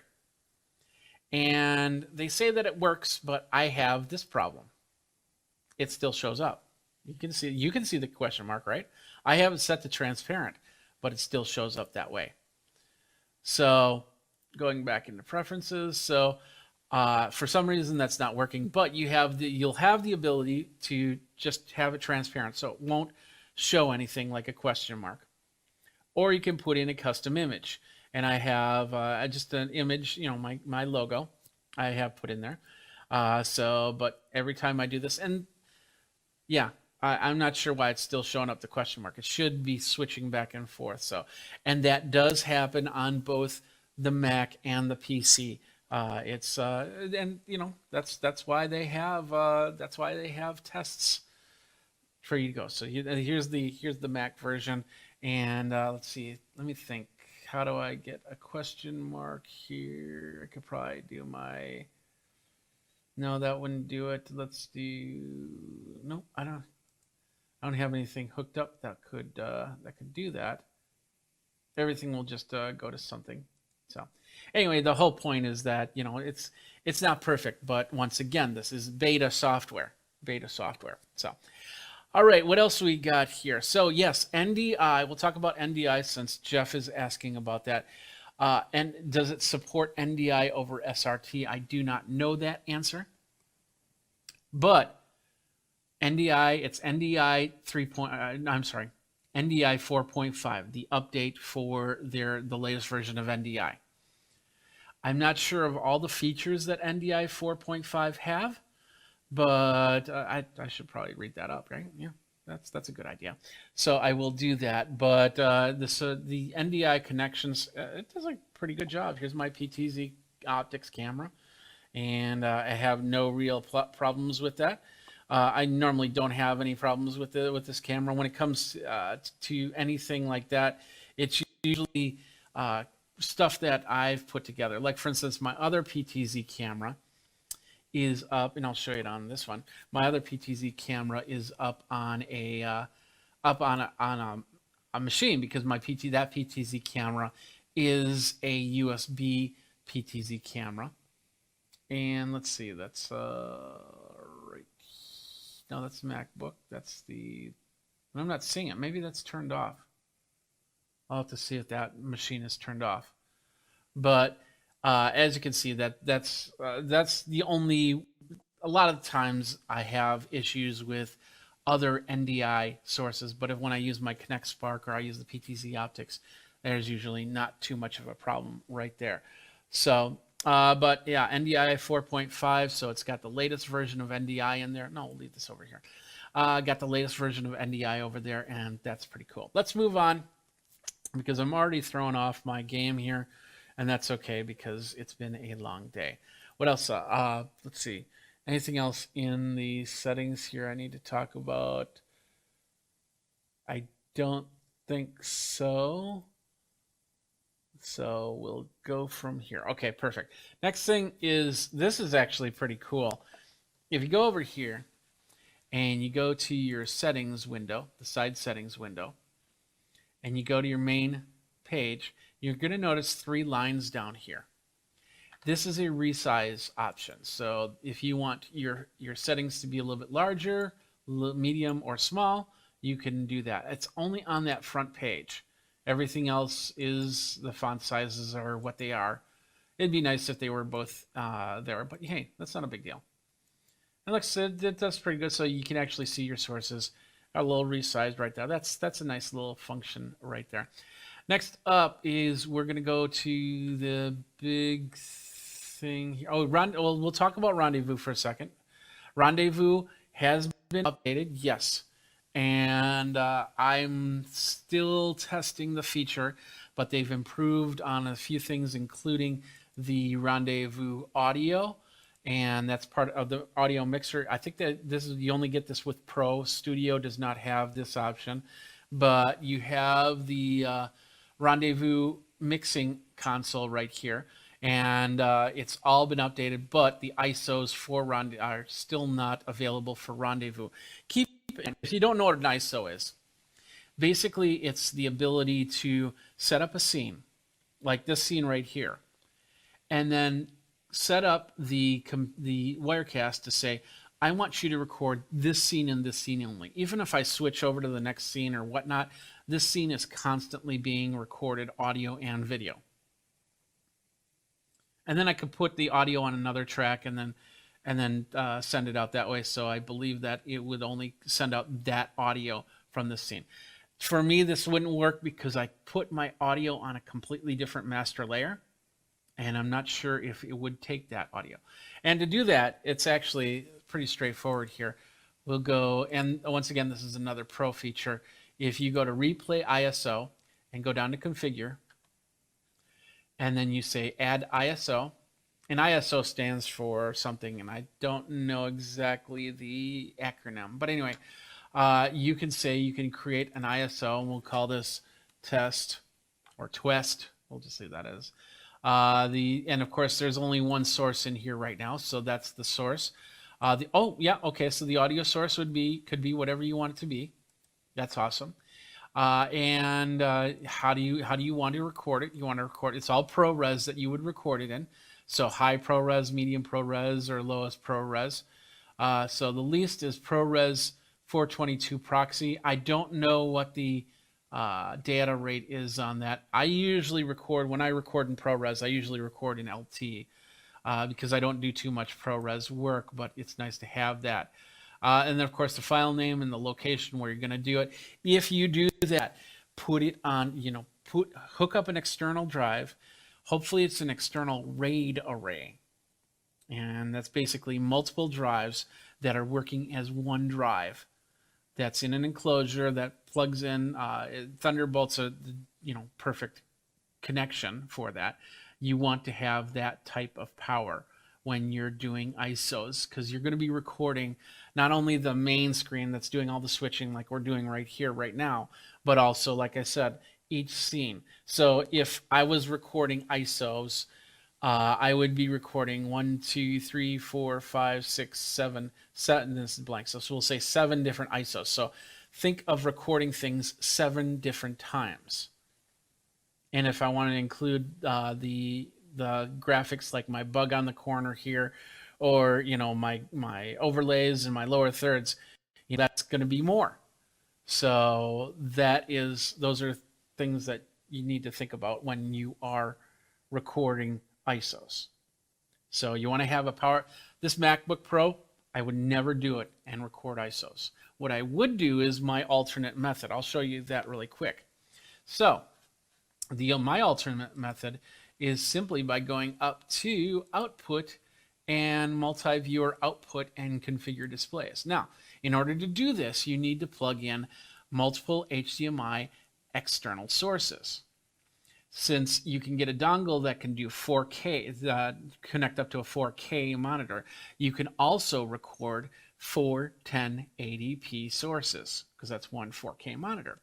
So what you would do is if you could split it to 4 HDMIs running 1080p, you can send one of each signal to the 1080p to the monitor and set it up that way. It's a little bit of extra work, but it works well when you need to record separate screens and go from there. Like I said, I don't normally do this, but maybe you need to do that for failover.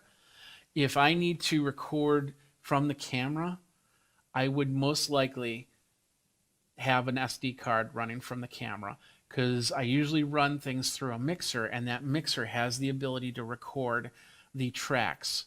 And then if I need failover, I just have to marry the two, audio and video, and do it that way.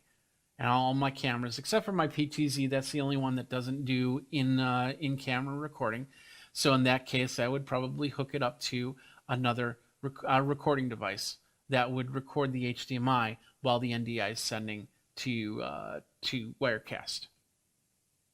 So that's another way to do it. So anyway, that is how you do the ISOs in Wirecast. And Rendezvous, we're still working. I'm still working on trying to figure out if Rendezvous's better than what they said. They've done some improvements, but I don't know. If you've seen some improvements, let me know.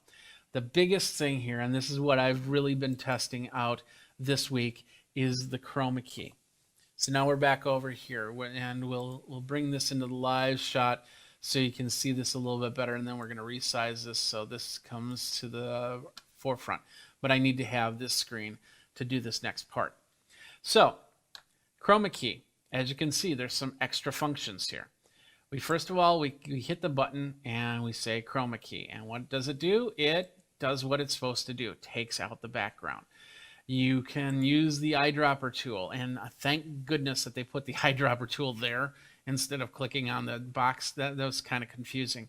And then you have to be in the designer tool, or the preview side, to actually choose the color that you want. And you can definitely not choose green if you want, but it's a good idea to choose green, as you can see. There are, next to the U's, you have a little drop down that says chroma key, it says luma key, and it says color key. Now you have luma key, which does illumination. So you could actually take out a color. I think that, no, it doesn't take out a color, excuse me. It takes out certain lumens. So here we'll move it around. So as you can see, it's darkening and lightening. And of course, if I had an image back there, I should probably put an image in there. So let me do that really quick. Let's see, I need some video files. So I'll add media file. And then let's see. Oh yeah, okay, perfect. So we'll do this one, this background image that I have here. And bring it down, and we'll come back here. So now I have that image, and with the luma key, bring that in. So now I'm kind of luminescent to this. We'll come back here, and we'll go to the luma key. We can adjust that out. So as you can see, some of the things illuminate in and out. So it's kind of a little ghost mode, a little bit of a fun effect if you need. And you can adjust the white clip and the black clip, and you can change the edge contouring. And go from there. So that's luma key. You have color key. This one will do a color burn rather than a chroma key. And so you're basically saying, I want this color and this color only. So as you can see, my chroma key, my green screen, technically is not lit properly. If I would have hit I should have been able to tap anywhere on this, and that whole background should be gone, simply because of the fact that that background should be as even lit of a screen as possible. And I'm working on that. So, but anyway, as you can see, so you can say, I want one specific color. You can even go like that. And then my forehead is gone. Where did my forehead go? There's nothing in there. There's nothing in there. Anyway, so you can adjust the alpha clip, and there's two parts to this, and this is interesting. I don't know what it's called, before and after, but there you can create a range, and I've been playing with these ranges, and it does a pretty interesting job. Look at this. There I go. I am now pretty much transparent, so I could be ghosted right here just by my skin color, and that's not too bad. I mean, of course, you don't have to do skin color. I know that's a touchy subject in this day and age, but let's do the shirt instead. Let's move on to the shirt. So we'll do that. And now anything with grays will be illuminated, luminescent. So you see my eyebrows are gone and my glasses frame is gone, but I can adjust this so things can come back. Let's see. Let's bring this over. There we go. I'm somewhat back, and now I'm somewhat gone. I'm somewhat back. And let's go the other way. There we go. I can be totally gone. So you have the color key, you have the luma key, but you also have chroma key. And chroma key is what we use most of the time. Now, yeah, okay, I got to change the color back. So let's do that.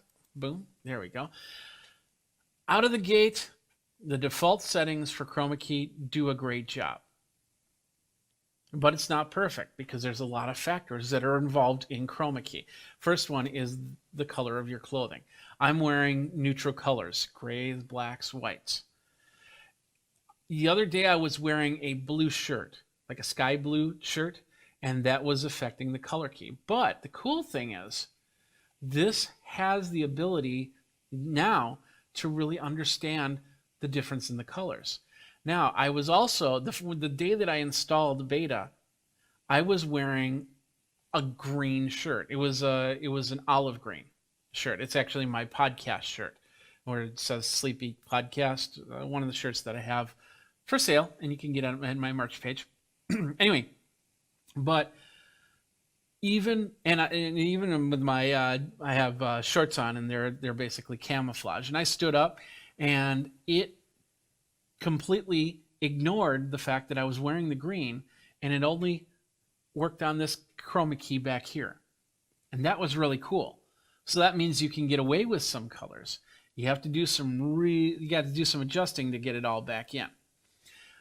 The only issue that I have with the chroma key is that it is a single chroma key. So let's say you have you on one green screen and a buddy on another green screen, and it's got to be perfect for both, so it works for both. Because if you need to adjust slightly different for their chroma key as opposed to yours, then when you bounce back and forth, you'll have to adjust both of them. You can't adjust and then use it down the road. I don't know how to do that yet. And hopefully that's something that they'll work on for future releases, so you can do 2 or 3 scenes with 2 or 3 different chroma keys. Or if you're doing Unreal Engine, because lights go in different directions. I could go up and turn that light just a little bit to the left, and all of a sudden I'd have to redo everything. Now, the other cool thing about this is the bottom area. Right now we're seeing source, but watch this. I'm going to go alpha channel white and take a look at what happens here. Now, with alpha channel white, I don't know if that's probably dirt on screen. Yeah, it's dirt on screen. Now, this is actually going to show you where you have bad spots, where all of a sudden you'll see some of the granularness come through if we start moving this. So I'm going to move this a little bit. Let's see, probably not the right one. Let's do this side. Well, it's doing pretty good. Let's try this side. That's going to do the background, of course. And it's not doing what I want it to do, but oh, there we go. Let's do it that way. Okay, perfect. Let's bring this over a little bit. So now it's got that, and now we can see it washing out. But of course, now once we get to crisp lines, and it does a good job in moving at the same time, and I don't see any sparkly, like TV snow around the silhouette here. So I know that I've got a pretty decent chroma key to go into play with. Same thing with the alpha channel black. Now this is actually also pretty cool. So let's say you're doing something like you want to mask somebody's face or something like that. Look at that. I mean, you can't get any maskier than this. It shows their shape, but it's not the lighting effect that's doing this. This is the alpha mask. So now all I have to do is disguise my voice, and now you don't know who I am. That's a pretty cool little feature there, and works really well, as you can see. You can start doing the old Apple AirPod or iPod dances and stuff like that, or anything like that. So it's pretty cool. And I've just been really geeking out over these 3 options right here. But those 2 options are really to give you an idea how this chroma key is working. And so like I said, the first one, I would go to color key. And I, of course, would choose a color and then try and bring myself into this right here. There we are, where I'm in it. Now I know that this chroma key is not properly lit, so now I can make those fixes.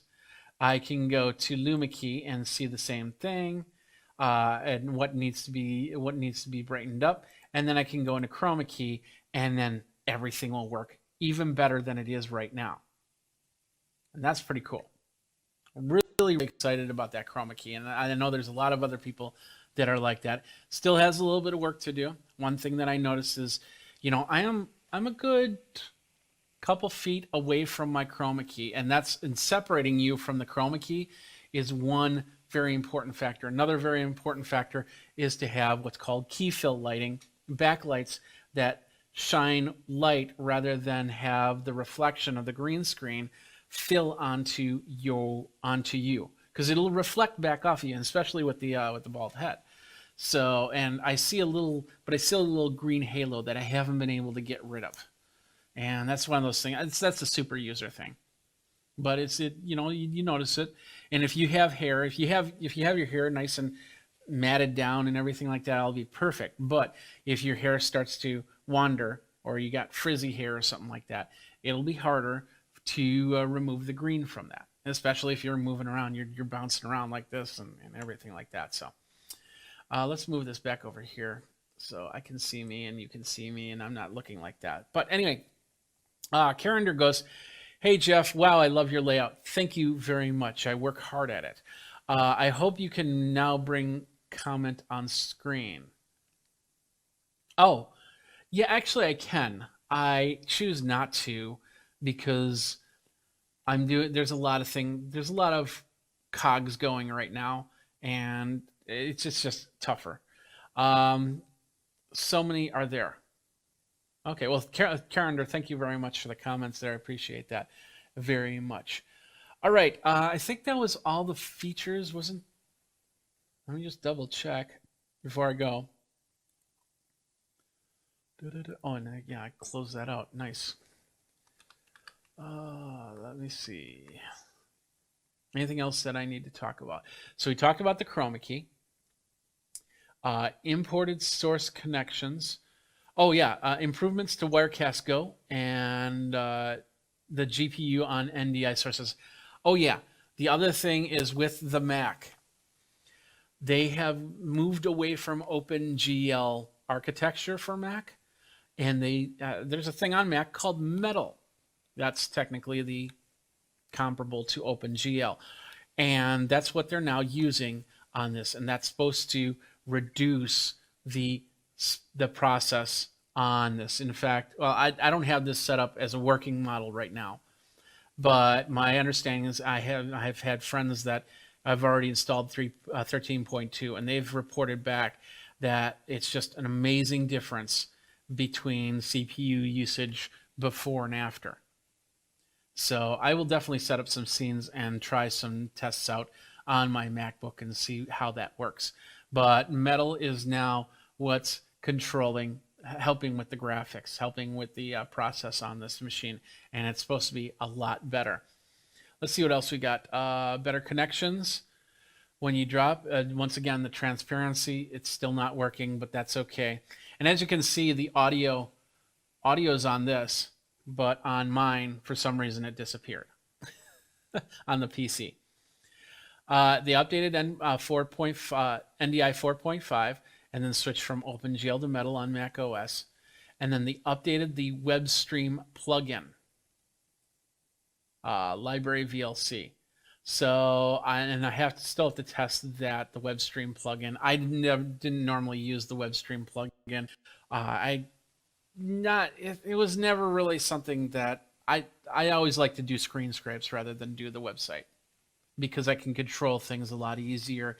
And with websites, a lot of these websites nowadays, they have the automatic refresh feature. So you could get a web page put exactly in the spot that you need it to, and then it'll refresh, and then everything goes right back to where it was. In those cases, if I need an exact screen, and this is great because it can also take out all the box ads by doing that. You basically do a screenshot, and then you go into something like Google Slides or PowerPoint or something like that, and then you paste that screen in there. You can take out all the ads and everything like that. It have the page. It doesn't move. It doesn't add any more ads. It doesn't refresh, and you still have the main idea of the web page there. I used to do that a lot, but yeah, so I don't use the web stream that much. Text and file. Oh yeah, the last part here, and I haven't tested this as well, but it deals with the text. On my 24/7 stream, I usually have a ticker running. And I stopped it about 6 months ago because the ticker took up a lot of process and it was very choppy. So it was the text was passing by and it would just be very, very choppy going by and it was hard to read. So I took it off. So with 3.2 beta, they've improved on the ticker. And I'll show you let's show you from here so we can bring it in. So let's go here, we'll go here. And then I will turn off my auto live and then we'll go like this and then we'll add in text. Where's the text? I always forget where that is. So we'll just go text. Text, there we go. And we'll add text and we'll bring that up. There it is, new text. And with this we can say, once upon a time, we were all using Wirecast 13.1.3. Then a update came out and we were able to go to 13.2. Okay, there's my text. It's not moving right now, of course. So we'll bring that down to the bottom here. And then we can, there's better choice of fonts, is my understanding here. So I like the impact font, so we'll leave it at that. We can choose the regular, bold, italic, and all that. We can justify it, of course. But then we have the wrap, the word wrap, word break. We have the scroll feature, nonstop. And we can go bottom to top, top to bottom, right to left. We'll go right to left. And then we'll go a speed of 10. Now we'll bring that in. And that should be scrolling. I'm seeing you see this, but it looks like there's some issues right there. So I don't know what's going on there, but apparently, as I think when I was adding text, that might have flipped around. But it should be showing text scrolling right there. Let's switch it to left to right. Let's see if that makes a difference.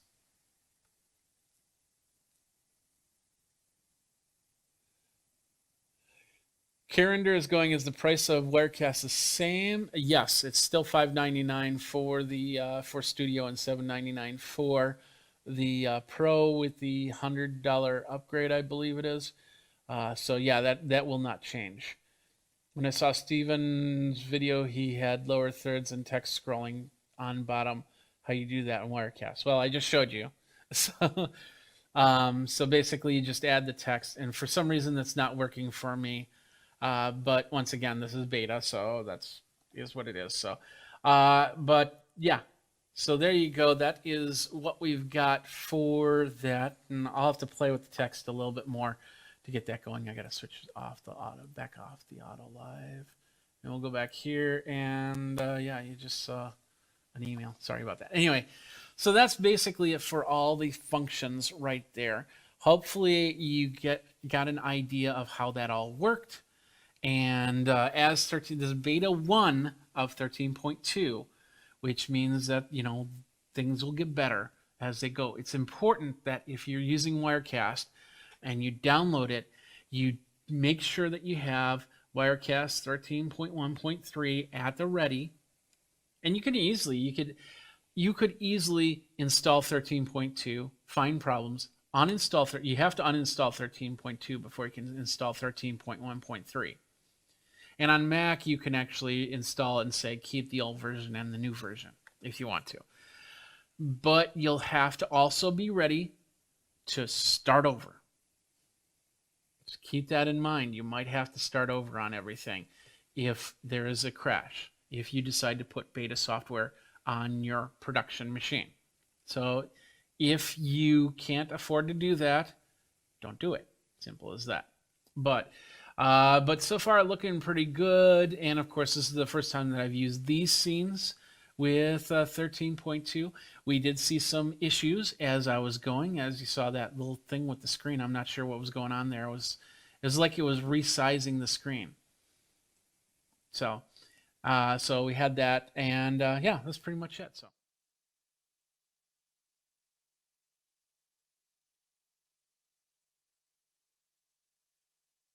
Let's go to the Solium. This is the Solium SP. This is the wireless home security Wi-Fi system.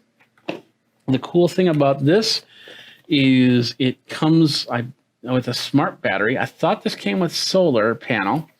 I might be wrong, but it is meant for connecting up on your wireless, and of course, setting it outside. So it's got AI ability, so it can detect faces and packages. So you can get notified when a package shows up or a person shows up, or any activity. So if you can set this up, so if they show a guy jumping the fence on the picture here. So if you see guys jumping the fence, then you can definitely get notified that something is weird happening. So, all right, here we go. This is the Solium Smart Battery Camera. And it says, don't forget to claim your free gift. You visit the website to claim your free gift by typing gift, or you can email their support. Awesome. So, okay, perfect. Now, this starts with the instruction manual at the top, which is where you need it to be. So it's got all the instructions on how to plug it in and hook it up and go from there. Little thank you card. Oh, that's pretty cool. I'll set this down. In the thank you card, these are the gifts that you'll get: a 32 gigabyte memory card and an extension cable. So that's not too bad. If you need a card for this camera, then that might be the perfect answer. And of course, they want you to write a product review. So, well, we do that, but not that way. So, all right, little card that says thank you and your warranty right there. A little sticker. Okay, this is the sticker. This is the guide sticker if you're drilling holes. So you can stick it on the surface, drill your holes, take that off, and then, of course, mount your camera. 2-year maintenance and 24/7 online support, one-on-one. Yeah, so that's that. Let's go ahead and get to the camera here. All right, here we go. This is the Solium camera. Nice little plastic bag. Let's pull that out. There we are. So what do we got in here? If you've ever used an Arlo, this is a little bit bigger than that type of camera, but it definitely has some heft to it. This must be the sensor, and it's got some film on it. So let's pull the film out. Ooh, a nice blue film. Look at that. It's like a LUT. If you don't know what a LUT is, that's okay. So what we got here is the camera right here, and it looks like maybe a light or something like that on top. Not sure yet. And this has got to be some sort of sensor here. And that must be the micro. There's a little dot right there, so that must be the microphone for audio. On the bottom here, we got something. I'm not sure what this is. Assuming it's rubber, so it might be pullable. Yep. Okay, here we go. On the bottom here is where you plug in your USB and your SD card. And then when it's outside, you want to have that sealed up, so that's why that little rubber grommet is there. Up on top, looks like we have a button to connect to the device. And on the back here, there's another rubber grommet. You take that off, and it exposes the camera mount. So if you don't use the camera mount, you can put this rubber grommet back on. That's pretty interesting. Next up, we've got, looks like the mount itself.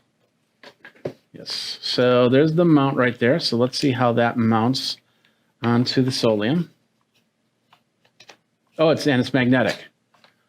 You see that? So it'll just snap right in there. That's pretty cool.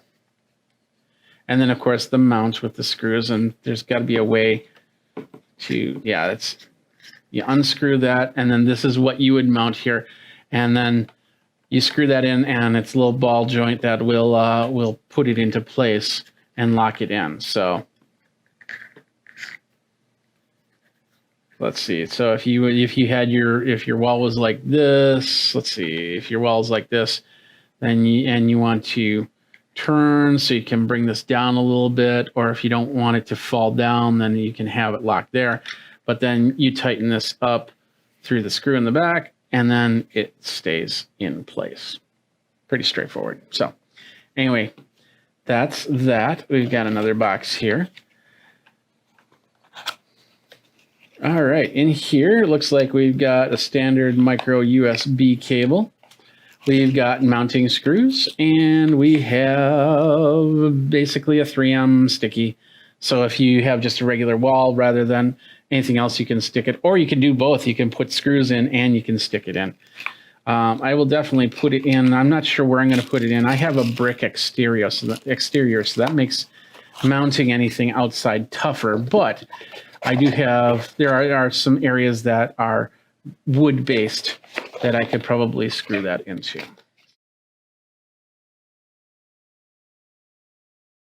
So last week I started talking with my friends over at Creative Labs, and I said, hey, we haven't talked in a while. What do you guys got? And of course, I saw them at CES, and they said, wow, we got some new audio stuff, including this thing right here. This is the Sound Blaster X3. Now, at first, I thought I was getting, it's a high-res 7.1 Super X5 USB amplifier. And at first I thought I was going to get a whole system with speakers and everything like that, but that's not the case here. This actually allows you to bring your own speakers from what's in here. So I want to, let's see how this all works and how we do this. And of course, they're also saying, hey, get the Creative Labs Sound Blaster speaker system. We got that there, but this one allows you to hook up to that and be the central control. So basically I'd set it on my desk and then my speakers all around me for the audio. So let's go ahead and unbox this one right here. Right, so let's do that. Let's open this one up. I wonder why that froze. Maybe we'll take a second after this one to look at that. So anyway, that's the Sound Blaster module right there. Fairly straightforward. It is the acoustic engine with high quality headphone amplifier, built-in Super X5 processor, and you can customize your own modes. So I believe, let's take the film off first here. Not drop it. So film there, bring that up, open that up, there we go. And we'll take the film out there, there we go. So that's the unit right here. What do we got inside? Let's take a look at this. So on the front end, we'll zoom in just a little bit so you can see what's going on. So right here is looks like a microphone input. It is 3.5 millimeter, so you might have to get an adapter if you have a different type of microphone. It does not do USB in microphone as far as I can see. But anyway, we've got the headphone out. So if you don't want to go through the speakers, you can go through the headphones. On the top here, we have it looks like a volume dial. It is a pressable dial, so it means something here. We've got this must mute the microphone audio. Oh no, it says audio balance. Okay. So I think if you press this and you turn the dial, it will, it'll change in this case, it'll change the balance. Direct to mode, if you press this one, and then line out HP for this button right here called SXFI, which is their Super X5 processor right there. Nothing on the sides there, both sides, but on the back we have a line out the front, the side, the rear, the sub, and a line in. So if you're bringing in another device, you can do that. We have the optical out right here. And then it's a USB-C, I believe it's just C. It doesn't show Thunderbolts, so it's just USB-C, but you don't need Thunderbolt for audio. That would be pretty much overkill, I think. But anyway, so that's what you have. So you take all your speakers and you'll put it in here. The sub, we got the front, the side, and the rear. So front speakers, they have to be a dual speaker front and a dual speaker rear, and then the side. And you probably, I would guess that you could use it if you only have the front speakers. You could probably use this without rear speakers at all. So let's move on. Let's see what else is in the box here. So we'll take this out first. We'll show you all the manuals. So we have the manual, which is very interesting because it's one of these complete fold out type things. I'd rather have it in a booklet than just a single sheet like this, because this can get kind of confusing. But anyway, let's see. Yeah, it's showing the front view, volume control knob, the microphone control, everything, Super X5 button, like I said, headphone jack, and then, yeah, everything exactly as I said there. And you can get a 5.1 analog speaker system and a 7.1 analog speaker system to use with this. Also in here we have the worldwide warranty. If you need to worldwide worry about that, let's focus that in. That's not focusing in. Mine isn't that focusing in. Let's do this. Hold on a second.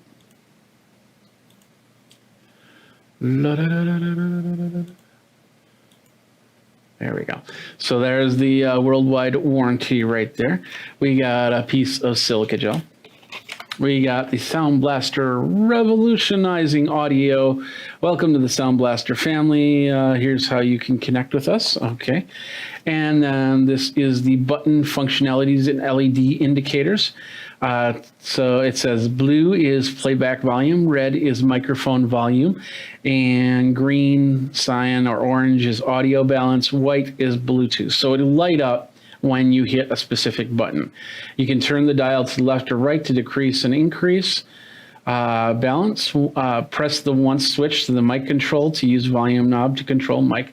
And then LED on is microphones on. Red is mic input monitoring level on. Green is audio balance on. So they have different, and there's a lot more on the back, so you can read through that. And then finally, read me first, which is weird that it's on the bottom of the box. But anyway, read me first. They have, it looks like the apps that you can download for the SXFI app, which I'm guessing that it will allow to connect up to the Sound Blaster, so you can use your phone as a, and this might have Bluetooth in it. I didn't see any Bluetooth information.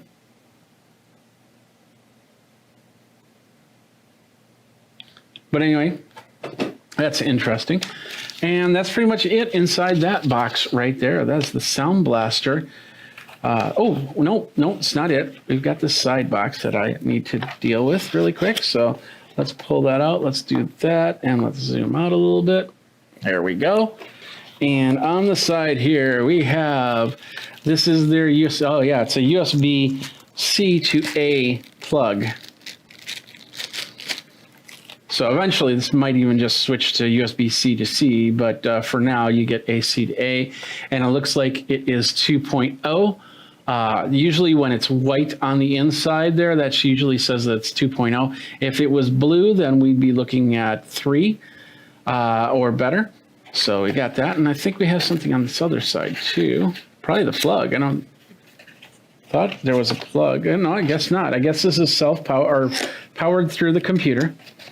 So nothing there, nothing there.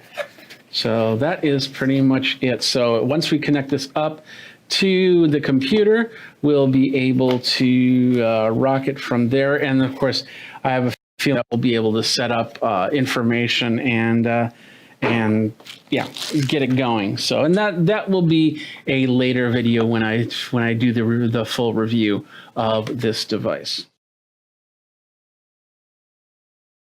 There we are right here. That's the T1X TWS. And what it is a set of earbuds. Wireless earbuds that is using 1/4-inch dynamic driver. It is Bluetooth, of course. I'm not sure if it's 4 or 5. 24 hours of music, 36 hours of talk time, high sensitivity and easy modes, battery EQ levels and QTA. Yeah, that's pretty much all it says here. So feel. So that's F-I-I-L. Feel. Can you feel these? So that's pretty cool. Let's check this out. Here it is right here. And I might need to get something to open. There's no... Let me open it. We'll film. Da, da, da, da, da, da, da, da, da, da, da. There we go. All right, perfect. Throw that away. And there we are. We have the feel. Let's get it in focus here. There we go. So this is the feel. Let's see how we open this. It looks like it wants to open that way, but I don't know. Is it on top?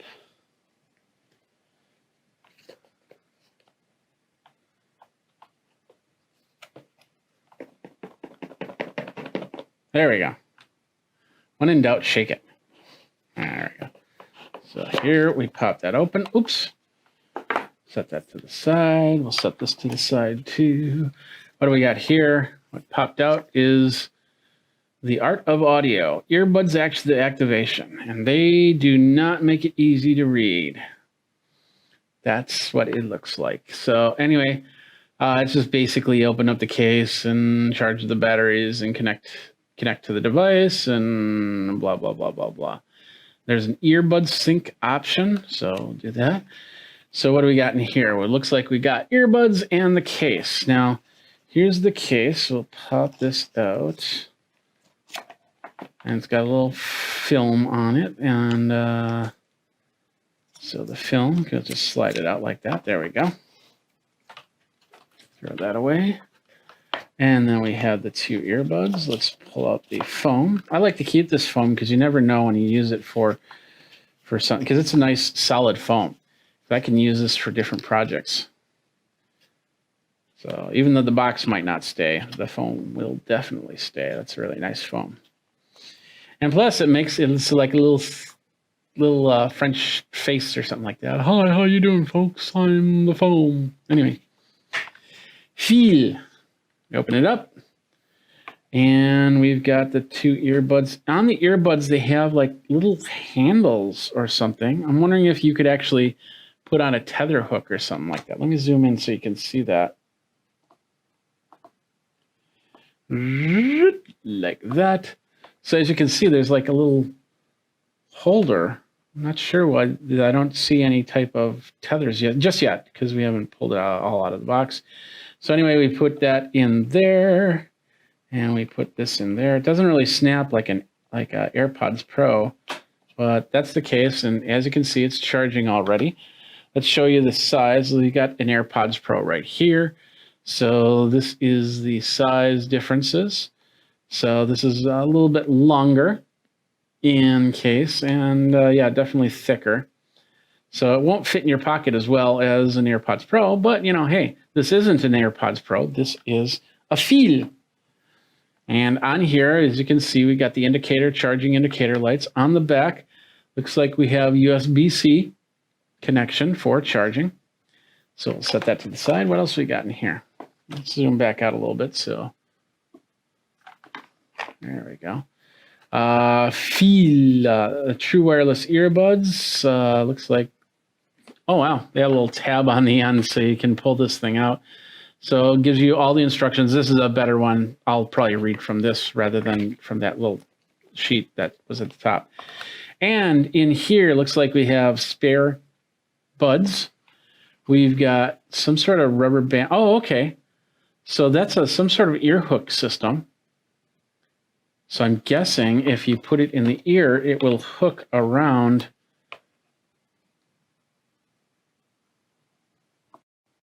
There it is right here. Yeah, it hooks up there, and it's trying to pair up. And do that again. So yeah, that's some sort of tab that'll help keep this in the ear. So that's pretty interesting. I don't know how well it does. We'll have to play with that and go from there. It does make the case a little bit harder to close the case easily, but it does close, and of course it's charging, as you can see here.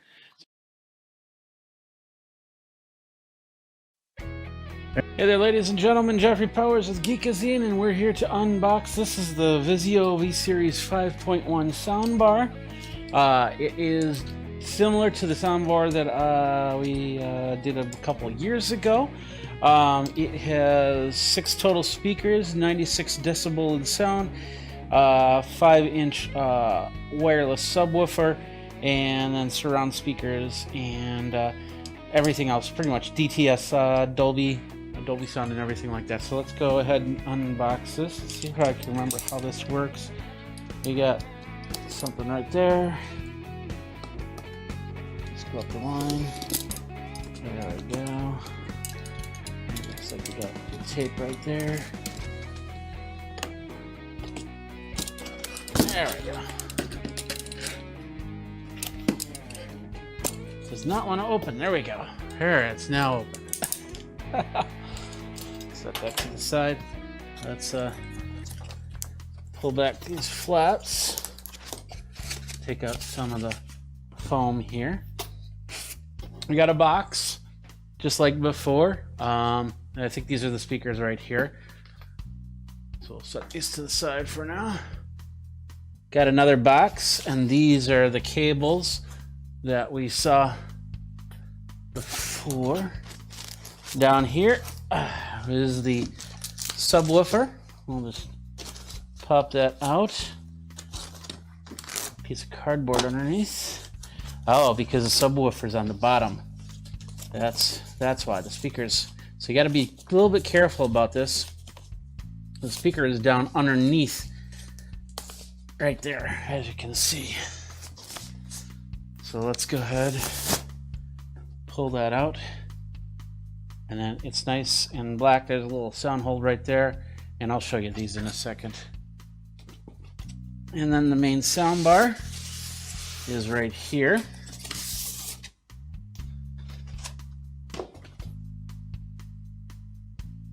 So let's get this up on the table and take a look at everything. All right, so we got everything here on the table. Let's take a look at what we got. First of all, we're going to take a look at this subwoofer.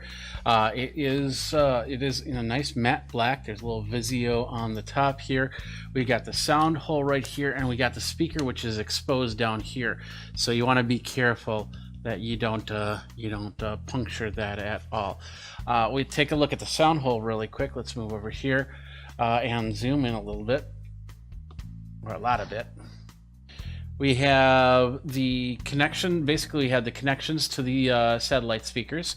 We have the power button and connect button. No, I guess there's no connect button this time. Just a power button. The previous model had a connect button, but it doesn't look like it. And then the AC in, so just a standard cord right there. I don't see any other buttons or anything like that on this unit. It's nice, flat black.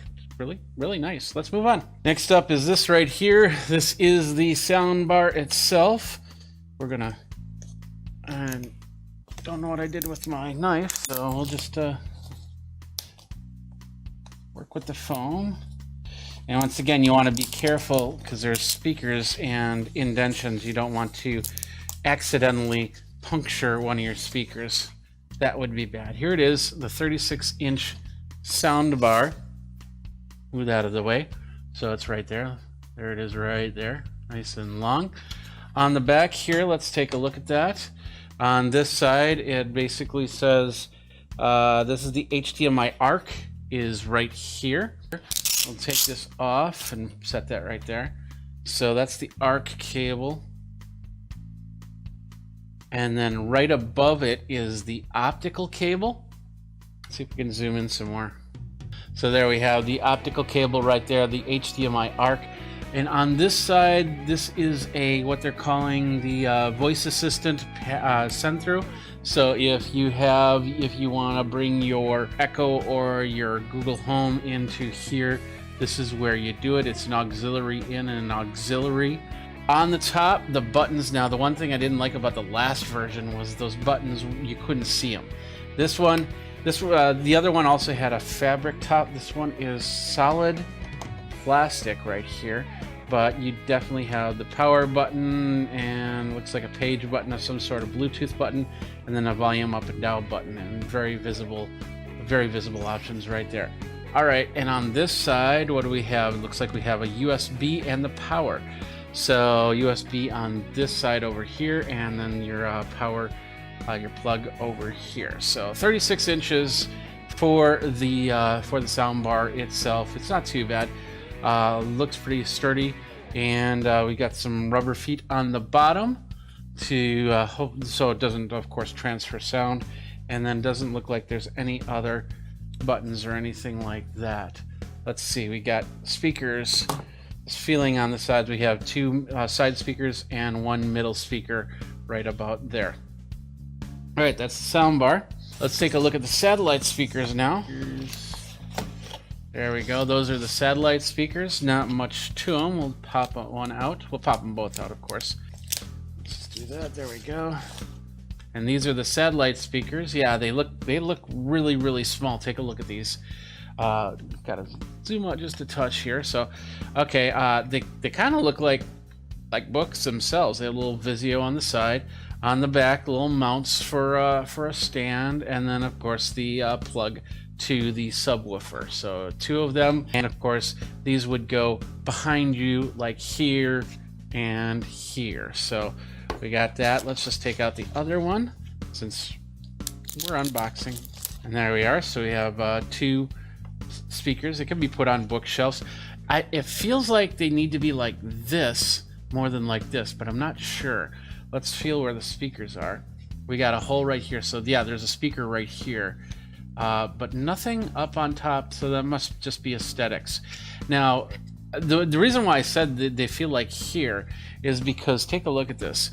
The feet are right here, so I'm assuming if they're set on a table, they're set like that, like so. Let me move that out of the way. There we go. So they're set on the table like so, rather than on the sides like I'd expect them to be. So they would probably go like this. And if you have them on a stand, I'm not sure just yet if they will go on the stand in a vertical or horizontal motion. But I'll have to look for, there's probably instructions in this big box. So let's go ahead and move these out of the way. And then finally get into the cable box here. More tape. There we are. Let's open up the box. And as you can see, there are cables galore in here, including the 2 power adapter cables, which are right here and right here. Power adapters for power cables for the bar and for the subwoofer. We have the satellite speaker cables. They're probably about 25 feet, but I'll check the instructions to double check on that. Up on top here, we have a simple phone jack, or not phone jack, but stereo jack, TRRS stereo jack. Let's zoom in right here, zoom it in, there, yeah. So basically a stereo jack to stereo jack, which is so you can plug in a phone or another device.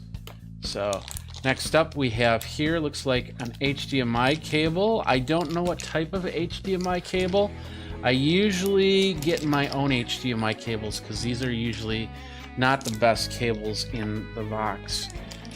It looks like we have, okay, mounting brackets, and I'm guessing these are for the satellite speakers right here. So we got that. Okay, yeah. So these are for the sound bar right here. So some metal brackets, so you can actually set them up on a wall. Possibly, yeah. And so I would guess that these would go in, this side would go on the wall, and then the speakers would set up here, which is interesting. And then, of course, a couple, or maybe it's the other way. I don't know. I'll have to check. I probably won't use these because I probably don't have any place to mount them to. The remote is supposed to be different than the previous model. Let's just open this up and take a look at this remote really quick. It looks like it's AAA battery. AAA battery. I don't know why they don't make remotes with batteries that you can just plug in and charge for about an hour or two and then unplug it. USB. You know, why give me AAA batteries for that? It just doesn't make sense. So anyway, there's the remote. We got the input. It looks a little different from the last version, but pretty much the same functionality. We got the input, we got the Bluetooth, we got the power, and then the volume up, volume down setup in effect. And I'm guessing that the SmartCast app will definitely also be used on that. So this will go into the remote drawer when I absolutely need it. We have a couple AAA batteries, which is always cool, but once again, I just don't understand why they don't make a rechargeable battery system for this. Optical cable, we've got just a regular, this is a TRRS to RCA jack cable. So if you've got, I don't know if you got older phones or if you've got a stereo or something like that you're plugging into, you got that option. And then, did I miss any cables? Doesn't look like it. We have a little foam on the bottom. Yeah, that's foam. Nothing in there, nothing in there, nothing in there, nothing in there. Okay, perfect. Let's get this out of the way. And then up on top, we have the instructions. Let's take a look at these instructions so you can see what I see. There's two things in here. Oh, this one looks like a wall mount guide. If you decide to wall mount. So those brackets are not for the satellite speakers. I think those brackets are actually for the soundbar. Let's double check. So there should be a couple of holes on the soundbar. Yes, there are. I thought those were screw holes for, you know, if you ever tried to take it apart. But no, there's a hole. There's a mounting hole right here and a mounting hole right there. So you can you put those on a mount. You can put this onto a wall, onto a back wall like so. So that's pretty cool. If you have your TV mounted up on the wall. So gotta save that. Let's put that in over there. Now let's take a look at these instructions really quick. So we all have seen the instructions at least once. This is how it looks. So as you can see in here, now I'm seeing this. Yes, these are lying horizontally as opposed to vertically. The previous versions, they were always vertical. So that's something new. Safety instructions. Everything that we should have had: the soundbar, the subwoofer, the surround speakers or satellite speakers, remote control with 2 AAA batteries, HDMI cable, power cables. There were supposed to be some cable ties. I think I saw them, but I discounted them as foam inside there. So wall mount brackets for the soundbar. Okay, and then okay, yeah, that was this thing. Let's see, there they are. These are the mount brackets for the satellite speakers if you wanted to mount them up onto your wall. So I'm not sure how that works. That's got an interesting thing, and I don't see extra parts to that bracket. We'll have to take a look at that really quick and go from there. And of course the user manual. So power port, USB in, just like we said, and then of course the HDMI ARC. What's interesting is they don't have, I think it's just one, yeah, it's one HDMI. I thought the previous version had 2 HDMIs in there, one for the ARC and one for the regular, but they don't have that. Auxiliary in and auxiliary VA is the bottom part for analog audio in, and well, they're both for analog audio in, but I'm guessing this is the VA is where you would put in your virtual assistant or personal assistant there.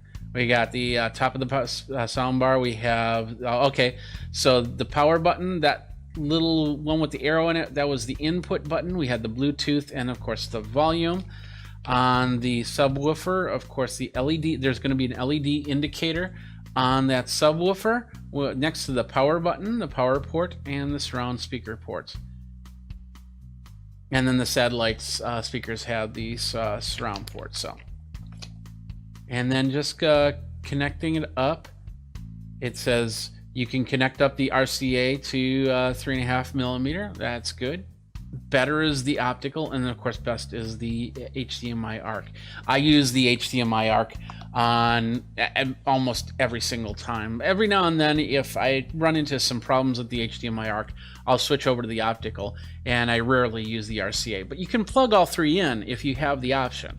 It's not going to degrade the sound at all.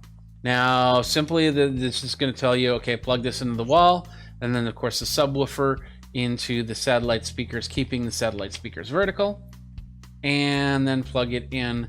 Put in your batteries into your remote, And okay, we got the remote here. It's got the, as you can see, it's got the display, the input, the power, everything like that. Let's see what else they're suggesting here. For best surround experience, position the soundbar, subwoofer, and surround sound speakers as shown. So they're saying put it on at a table, and then this subwoofer. This is basically what I've got back on in the living room, but I have the surround speakers on the satellite stands, special stands that are all by themselves.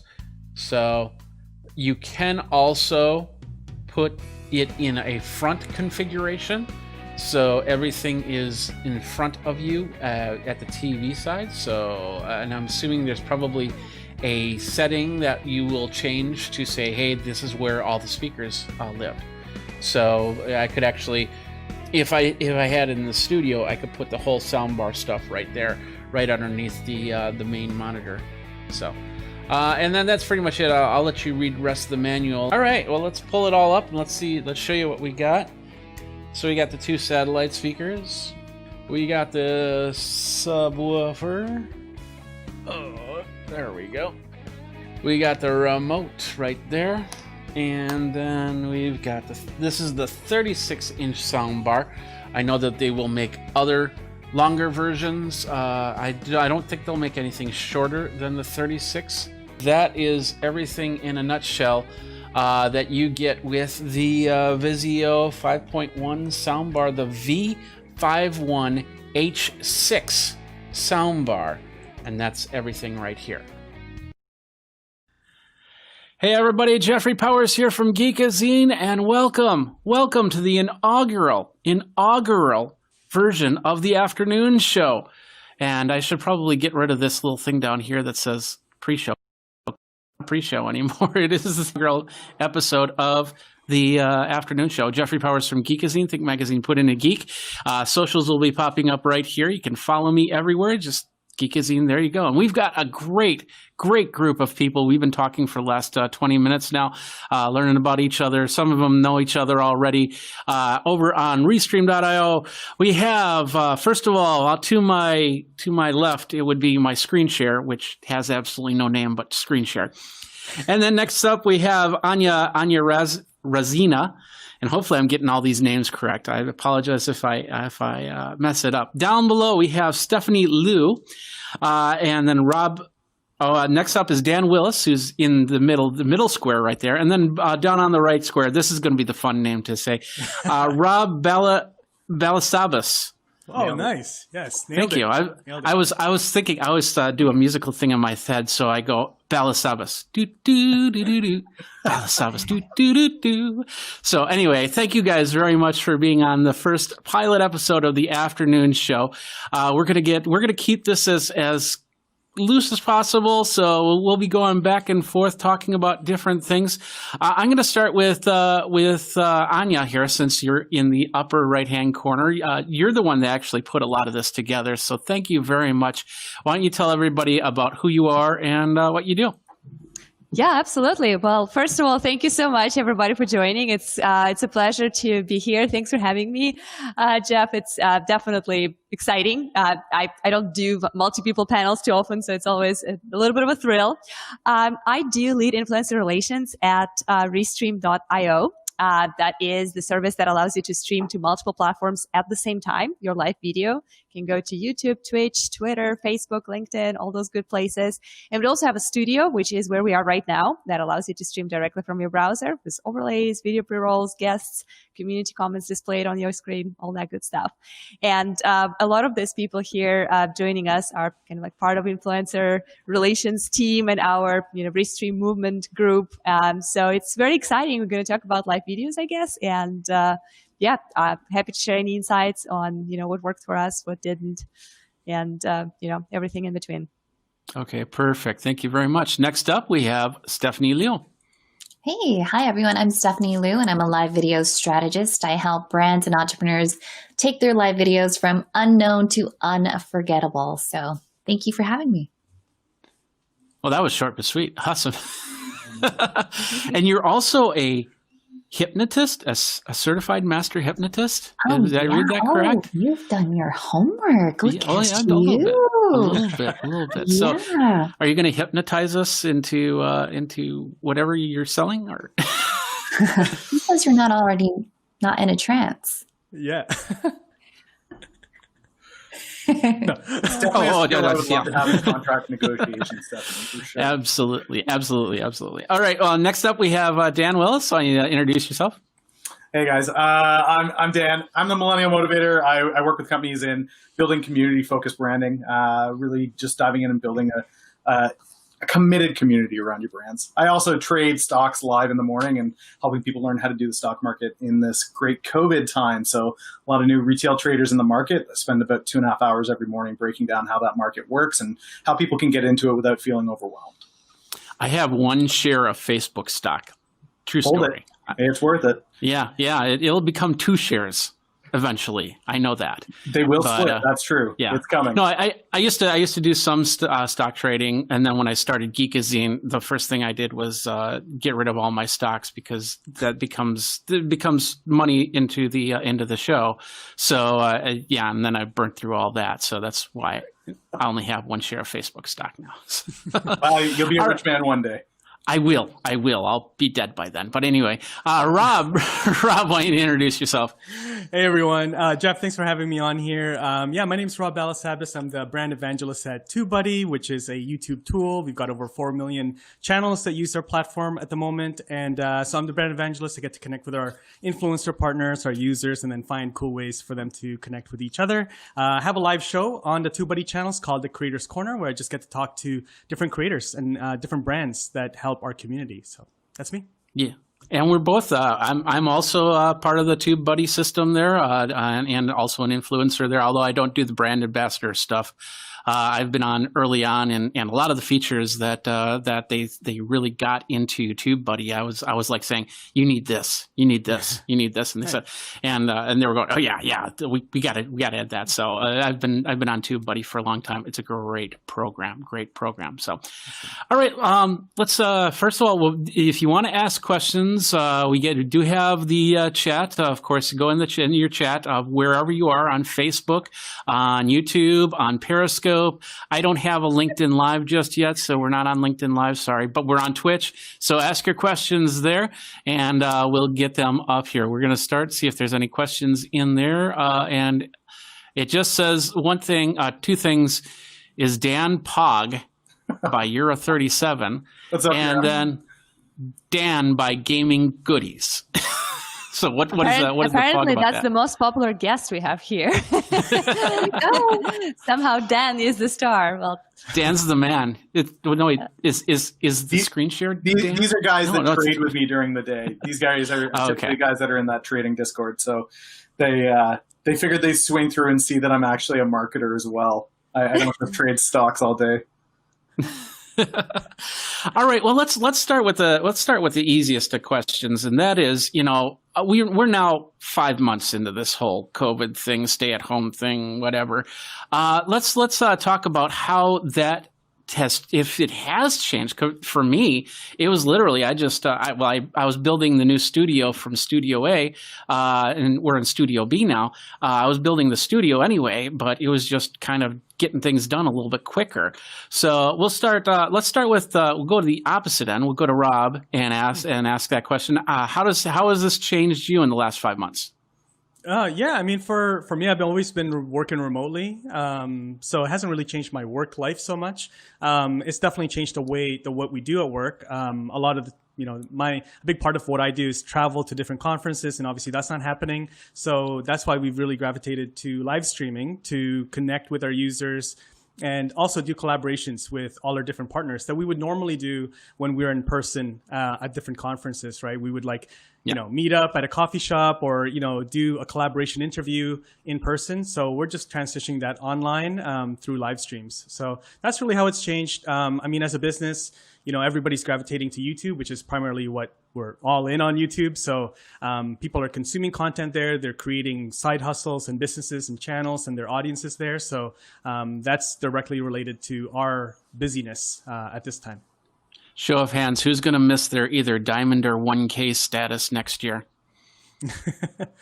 Nobody? No? Nobody? Does it? Who else travels for their job? Okay, Stephanie.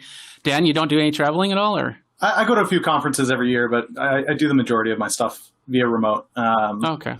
Yeah, so I love going to conferences, don't get me wrong, but my travel points are the least of my worries. Okay. So tell us how this has changed for you in the last 5 months then. I mean, it's been great. One of the things that I've noticed with live is that kind of expectation that you need to have this really polished live performance. That's right out the window. I start my stream at 4:30 in the morning, so polish is right out the door. I wake up with the bags and I'm still kind of getting alert, and people just accept it. They're fine with it, and it's kind of fun that way, where it's more just about the content and relating with the community, and then all kinds of new opportunities as well. I really wanted to get to South Africa last year to speak at an event, and just the travel didn't work out. There was complications with flights and stuff. And this year they're running it completely online. So I'm going to be able to engage that audience in South Africa in September, largely due to COVID being what it is. So I guess I'm thankful for it. That comes across kind of weird, but really exciting new opportunities at the very least. So you then have to say buy a donkey. And for those of you who don't know, buy a donkey is Afrikaans for thank you. Oh, okay. That's good to know. Yeah, it was the easiest word to learn. I have a friend who is from Cape Town, and he taught me that. You know, that it's just one of those things that sticks in your head. It's Afrikaans. Okay, cool. Yeah, absolutely.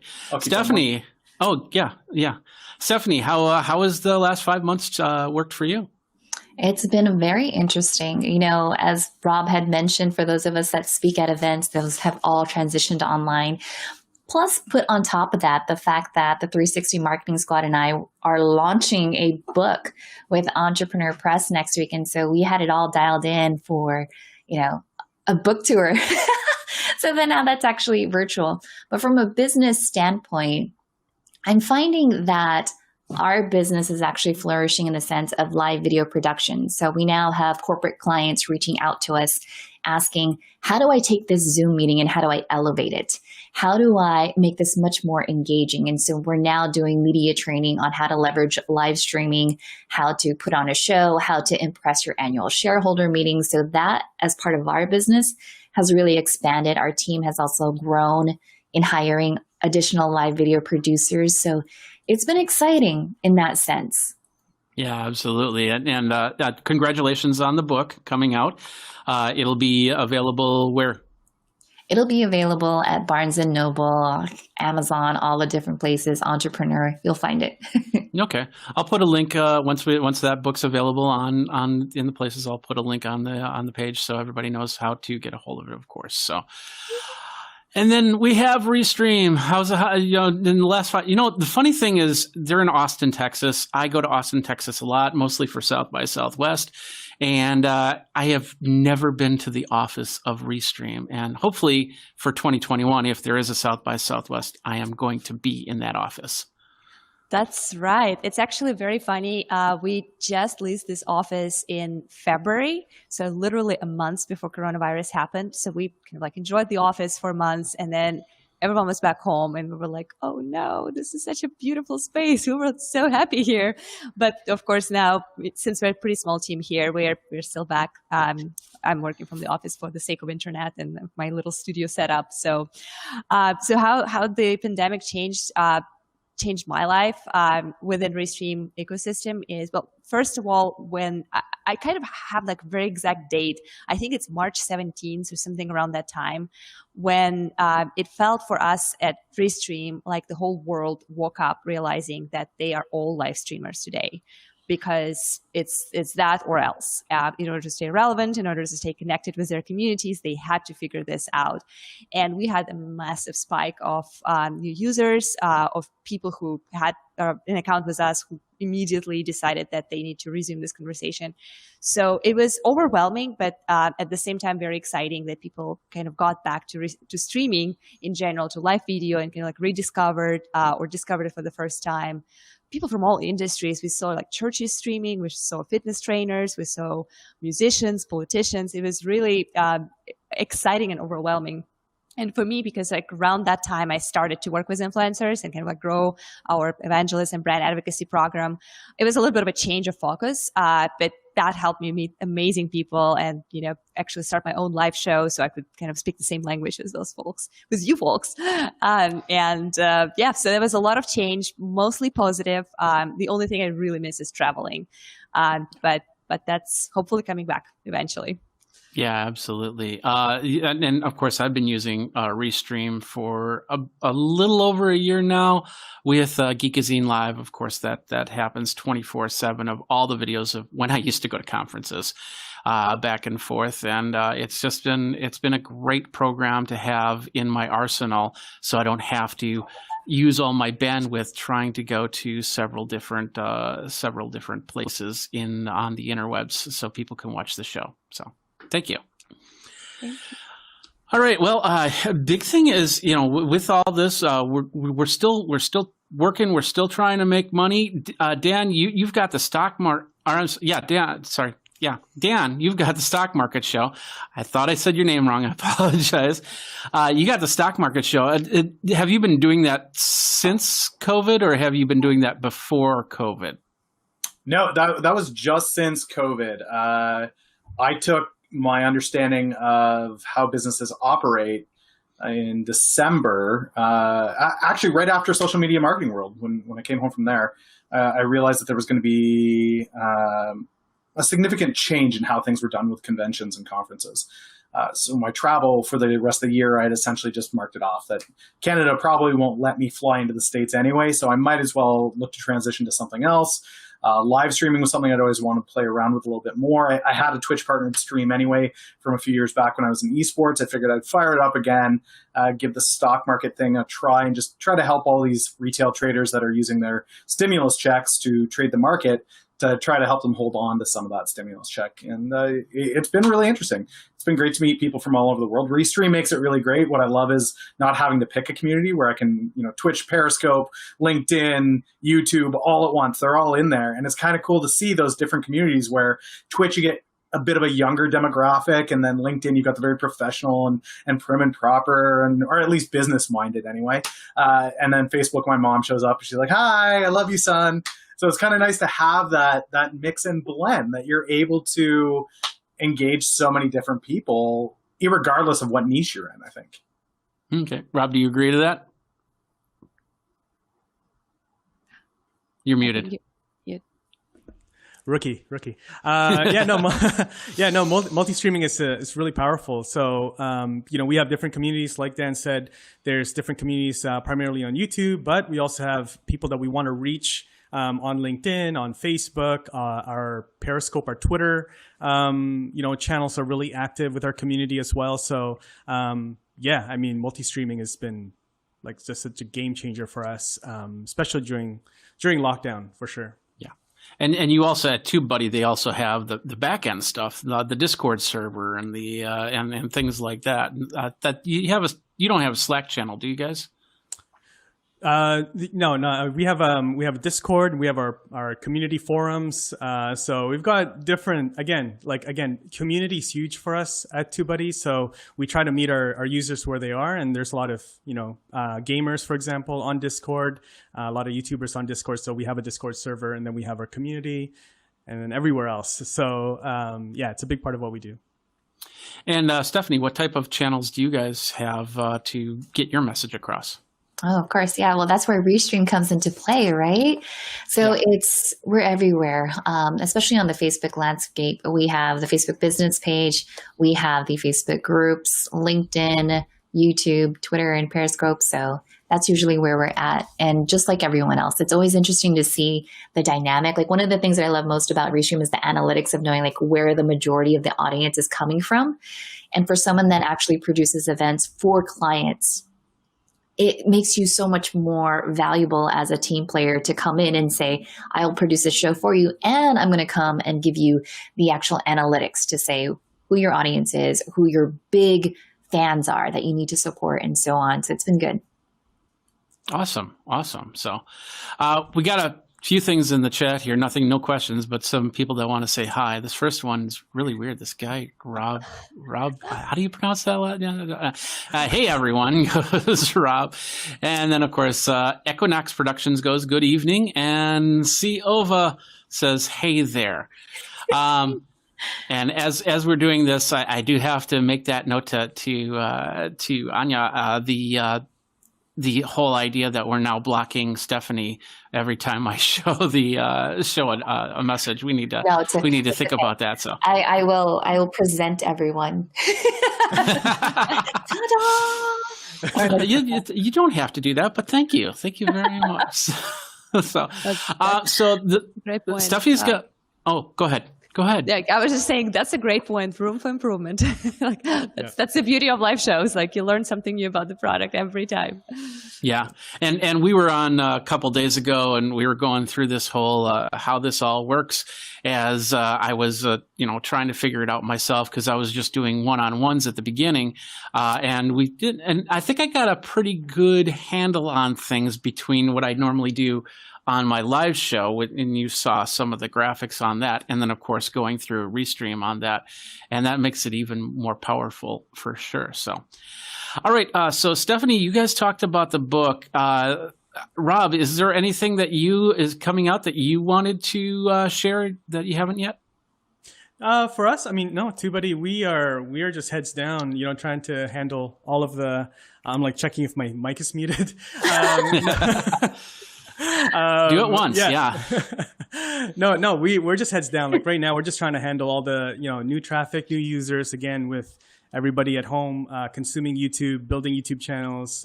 We're just directly related to that busyness. So yeah, nothing super exciting to announce or plug or anything like that. But we're just heads down we're focusing on more educational content. That's really what we're creating. You'll probably notice that on our channels, on our live streams. We're bringing on experts to really talk more about YouTube strategies rather than like specifically TubeBuddy more. So we're just trying to help new YouTubers really understand how the platform works. And then TubeBuddy will come in as a solution to make that easier. But that's down the road. Yeah, absolutely. That I've seen a lot of videos and just amazing stuff. And I of course I do some stuff myself, not on TubeBuddy. Maybe down the line we'll see how that works. But definitely learning a lot from the TubeBuddy sides. How about yourself, Dan? Anything to announce on the show, like super secret? September is the South Africa Innovation Summit, and this is the first time that they've actually been able to just really focus globally. Normally, they've been really inhibited with having largely African speakers and people directly from that continent. But with them going online, they're trying to pull in, instead of a massive amount of speakers, they're narrowing that group to about 8 to 10 speakers that are experts from all over the world. So it's actually really exciting to engage that continent, which is just got a bit of a different vibe as far as how they do digital marketing and social, but it's giving it a real global feel to it. So I'm pretty excited for it. I'm excited to not only speak to that continent, but also to kind of see how the North American concepts of digital marketing and social media pair well with what's going on there and how they're growing and using the tools in new and innovative ways. I've already had some pretty cool conversations where people are like, oh, this is how we would do it. It's like, oh, I never even thought of that. That is so cool that you could possibly do that. So yeah, there's a lot of amazing things that are coming with that. I've never been able to attend it myself, so I've got kind of that butterfly in the stomach. Ooh, first time at a conference thing going on, which is always kind of fun. But yeah. Absolutely. And I know you already pushed promoted the book, but anything else you want to talk about with that book there, Stephanie? Oh man. There's so much that's happening. You guys, I know you guys are all on LinkedIn too. I'm working on a LinkedIn learning course about live streaming. So Anya and I have had some conversations to talk about like, ooh, what should we drop? What should we mention? So it's really fun to realize that a lot of people are embracing live streaming. Like next week, I'm speaking at an event called the Quietly Successful Summit, and it's for introverts, which I love because introverts feel like they have to change their personality in order to be on camera, when really it's like, you just embrace your personality, be yourself. And just once you grasp the tools, the different platforms and what they have to offer, you're welcome to the live streaming community. Yeah, absolutely. Yes. Absolutely. Anya, let's talk about a restream, and because I just opened this up today, and I'm looking at the interface, and I noticed that there's 2 buttons now, as opposed to 1 button, which does this resize to full screen for you. And I'm not sure how those buttons work. How, do you know anything about that? Do you mean the buttons on when you share your screen, like 2 different things that you can do?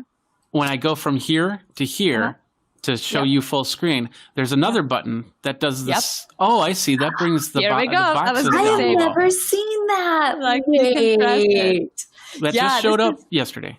Yeah, this is new. This is one of the updates, and this is kind of how we operate right now. And just in general, this is kind of like Restream way. We are a lean startup, lean approach company. We do multiple iterations. We constantly push new features, test them with our beloved influencers, first of all, because they are just the gold mine of great feedback, interesting ideas, feature requests. So we have like a whole Slack channel just for them, so they could share their questions, concerns, and thoughts of what would be better.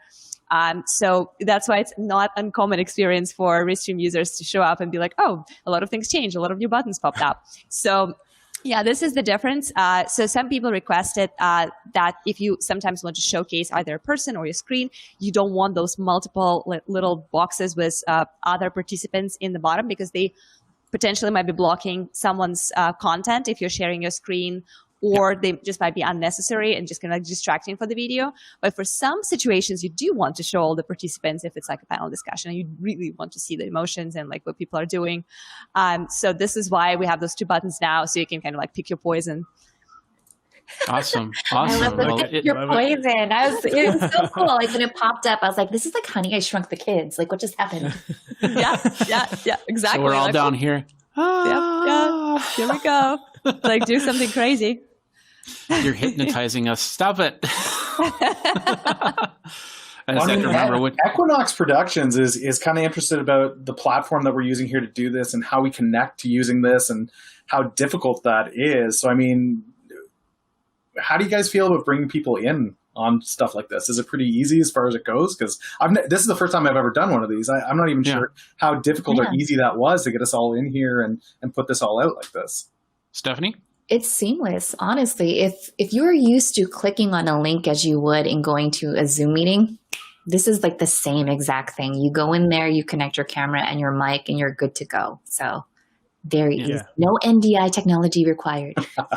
Rob? That's a good question. Yeah, you don't need the NDI technology. You just give your guest a link, and then they just click on it on their browser, and they show up on your dashboard. So as the host, it's pretty intuitive. Like you got to, obviously take a bit of time just to get yourself familiar with it. But once you kind of see how everything works a couple times, then it's pretty seamless. And you look like a pro to your audience really fast. Yeah. Instant pro level live streaming. One thing that I noticed, I don't know if you guys saw this, because when Rob was like, oh, rookie mistake.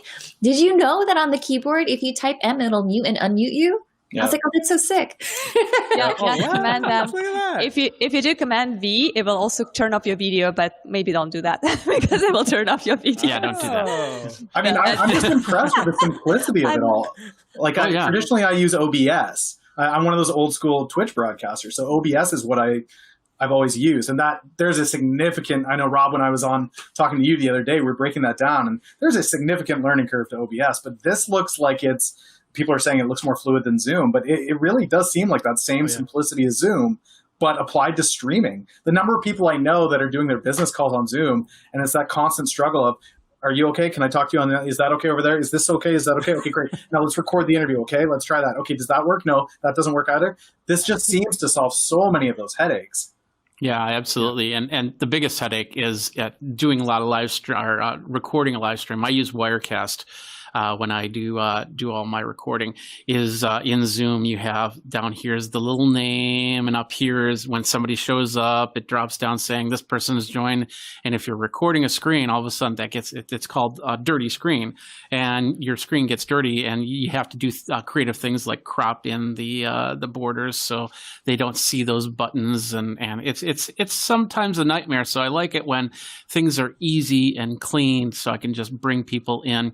NDI being one of those things. I know we're going to get to the questions here in a second here, but NDI being a great program for that. So we'll start with the first question here. And that was from Equinox. He goes, "What platform are you using to produce this show?" Everybody, 3, 2, 1. Restream. There we go. All right. Second question, also from Equinox. How do your presenters connect to the show? Well, Anya, do you want to explain how that works?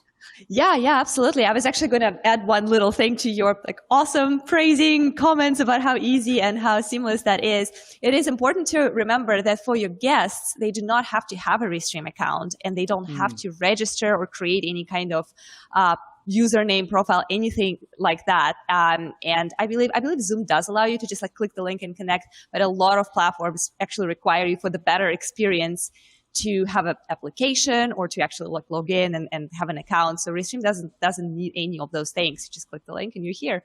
As a host, you can copy your link and share it whichever way you want. You can put it in your calendar invite because the link is static. So it basically will remain for all of your live streams until you choose to refresh it. You can post it on social media. Even in your chat, I've seen some crazy shows when people just throw the guest link in the chat and just pull the community in, so they actually pop up as a video box. I would say brave, very brave. I don't do it on my show. I'm okay, I trust my guest is not going to do anything crazy. So, but it's an option if that's what you want to do, to kind of take that interactive and community inclusion piece to the completely, to the next level. And I ran the first time I did Zoom, I ran an open Zoom, and I made the mistake. I planned to do it this way. I wanted to see how it worked. I sent out a tweet saying this, and I didn't use the Zoom regular ID. I just created one and then said, "Hey, come to my Zoom room," and so I can test this out. And yeah, I had some very creative, to say the least, people in the show, and definitely never going to do that again. So let's go to the next question. And we did talk a little bit about this. Equinox goes, "Are you using any NDI technology?" Technically, with Restream, we don't have to use NDI technology. I am personally using NDI technology to get my video and audio to you guys. So Stephanie, do you use it at all, or? Any NDI technology? Yeah. So sometimes in other live streaming platforms, you could bring in a guest if there's NDI in there. One thing that I've been playing around with, and I was even looking at your graphics because it looked like it was Titler Pro. You are correct. Yes. Yes. Yeah. So Titler Pro, I would use the NDI, to bring that into the live streaming production of it. And it's been really fun. I love the fact that you could just have your graphics and just beam them over to the other computer and not have to bog down your machine. So when you enter the world of NDI, oh my gosh, it's like, there goes the rabbit hole. Yeah, absolutely. It can have its downfalls too. I'm on a daily call where these are high-end video and audio professionals, and they're not too into NDI because they run networks. They want to have wires going from one to a camera to the base, and of course they get paid to be able to have those types of streams that if they go down, they lose lots of money on that, and so they're staying away from NDI right now. But some of them are adopting it and taking those risks. How about you, Dan? Do you use NDI at all? No, I keep it simple. I just pull it on to OBS to Restream, and out I go. Yeah, what kind of capture card? Is it just single camera then, or? Yep, single camera. Like basic setup. And that's one of the things that I try to tell people when they're getting into the live streaming for the first time is it doesn't need to be that fancy when you're getting the ball rolling. It's great once you get a feel for it. I love what Stephanie does, and she blows my mind with what you got going on over there. But literally, for me, it's the simple checklist was make sure you've got natural lighting somewhere. So I always have a window near me, no matter what. Simple Logitech camera and the Blue Snowball mic, and that's it. And I just run with that. So for me, I try to keep it as simple as possible because I figure I'm less likely to screw it up if I keep it as simple as possible. I am not a tech guy, despite being in digital marketing and social media. I'm not a techie by any stretch of the imagination. So keeping it simple for me works pretty well, which makes something like this even more appealing to me because it's simple. It's so funny because whenever Dan brings up OBS, I'm like, oh, that was my first love, right? OBS Studio, I feel like was the IKEA of live streaming. And one of those things where it's like, are you really a live streamer if you've never panicked about like your audio sources and like where random sound effects are coming from? Yeah, just OBS, man. I have goosebumps. I'm like, oh yeah, I remember that.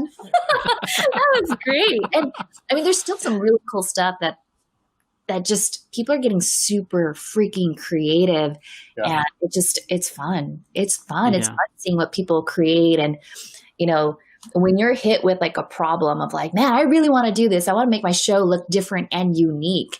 And when you use OBS, man, it's a canvas.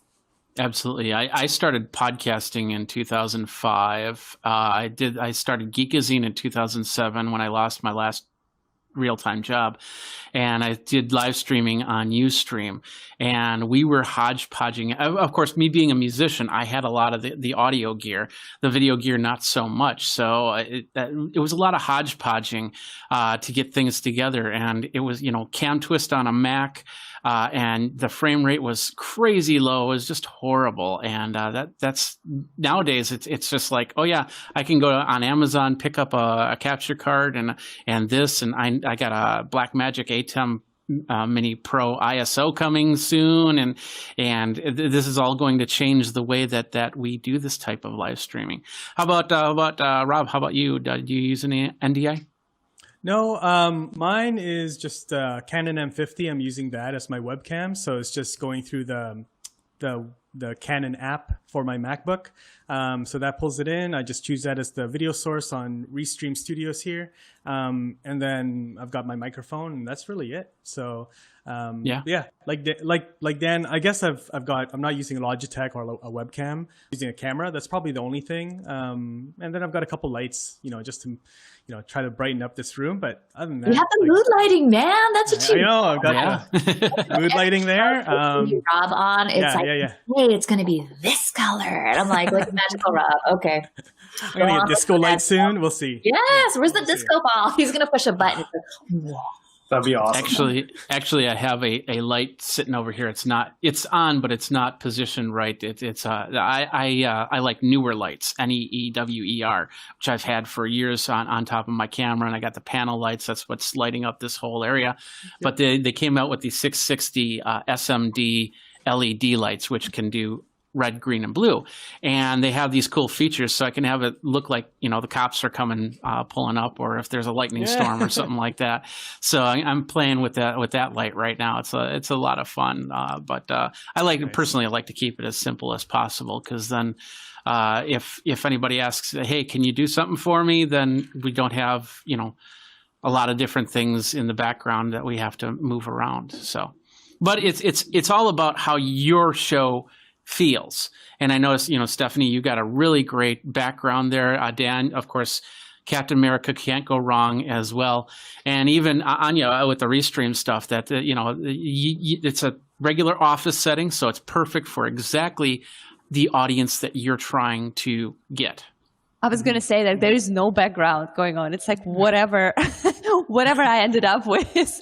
I occasionally open that window that's behind me, like next to the next desk. But the thing is that we're on the first floor, and there's a kind of like a pedestrian street right here. And sometimes like you see people walking by, and some of them are pretty interesting characters because it's Austin, right? Keep Austin weird. And I was like, yeah, this could be part of my show. This is definitely unique. And like, I'm not at the level of popularity where people would actually like show up and like start like, you know, crowd around and like, you know, make faces and like, you know, do something funny on the background. But one day. You'll get there. You know, it was funny because when you first introduced yourself, there was somebody standing at the window right behind you. I'm not surprised. That happens quite a bit. It's never orchestrated. It's always like, oh, Austin people just doing Austin things, you know. So, all right. Well, the next question, Equinox says he's a vMix specialist. Post that up. I'm a vMix specialist, so congratulations. vMix being another live streaming piece of software, works on the Windows side. It's a really nice program. I do have a copy myself. Gaming Goodies goes, it seems more fluid than Zoom. Do you guys agree on that? We'll start with I'm sorry. What? You're laughing there, Stephanie. No, I wanted to see like other different things I could do when you put the overlay. You know, you just being your best fan of what? I'll put this up. I'll put this. Oh no, that goes across the whole board. I've missed something. What software are you using for the meeting, please? Everybody, what are we doing? 3, 2, 1. What software are we using? 3, 2, 1. Oh, Restream. Restream. There we go. Yeah. Okay. So anyway, we'll go back to this question. Oh, looks almost like vMix call. Yeah. It definitely does. It definitely does. So, but yeah, to your point with fluidity, the Zoom calls that I have, especially if I'm trying to record interviews with people, I don't often record videos for myself, but I've been on enough of these Zoom call interviews lately, and it is a headache. It is. As much as people like to tout Zoom as well, Zoom is better than Skype. Yes, that's true. But I mean, that's not for me. That's not really setting the bar too high. Whereas this seems to just we didn't have any onboarding issues. When people showed up, they were here. We were able to talk right away. We could just get down to it. And that's the biggest headache for me is that initial 5 to 10 minutes using those other tools where it's just like, are you working? Yeah, I'm working. Are you working? Well, kind of. Hold on, let me try this. Okay, are we working better now? Yeah, okay. You spend 10, 15 minutes just calibrating, it seems. Whereas this was just, I clicked the link and we were here and everybody was smiling and happy and ready to go so long as our mic was turned on. Yeah, I totally agree. Oh, was that a dig on Rob or what? I see that. I heard you. You were gonna say something. Is that allowed? Yeah. No, I was gonna say like Zoom is a meeting platform. That's what it was built for. It wasn't built as a live streaming platform. That's a secondary like, oh, maybe we can make some money connecting Facebook and YouTube to it. But it's not like like pulling in comments, having different scenes and different displays and layouts. You just can't do that with Zoom, and you don't know which screen you're sharing and stuff like that. It's built for meetings, definitely not for live streams. So you were going to say something, Stephanie? Oh, I was going to say, did you guys know that there's now certifications that like a test that you could take to say like, I am Zoom certified to know how to turn on my camera and my mic. And then people have all these jokes on LinkedIn. They're like, this now needs to be a requirement where you know how to mute your mic and turn on your camera. And I was like, that's hilarious. Oh yeah, there's a ton of stuff. And who here has tried out the app? Mm-hmm. Oh, I did. Yeah. Yeah. Everybody's like, yeah. Yay or nay, really quick, Anya. Oh yeah, it's wonderful. I loved it. I felt like I'm inside the iPhone and I'm moving things. It's like clicking and just super intuitive, and I loved it. Yeah, absolutely. Stephanie? Oh gosh, I dissent. Okay. I mean, would it be fun if I was always agreeing with everyone? I think for a beginner, if you are new to everything, it's cool. It's fun to play around with. But if you're already super savvy with Restream and all the other stuff, then you would look at it and be like, okay, this was cute. All right, moving back on to what I already have. Yeah, and I used it too, and it's nice, but I am so over. Hey, here's my PowerPoint presentation that I'm going to show on screen, and I'm just going to read it word for word because I don't know how to memorize my PowerPoint presentations. Wait, that's not engaging? That's not engaging content? That's not how it's supposed to be done? It's not, but a lot of enterprise IT, they actually have to show, work paths and things like that. And yeah, they end up putting a lot of text on there and it gets really boring really fast. And when you're sitting there recording them going, and I liked, and you're watching it, you're literally watching them as they got on the screen. They're like doing this. And I'd like to thank everybody for coming to my show. It's like, dude, keep your eyes straight, keep them straight. So, Steph, this is where they need that LinkedIn Live course that you're doing. This is how we improve the IT world's presentations. It was so funny because we were doing a training yesterday, and yeah, like totally agree in the sense that like you could see if someone's reading, but I was like, but you know what? If you just put your transcript over to one side, right, then it's okay because it kind of feels like you're looking over at the chat, right? Because then that makes sense. And you could still glance back. That to me was like the hack was like, okay, you could look over it a little bit as if you were looking at the chat and then go back to it. But if it's like right there, it's like, come on. Mm-hmm. Yep. Were you going to say something, Rob, there? No, it's good. That's a good tip. Like I'll just split my screen. So I get all the guests for our live show to fill out a form, like a type form with all their information. So I'll make that half the screen and then Restream will be the other half in the intro. So that I'm like reading, trying to make and it just looks like I'm looking at the chat. So it doesn't look like I'm looking down here.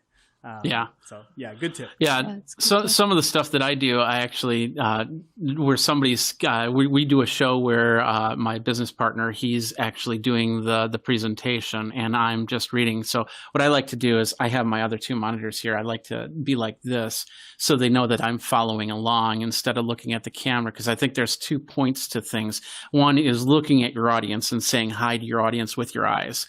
And the other one is to be in like a learning mode. And that's what I like to do is watch the screens, watch him present rather than watch the camera present. And I think that works. Does anybody disagree with that method? Yeah, I've got a 3-monitor setup, and I do something similar when I'm on the calls, where I'll put the video of the speaker on the other window, so I can make sure, well, depending on which side they're on, I make sure to move the camera to wherever it's going to be, and that kind of makes it a little bit easier, and it actually looks like you're having a dialogue where you're listening back and forth. Occasionally people see me look up, and that's where the stock tickers are, but otherwise it's like, okay. So you're not looking at Anya? I am. That's exactly who I was staring at. That beautiful office there. Anya is right where the stock markets are. This is he's all over. a pretty cool place. Where's the Restream stock at? Not public. Oh, we're not. Yeah, we're not public. So I'll look into it. Soon. You better. Yeah, I'd buy one share of that. So, all right, next question comes back. Equinox, he goes, how do you add the overlays in lower thirds? Anya, would you like to answer that question? Yeah, absolutely. So we do have overlays that you can design yourself. And it's basically an image with some transparent parts of that. So, for example, when I run my shows, I actually design overlays for my name and my guest name to show them specifically. Oh yeah, I can see the infinity screen already. So guess we're going to see a little bit of how they would look. So those are captions, but if you go to the graphics section, you will see overlays. And you see like you have some like of the default options, and this is designed to be on top, but you can design your own and you can put it anywhere you want. The only thing is, you're gonna kind of pick between overlays or captions. Otherwise, they kind of like will mess with each other. But yeah, you definitely can design whatever you want and add it the way you want, and you can like transition between them in the middle of the show. For that, this is kind of like a multitasking thing. If you are kind of like a one-person show who is the host, also the content driver, asking questions, delivering things, and also you manage the chat, then it kind of becomes overwhelming. But definitely overlays allow you to design your messaging and your branding in absolutely any way you want. And you also have logos that are separate on this, not this, end of the stream. Oh, my Geekazine logo on the corner there? Yep. Okay. And we talked about hotkeys coming soon, correct? Yes, a lot of requests for that. Hotkeys we already have those like funny ones for muting and turning off your video. And we are hoping to soon add some for changing layouts. So like you could do like spotlight thing or full screen change so now we're all in this horizontal mode, but there's also like a little like a selfie vertical mode that you could put people in. I don't know if I would. Oh, here we go. Oh, so like that actually looks better on a sixplex. I like that. Yeah. For 6 people, yeah. Like if it's 2 of you, it just turns this into like what I call a selfie mode, because it just like makes your face big and looks like you're just like trying to like selfie mode your camera.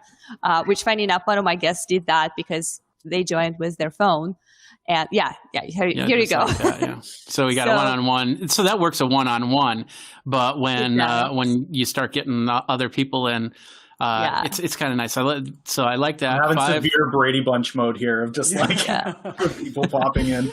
Okay, Dan gets to be the presenter now. Yeah, I'll present. There you go. Dana White. Yeah, we got no questions in the on the chat. And by the way, speaking of questions, these questions are all coming from YouTube, Facebook, Twitter, from Twitch. No LinkedIn Live yet. I'm hoping someday LinkedIn Live, but not yet. But whatever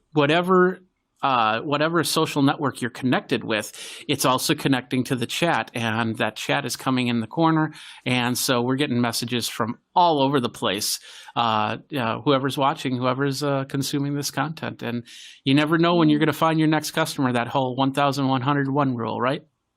I mean, that's one of my favorite features with Restream is having all those communities at once.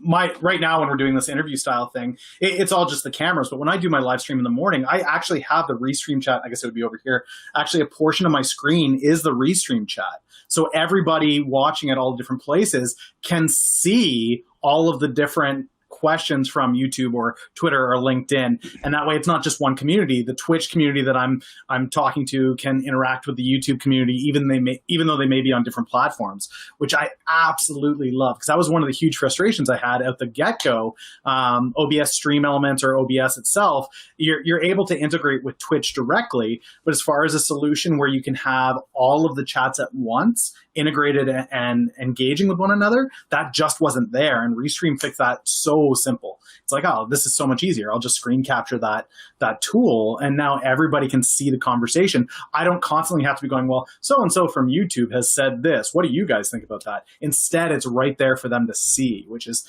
for me, I mean, I hate being the guy that repeats and does the Uhura thing from Star Trek, right? Like the ship says one thing and then you got to repeat it. And it's like, well, I mean, come on.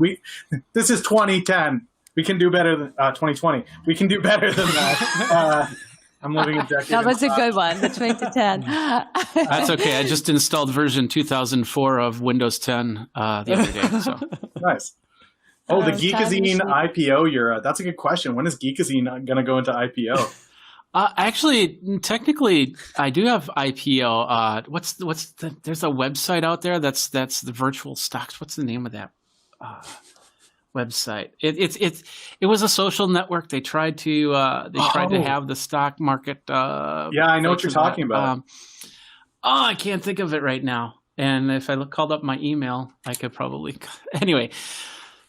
Doesn't matter. So yeah. So technically, I'm at like 1,500 shares last time I looked on my stock market area. So there you go. He's already IPO'd on the social media stock market. You can just grab your options on that. Long calls on Geekazine. I gotta find out. Is anybody else on this? I'm on it. I can't remember what it was. I thought it was a fun toy when it first came out, and I can't remember what it's called. That would be a cool thing on Patreon, where it's like you could have your viewers invest in you, and then if you reach a goal, then they get like a kickback for like. Yeah. Isn't there something like that already, where they can actually send you stocks? It's kind of like they can gift stocks to you. Yeah, you can gift stocks. I thought I saw Sid Graham Stephan on YouTube. He was like, that's like one of his revenue channels. People give him stocks. Yeah. Yep. Yeah, that's something you can do. You can actually buy gift cards that have stocks on them. So we've got a buddy in the stock trading community, a stock guy, on Twitch, and he just found out he's having a baby girl. And so a lot of people are putting together like a baby ETF, which is just a selection of a bunch of different stocks, and they're going to put it on a gift card and send it to him. And I thought, that's kind of a fun way to just be able to share and do that. But anyway, I know what you're talking about, where it was like a mix of social media and clout, right? Where it's it's cred. Yeah, there it is. Cred. This is it. Yeah. This empire.cred. Because he had clout and he had cred, and then this company bought cred, and now they're it's okay. So I'm sitting at what is it, 1,219 share price. So if you wanna buy stock in me, there you go. You have that option right there. I'm investing right now. All right. Next question is, can you control each participant's audio level? Yeah, I tell them turn up and turn down. Especially if you're like Stephanie, who can hypnotize people. You can tell them to do whatever. Great question. Actually, we are bringing in muting your guests, the mute and unmute function very soon.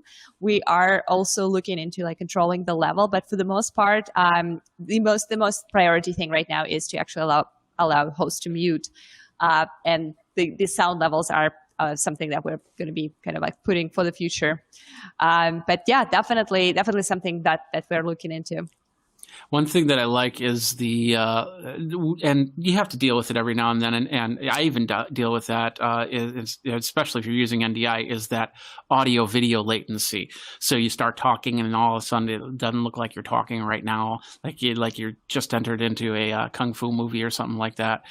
So I like we've got some great screens, and when I call it up, there's not much delay from person to person. So.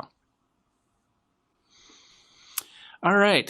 Don't have any more questions on the chat, so I'll give it to you, panel. We'll start with Stephanie. Stephanie, do you have anything that you want to ask Dan, Rob, or Anya? Oh. Or the whole group. If there was only one piece of live streaming gear that you could keep and everything else had to be basic, what would it be? Ooh. Rob?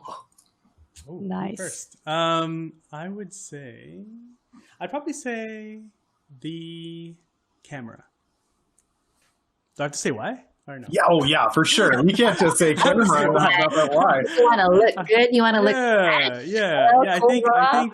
yeah, I mean, especially if you're live streaming, I think the visuals are important. Obviously, audio is too, but I think if I had just my MacBook, mic, my built-in mic, I think we could get by.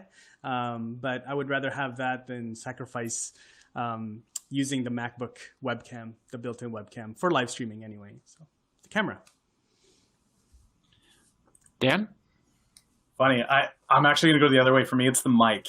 I find people are very forgiving about visual. If you go pixelated, it's not the sharpest quality. You don't like Captain America for whatever reason. Like, they'll forgive that if the camera's not great. But if your audio is garbage, nobody is sticking around to watch it. I don't want to watch it. They don't want to watch it. I completely understand where it's like that high screeching, awful, distorted mic sound. It drives me bonkers to watch people that go live with that. So for me, it would definitely have to be something, and you don't have to spend a lot of money. There are a lot of great mics out there that work really well. I know I mentioned Blue before, but Elky does some. Rode mics work really well. There's lots of great mics out there that are very cost effective, but having that quality mic for me, I think, is really important. Are you showing a mic there, Rob? Or Yeah, there's a little one, the little Joby yeah. one. I'm actually reviewing this. This is the Movo VSM5, and it's on a Blue Yeti Compass boom arm. But yeah, I have tons of microphones myself. Anya?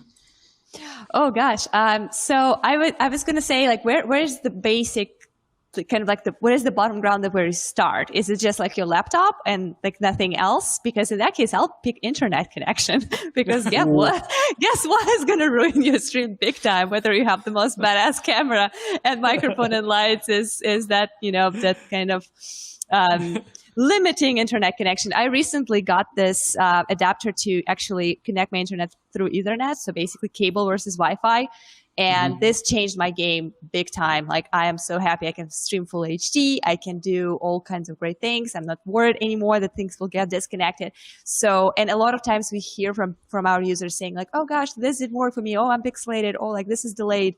And literally 9 times out of 10, it's because something is going on with their internet. So for me, that would be, for the quality of stream and kind of like sustainability of that would be my priority. But in terms of this mic versus camera battle, I'm definitely a mic person. And that's why you can see that I'm proudly sitting here with my AKG, because I do believe that people are more forgiving to video than audio. And a lot of people experience your live streams as a podcast, actually. Like, a lot of people who are watching us right now are having us on the background while they're doing their other like work or things. So I would definitely prioritize audio over video if I had one more extra thing in addition to internet to add to my setup. Yeah, I totally agree on that. I'd go audio over video, but the one thing I would want to keep is my producer, because then they'd have all the equipment. So clever. And then of course Equinox goes, I will not give up my Stream Deck, LOL. And that who all has a Stream Deck here? Let me get to this. So am I really the only one? Really? No. Geekazine's got one. I just can't. I don't. Oh man. Stream Deck is who has X keys? X keys is the closest competitor to Stream Deck. So yeah, it's just basically a hotkey button. So and of course it doesn't work here too well. But if I wanted to switch between my different cameras, I can do that. and over on Wirecast, it does a great job on that. So I can totally understand that Stream Deck is a good thing, but if you don't have audio and video, that's the point. What's the point? So, all right, we're getting close to the top of the hour. Do any of you need to get going, or? I've got the market up there. I'm good to hang out. So. Okay. Well, let's finish this section really quick. Let's go to Dan. Dan, is there any questions that you have for the group? Oh man. Everybody is talking about live video all of a sudden, which is really exciting for me. Even on YouTube, I'm seeing a lot of people that traditionally would be pre-recorded content or more curated, polished content, making that transition over to live video. I'm wondering with you guys, which platform, and it doesn't have to be one that you're currently on, it could be one that you've always wanted to try, but which platform for live video has you most intrigued headed into Q4 or 2021? Stephanie. Ooh, I just realized that you could start live streaming into Facebook events. And for those, content creators, educators that just don't want to bother with landing pages, ClickFunnels, and all of that stuff, having the opportunity to create a Facebook event where tons and tons of people, millions of people are looking at Facebook events daily, to monetize that event and leverage a live stream in there, I think that is really going to gain some ground, especially with the fact that the fees, they're free for the next year right now. Wow. Really? Mm-hmm. Oh, wow. Okay. Cool. Rob? I would say, actually, thanks to Dan, drawing some attention when we interviewed Dan on our show. Really intrigued by Twitch at this time, especially obviously we're going after YouTubers.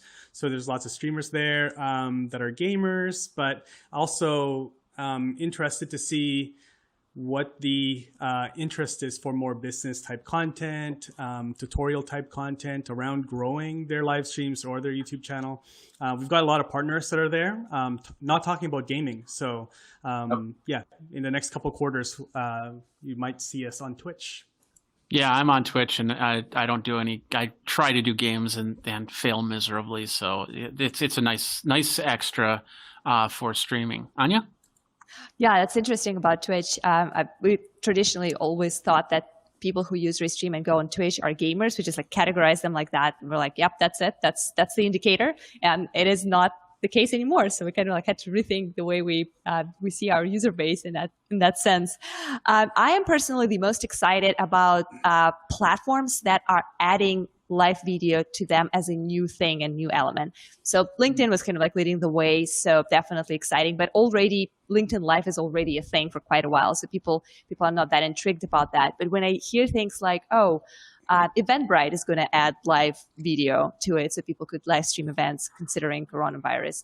When Mixcloud recently integrated with Restream, saying, "Hey, now DJs can live stream video to their, traditionally song playlist platform where people would just connect and listen, and now they can actually see them play and perform, those kind of things. Amazon Live's adding videos so people could benefit from e-commerce, talk about products, and immediately have a little link where you can click and buy that. So those kind of different fields and different industry branching in and realizing the potential of live content on their platform, whatever that is, whatever it's mainly for, events, marketplaces, or anything, or music, is what I'm especially excited about, because that is, I believe, the opportunity and kind of a mind-blowing and door-opening place for content creators of all kinds and all kinds of backgrounds. Yeah, I totally agree on that. I work with a lot of people that need to get their streams out, and sometimes it's not a cut and dry YouTube, Facebook type situation. Like for instance, anybody that's dealing with the spiritual end wants to be on the church streaming network, where they have streams for those that want to preach the word. We also have I had the other one in my head and then I just completely lost it. Twitch being, of course, the gamers, although it's not as much of a gamer thing anymore. I've been, last 3 months for me, I've been on Amazon live streams, showing products during peak hours, during the day. And that's not as much of a, here's my stream as it is, here's something that is being sold on Amazon. So you end up buying it. So you can't just say, okay, this is the product that I'm going to show. If it's not on Amazon, I'm not going to go to that channel. So it's really specific. The one thing I don't like, I'll tell you right now, is any live stream social network that wants to limit how people can live stream. And LinkedIn Live's one of them. And TikTok is another one where you got to have so many subscribers to get on live. I think if they open those floodgates a little bit more, I understand you have to have a minimum amount like YouTube does before people can stream. But if you open those floodgates, then you're going to find that all of a sudden the people that are the top TikTok streamers are going to have so much more competition from many other people. And I think that's holding them back a little bit. But then again, Microsoft might buy them, or Twitter might buy them, or Oracle might buy them. I don't even understand the Oracle part, but they might have it down the line. So, Rob, do you have any questions for the panel? Oh, a question. I would. We're on Rob, right? Yeah. Just wanted to make sure. Okay. What is one thing that a new live streamer, what's one skill that they should have or try to learn? We'll start with Anya. Oh, that's a good one. I love that question. This is really brilliant. I think courage. You just have to be. It doesn't really matter what kind of personality you have. It definitely doesn't matter what kind of gear you have or like what kind of skills. As long as you have a message to deliver, that would probably be very, very important kind of like indicator whether you want to start live streaming or not. But once it's there, most people have 100 reasons why they shouldn't be live. And that's usually related to things like, oh, my hair doesn't look good on camera. I sound like something strange. I have an accent. Check it in right here. I don't have, good internet. Like there's so many things that you can talk yourself out for. Yeah, exactly. Right. Before I finish any sentence, people are like, what happened to that Texas accent right here? And I think that you just have to overcome yourself and just tell yourself to embrace this all and just be brave and try it out. And it's going to be so much better than you expect. That's one thing I can promise. Dan? I would say get used to your own voice. I remember when I first got started on Twitch, that was the weirdest thing to hear yourself and be like, oh, that's me on the camera. This is this really awkward thing of, it would be like watching live TV and there you are, the news anchor or whatever. And there is that disconnect of this is really weird. And I think at first when you start streaming, you're like, oh no, the whole world can see me. Trust me, it's literally your mom and like your best friend that can see you, so you'll be fine. But get used to that sound. Get used to that sound of your own voice. Get used to how you see on camera. Guys, you've got that natural fly by the seat of your pants kind of thing where we don't really have to do up our hair and look really great. I know a lot of ladies that they like to look very professional when they get on camera. Most guys that I know, they throw on a ball cap or they just wake up at 4:30 in the morning like I do, and I've got bedhead everywhere and I don't care. But like, just get used to how you look on camera. Get used to how you sound. That would probably be my biggest tip for anybody just breaking in. Stephanie? I would definitely say that there are resources and relationships, so you should start building them now. Whatever platform you're on, whether you want to grow your channel, grow your audience, start building relationships with others, because if something goes down with your software, your programs, then you have a community that you can reach out to. And that's one of the reasons why I love having Anya, speed dial, like, hey, I have this big project coming through with the client. Can you weigh in? Can you give me some advice? And then Rob will weigh in and tell me things about LinkedIn. So as a live streamer, don't feel as if you are doing this by yourself. You will be welcomed with open arms into an amazing community that knows how it feels like, to feel awkward at first, on camera, and also knows like the dangers of shiny objects, right? Well, we'll tell you like, dude, just freaking be disciplined. Just get it right the first time. And then you could add this and you could add all that, right? You know, saying from OBS studio days, right? Yep. But definitely for sure, build your community, leverage the community, get ideas from other people. Never feel as if you're doing this by yourself, because when one boat rises, we all rise together. Absolutely. And for me, yeah, it's about the looks. I mean, look at this face. It wants to watch that. So Gorgeous. no, seriously, you can't kind of see it now, but I do have a thing called vitiligo, which is the lack of melanin in the skin. So at one time, I used to have a really good skin tone, but then as time progressed and sunburns basically burnt off the skin tone. So there's points where you've seen people with vitiligo in the last couple of years proudly sharing off their skin tones. And it looks very different. Plus, in 2005, I had Bell's palsy on this side of my face. Last year, I suffered Bell's palsy on this side of my face. So there's a lot of times where I wake up and, like right now, talking for about an hour, this side feels like there's a rock sitting right on my face.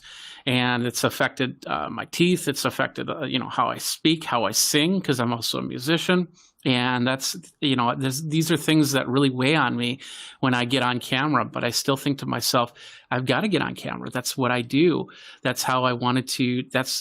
Otherwise I'd be still in enterprise IT doing the 9-to-5 job thing, and maybe not even having a job right now because of a very uncertain time. So I'm glad I did that. So I hope that would inspire anybody to make that change and do that from there. So.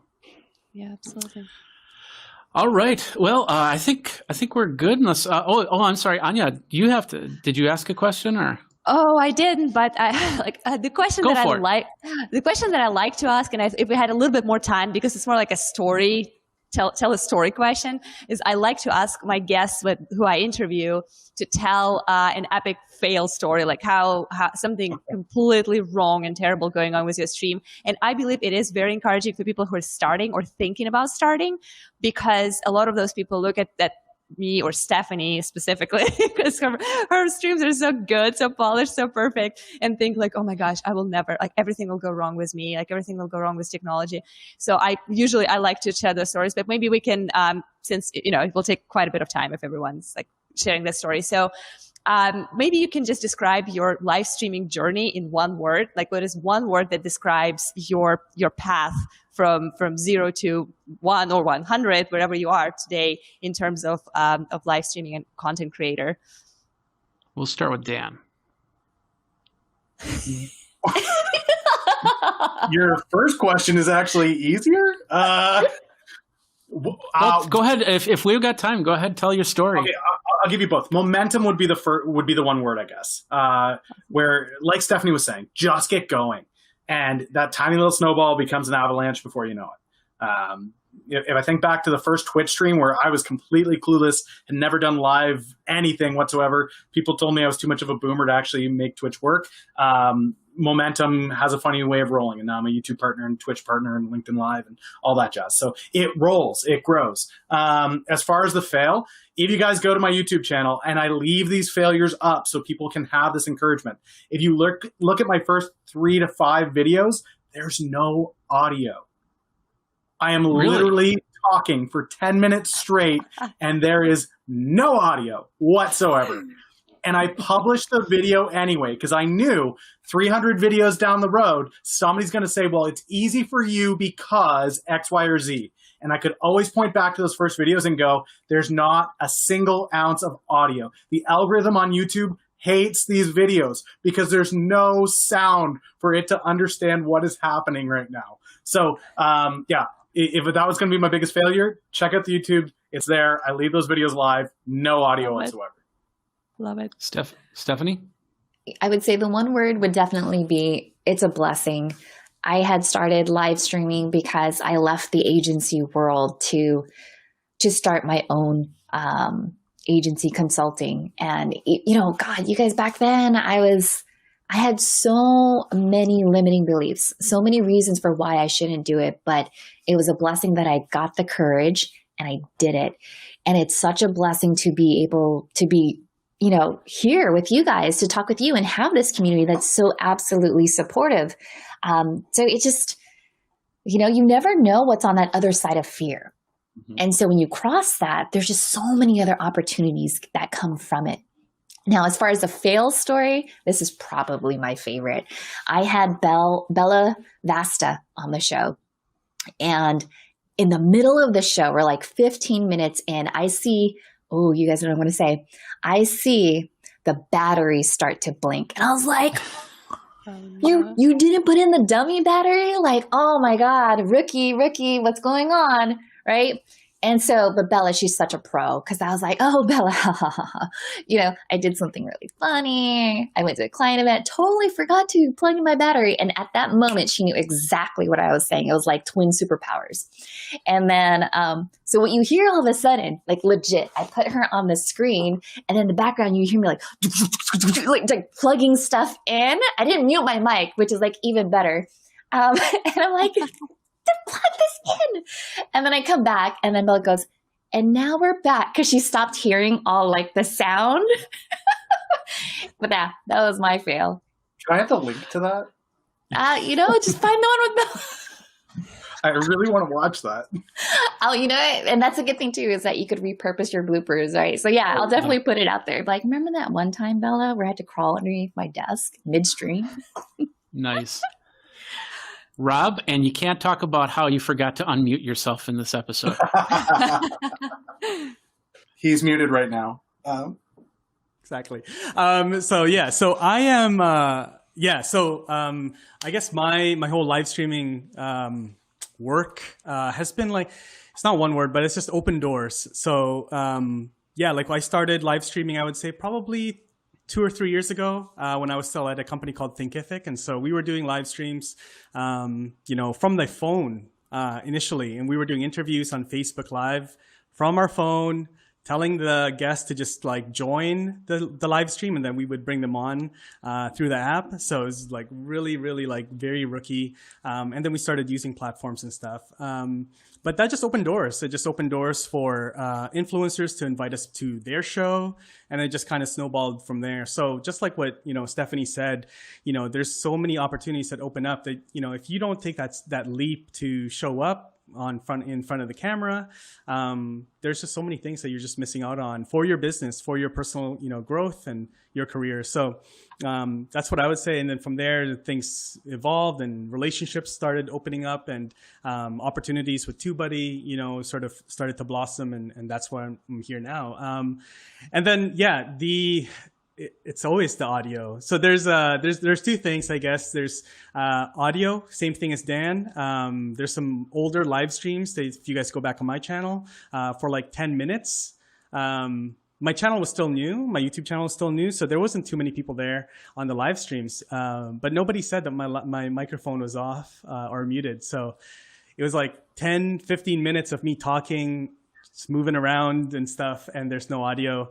But I leave it on just like Dan does. I also leave on some older videos where the introduction was really long, and I'll share with you guys the link. But people would call me up like, "Oh, your introduction's so long." Just guys, if you're watching this, fast forward to 3 minutes, and because the introduction is so long. But I just leave it on there, just like Dan does, to like tell people like, "Hey, it's not, you don't start from like this point. Like you can check out my older videos and all the fails there." So, yeah. Okay. And what was your word again? My word? Open doors. Open doors. Open doors. Okay. Two words. Okay. Go ahead, Stephanie. I was going to say, if you ever want more engagement and more comments on your show, mute your mic and then just talk. Because then everyone will be like, you're muted. So true. Or put a typo in your title. Put a typo there and typo in the title to be like, oh, you spelled it wrong. Thank you. You're right. Yeah. Jeez. Oh, I missed that. Oh, how could I? Yeah. That is Yeah. lovely. this mic? This mic? Well, which mic? Is it this mic? Let me tap on this mic. Is it this mic? For me, many fails. And one in particular, there was a client that I went to, and we were just going to do a simple panels stream. It was an hour event, and I was a little concerned because usually when I go to these events, we go for a little bit longer than an hour. So it's going to be a very short setup, a very quick hour, and then tear down. And so I decided what a lot of people do is they end up setting up their gear outside. So when it's time to go in and do it, you walk inside and then you set it down and it's all ready to go. Well, at that point, I had a piece of hardware fail on me. And that caused the whole stream to not work the way that I wanted it to. And it was a 2-camera shoot, so I could have a camera. It was a PTZ camera, which is a point tilt zoom camera. Focus in on the panel, each panel guest, and then there was one camera, actually the camera I'm using that you guys are watching me from, that would do an overall shot. Well, since everything started to fail, the only thing I could do was one camera shoot, and I ended up having to tear apart all my gear and reassemble it just for the one camera. It didn't turn out the way that I wanted it to because, you know, I'm always trying to create perfection, even though many times people won't see the stuff that I do because, you know, my mom doesn't watch my videos as was put before.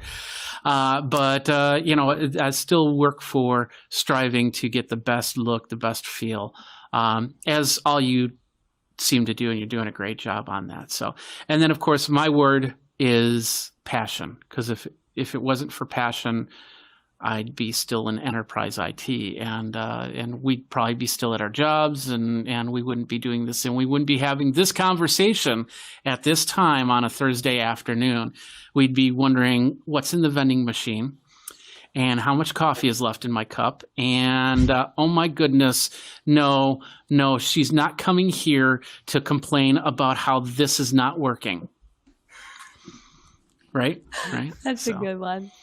All right. So let's go back. We're going to do a reverse. We're going to start with Rob. Tell everybody how they can find you. Check if I'm mute. No, I'm. Yeah, you guys can find me anywhere at 2buddy. And there you go. Misspelled, but that's fine. Close enough. And, yeah. Darn. I'm sorry. I'm going to I'll correct that. Yeah. No, all good. So yeah, just copy and paste my name and look me up on Instagram or YouTube or Facebook, LinkedIn. Yeah, happy to connect. Ask me anything. Dan? Yeah, just search my name on YouTube or Twitch. Dan, I don't know what socialmediapolis.com is, but I recommend you check them out because that's probably a blast. I thought that was on your LinkedIn site. No. Maybe it's a different Dan. I'm sure they're fantastic, though. But you can find me on LinkedIn with my name, or YouTube with my name, or Twitch with my name. Failing already. Oh my goodness. No, but this is great because this makes it memorable. When people think, oh man, I really want to connect with this guy, socialmediapolis.com. No, wait, that didn't have anything to do with him. I actually have to go to something else. That's fantastic. I love that. But yeah, just search my name. You'll find me. You'll see me. Yeah. I'm not even going to try to put down the lower third. No, I was waiting. I was like, what is he going to put on there? Let's see what we got. Go. Yay! Yeah. Yay.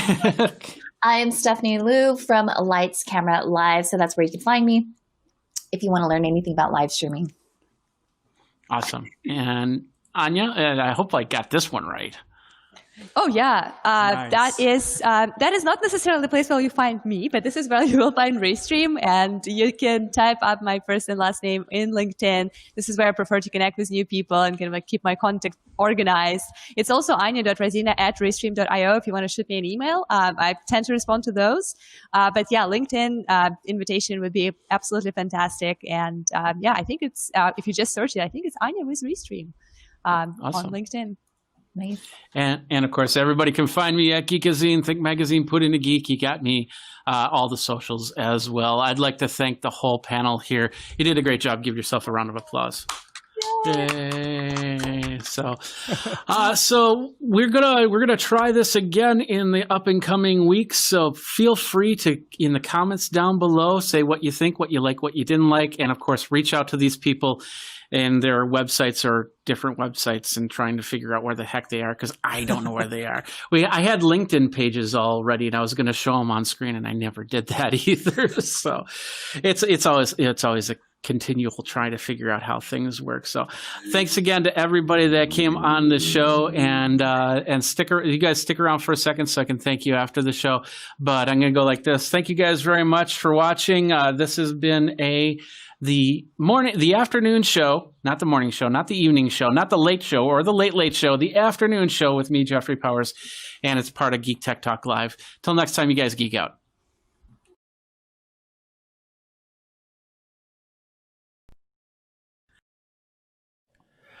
What's up, my geeks? Jeffrey Powers here from Geekazine, and we are going to take a look at some software called Crescendo. We're going to install it, and we're going to play around for the first time, first look and unbox, basically, on Geek Tech Talk Live with Jeffrey Powers.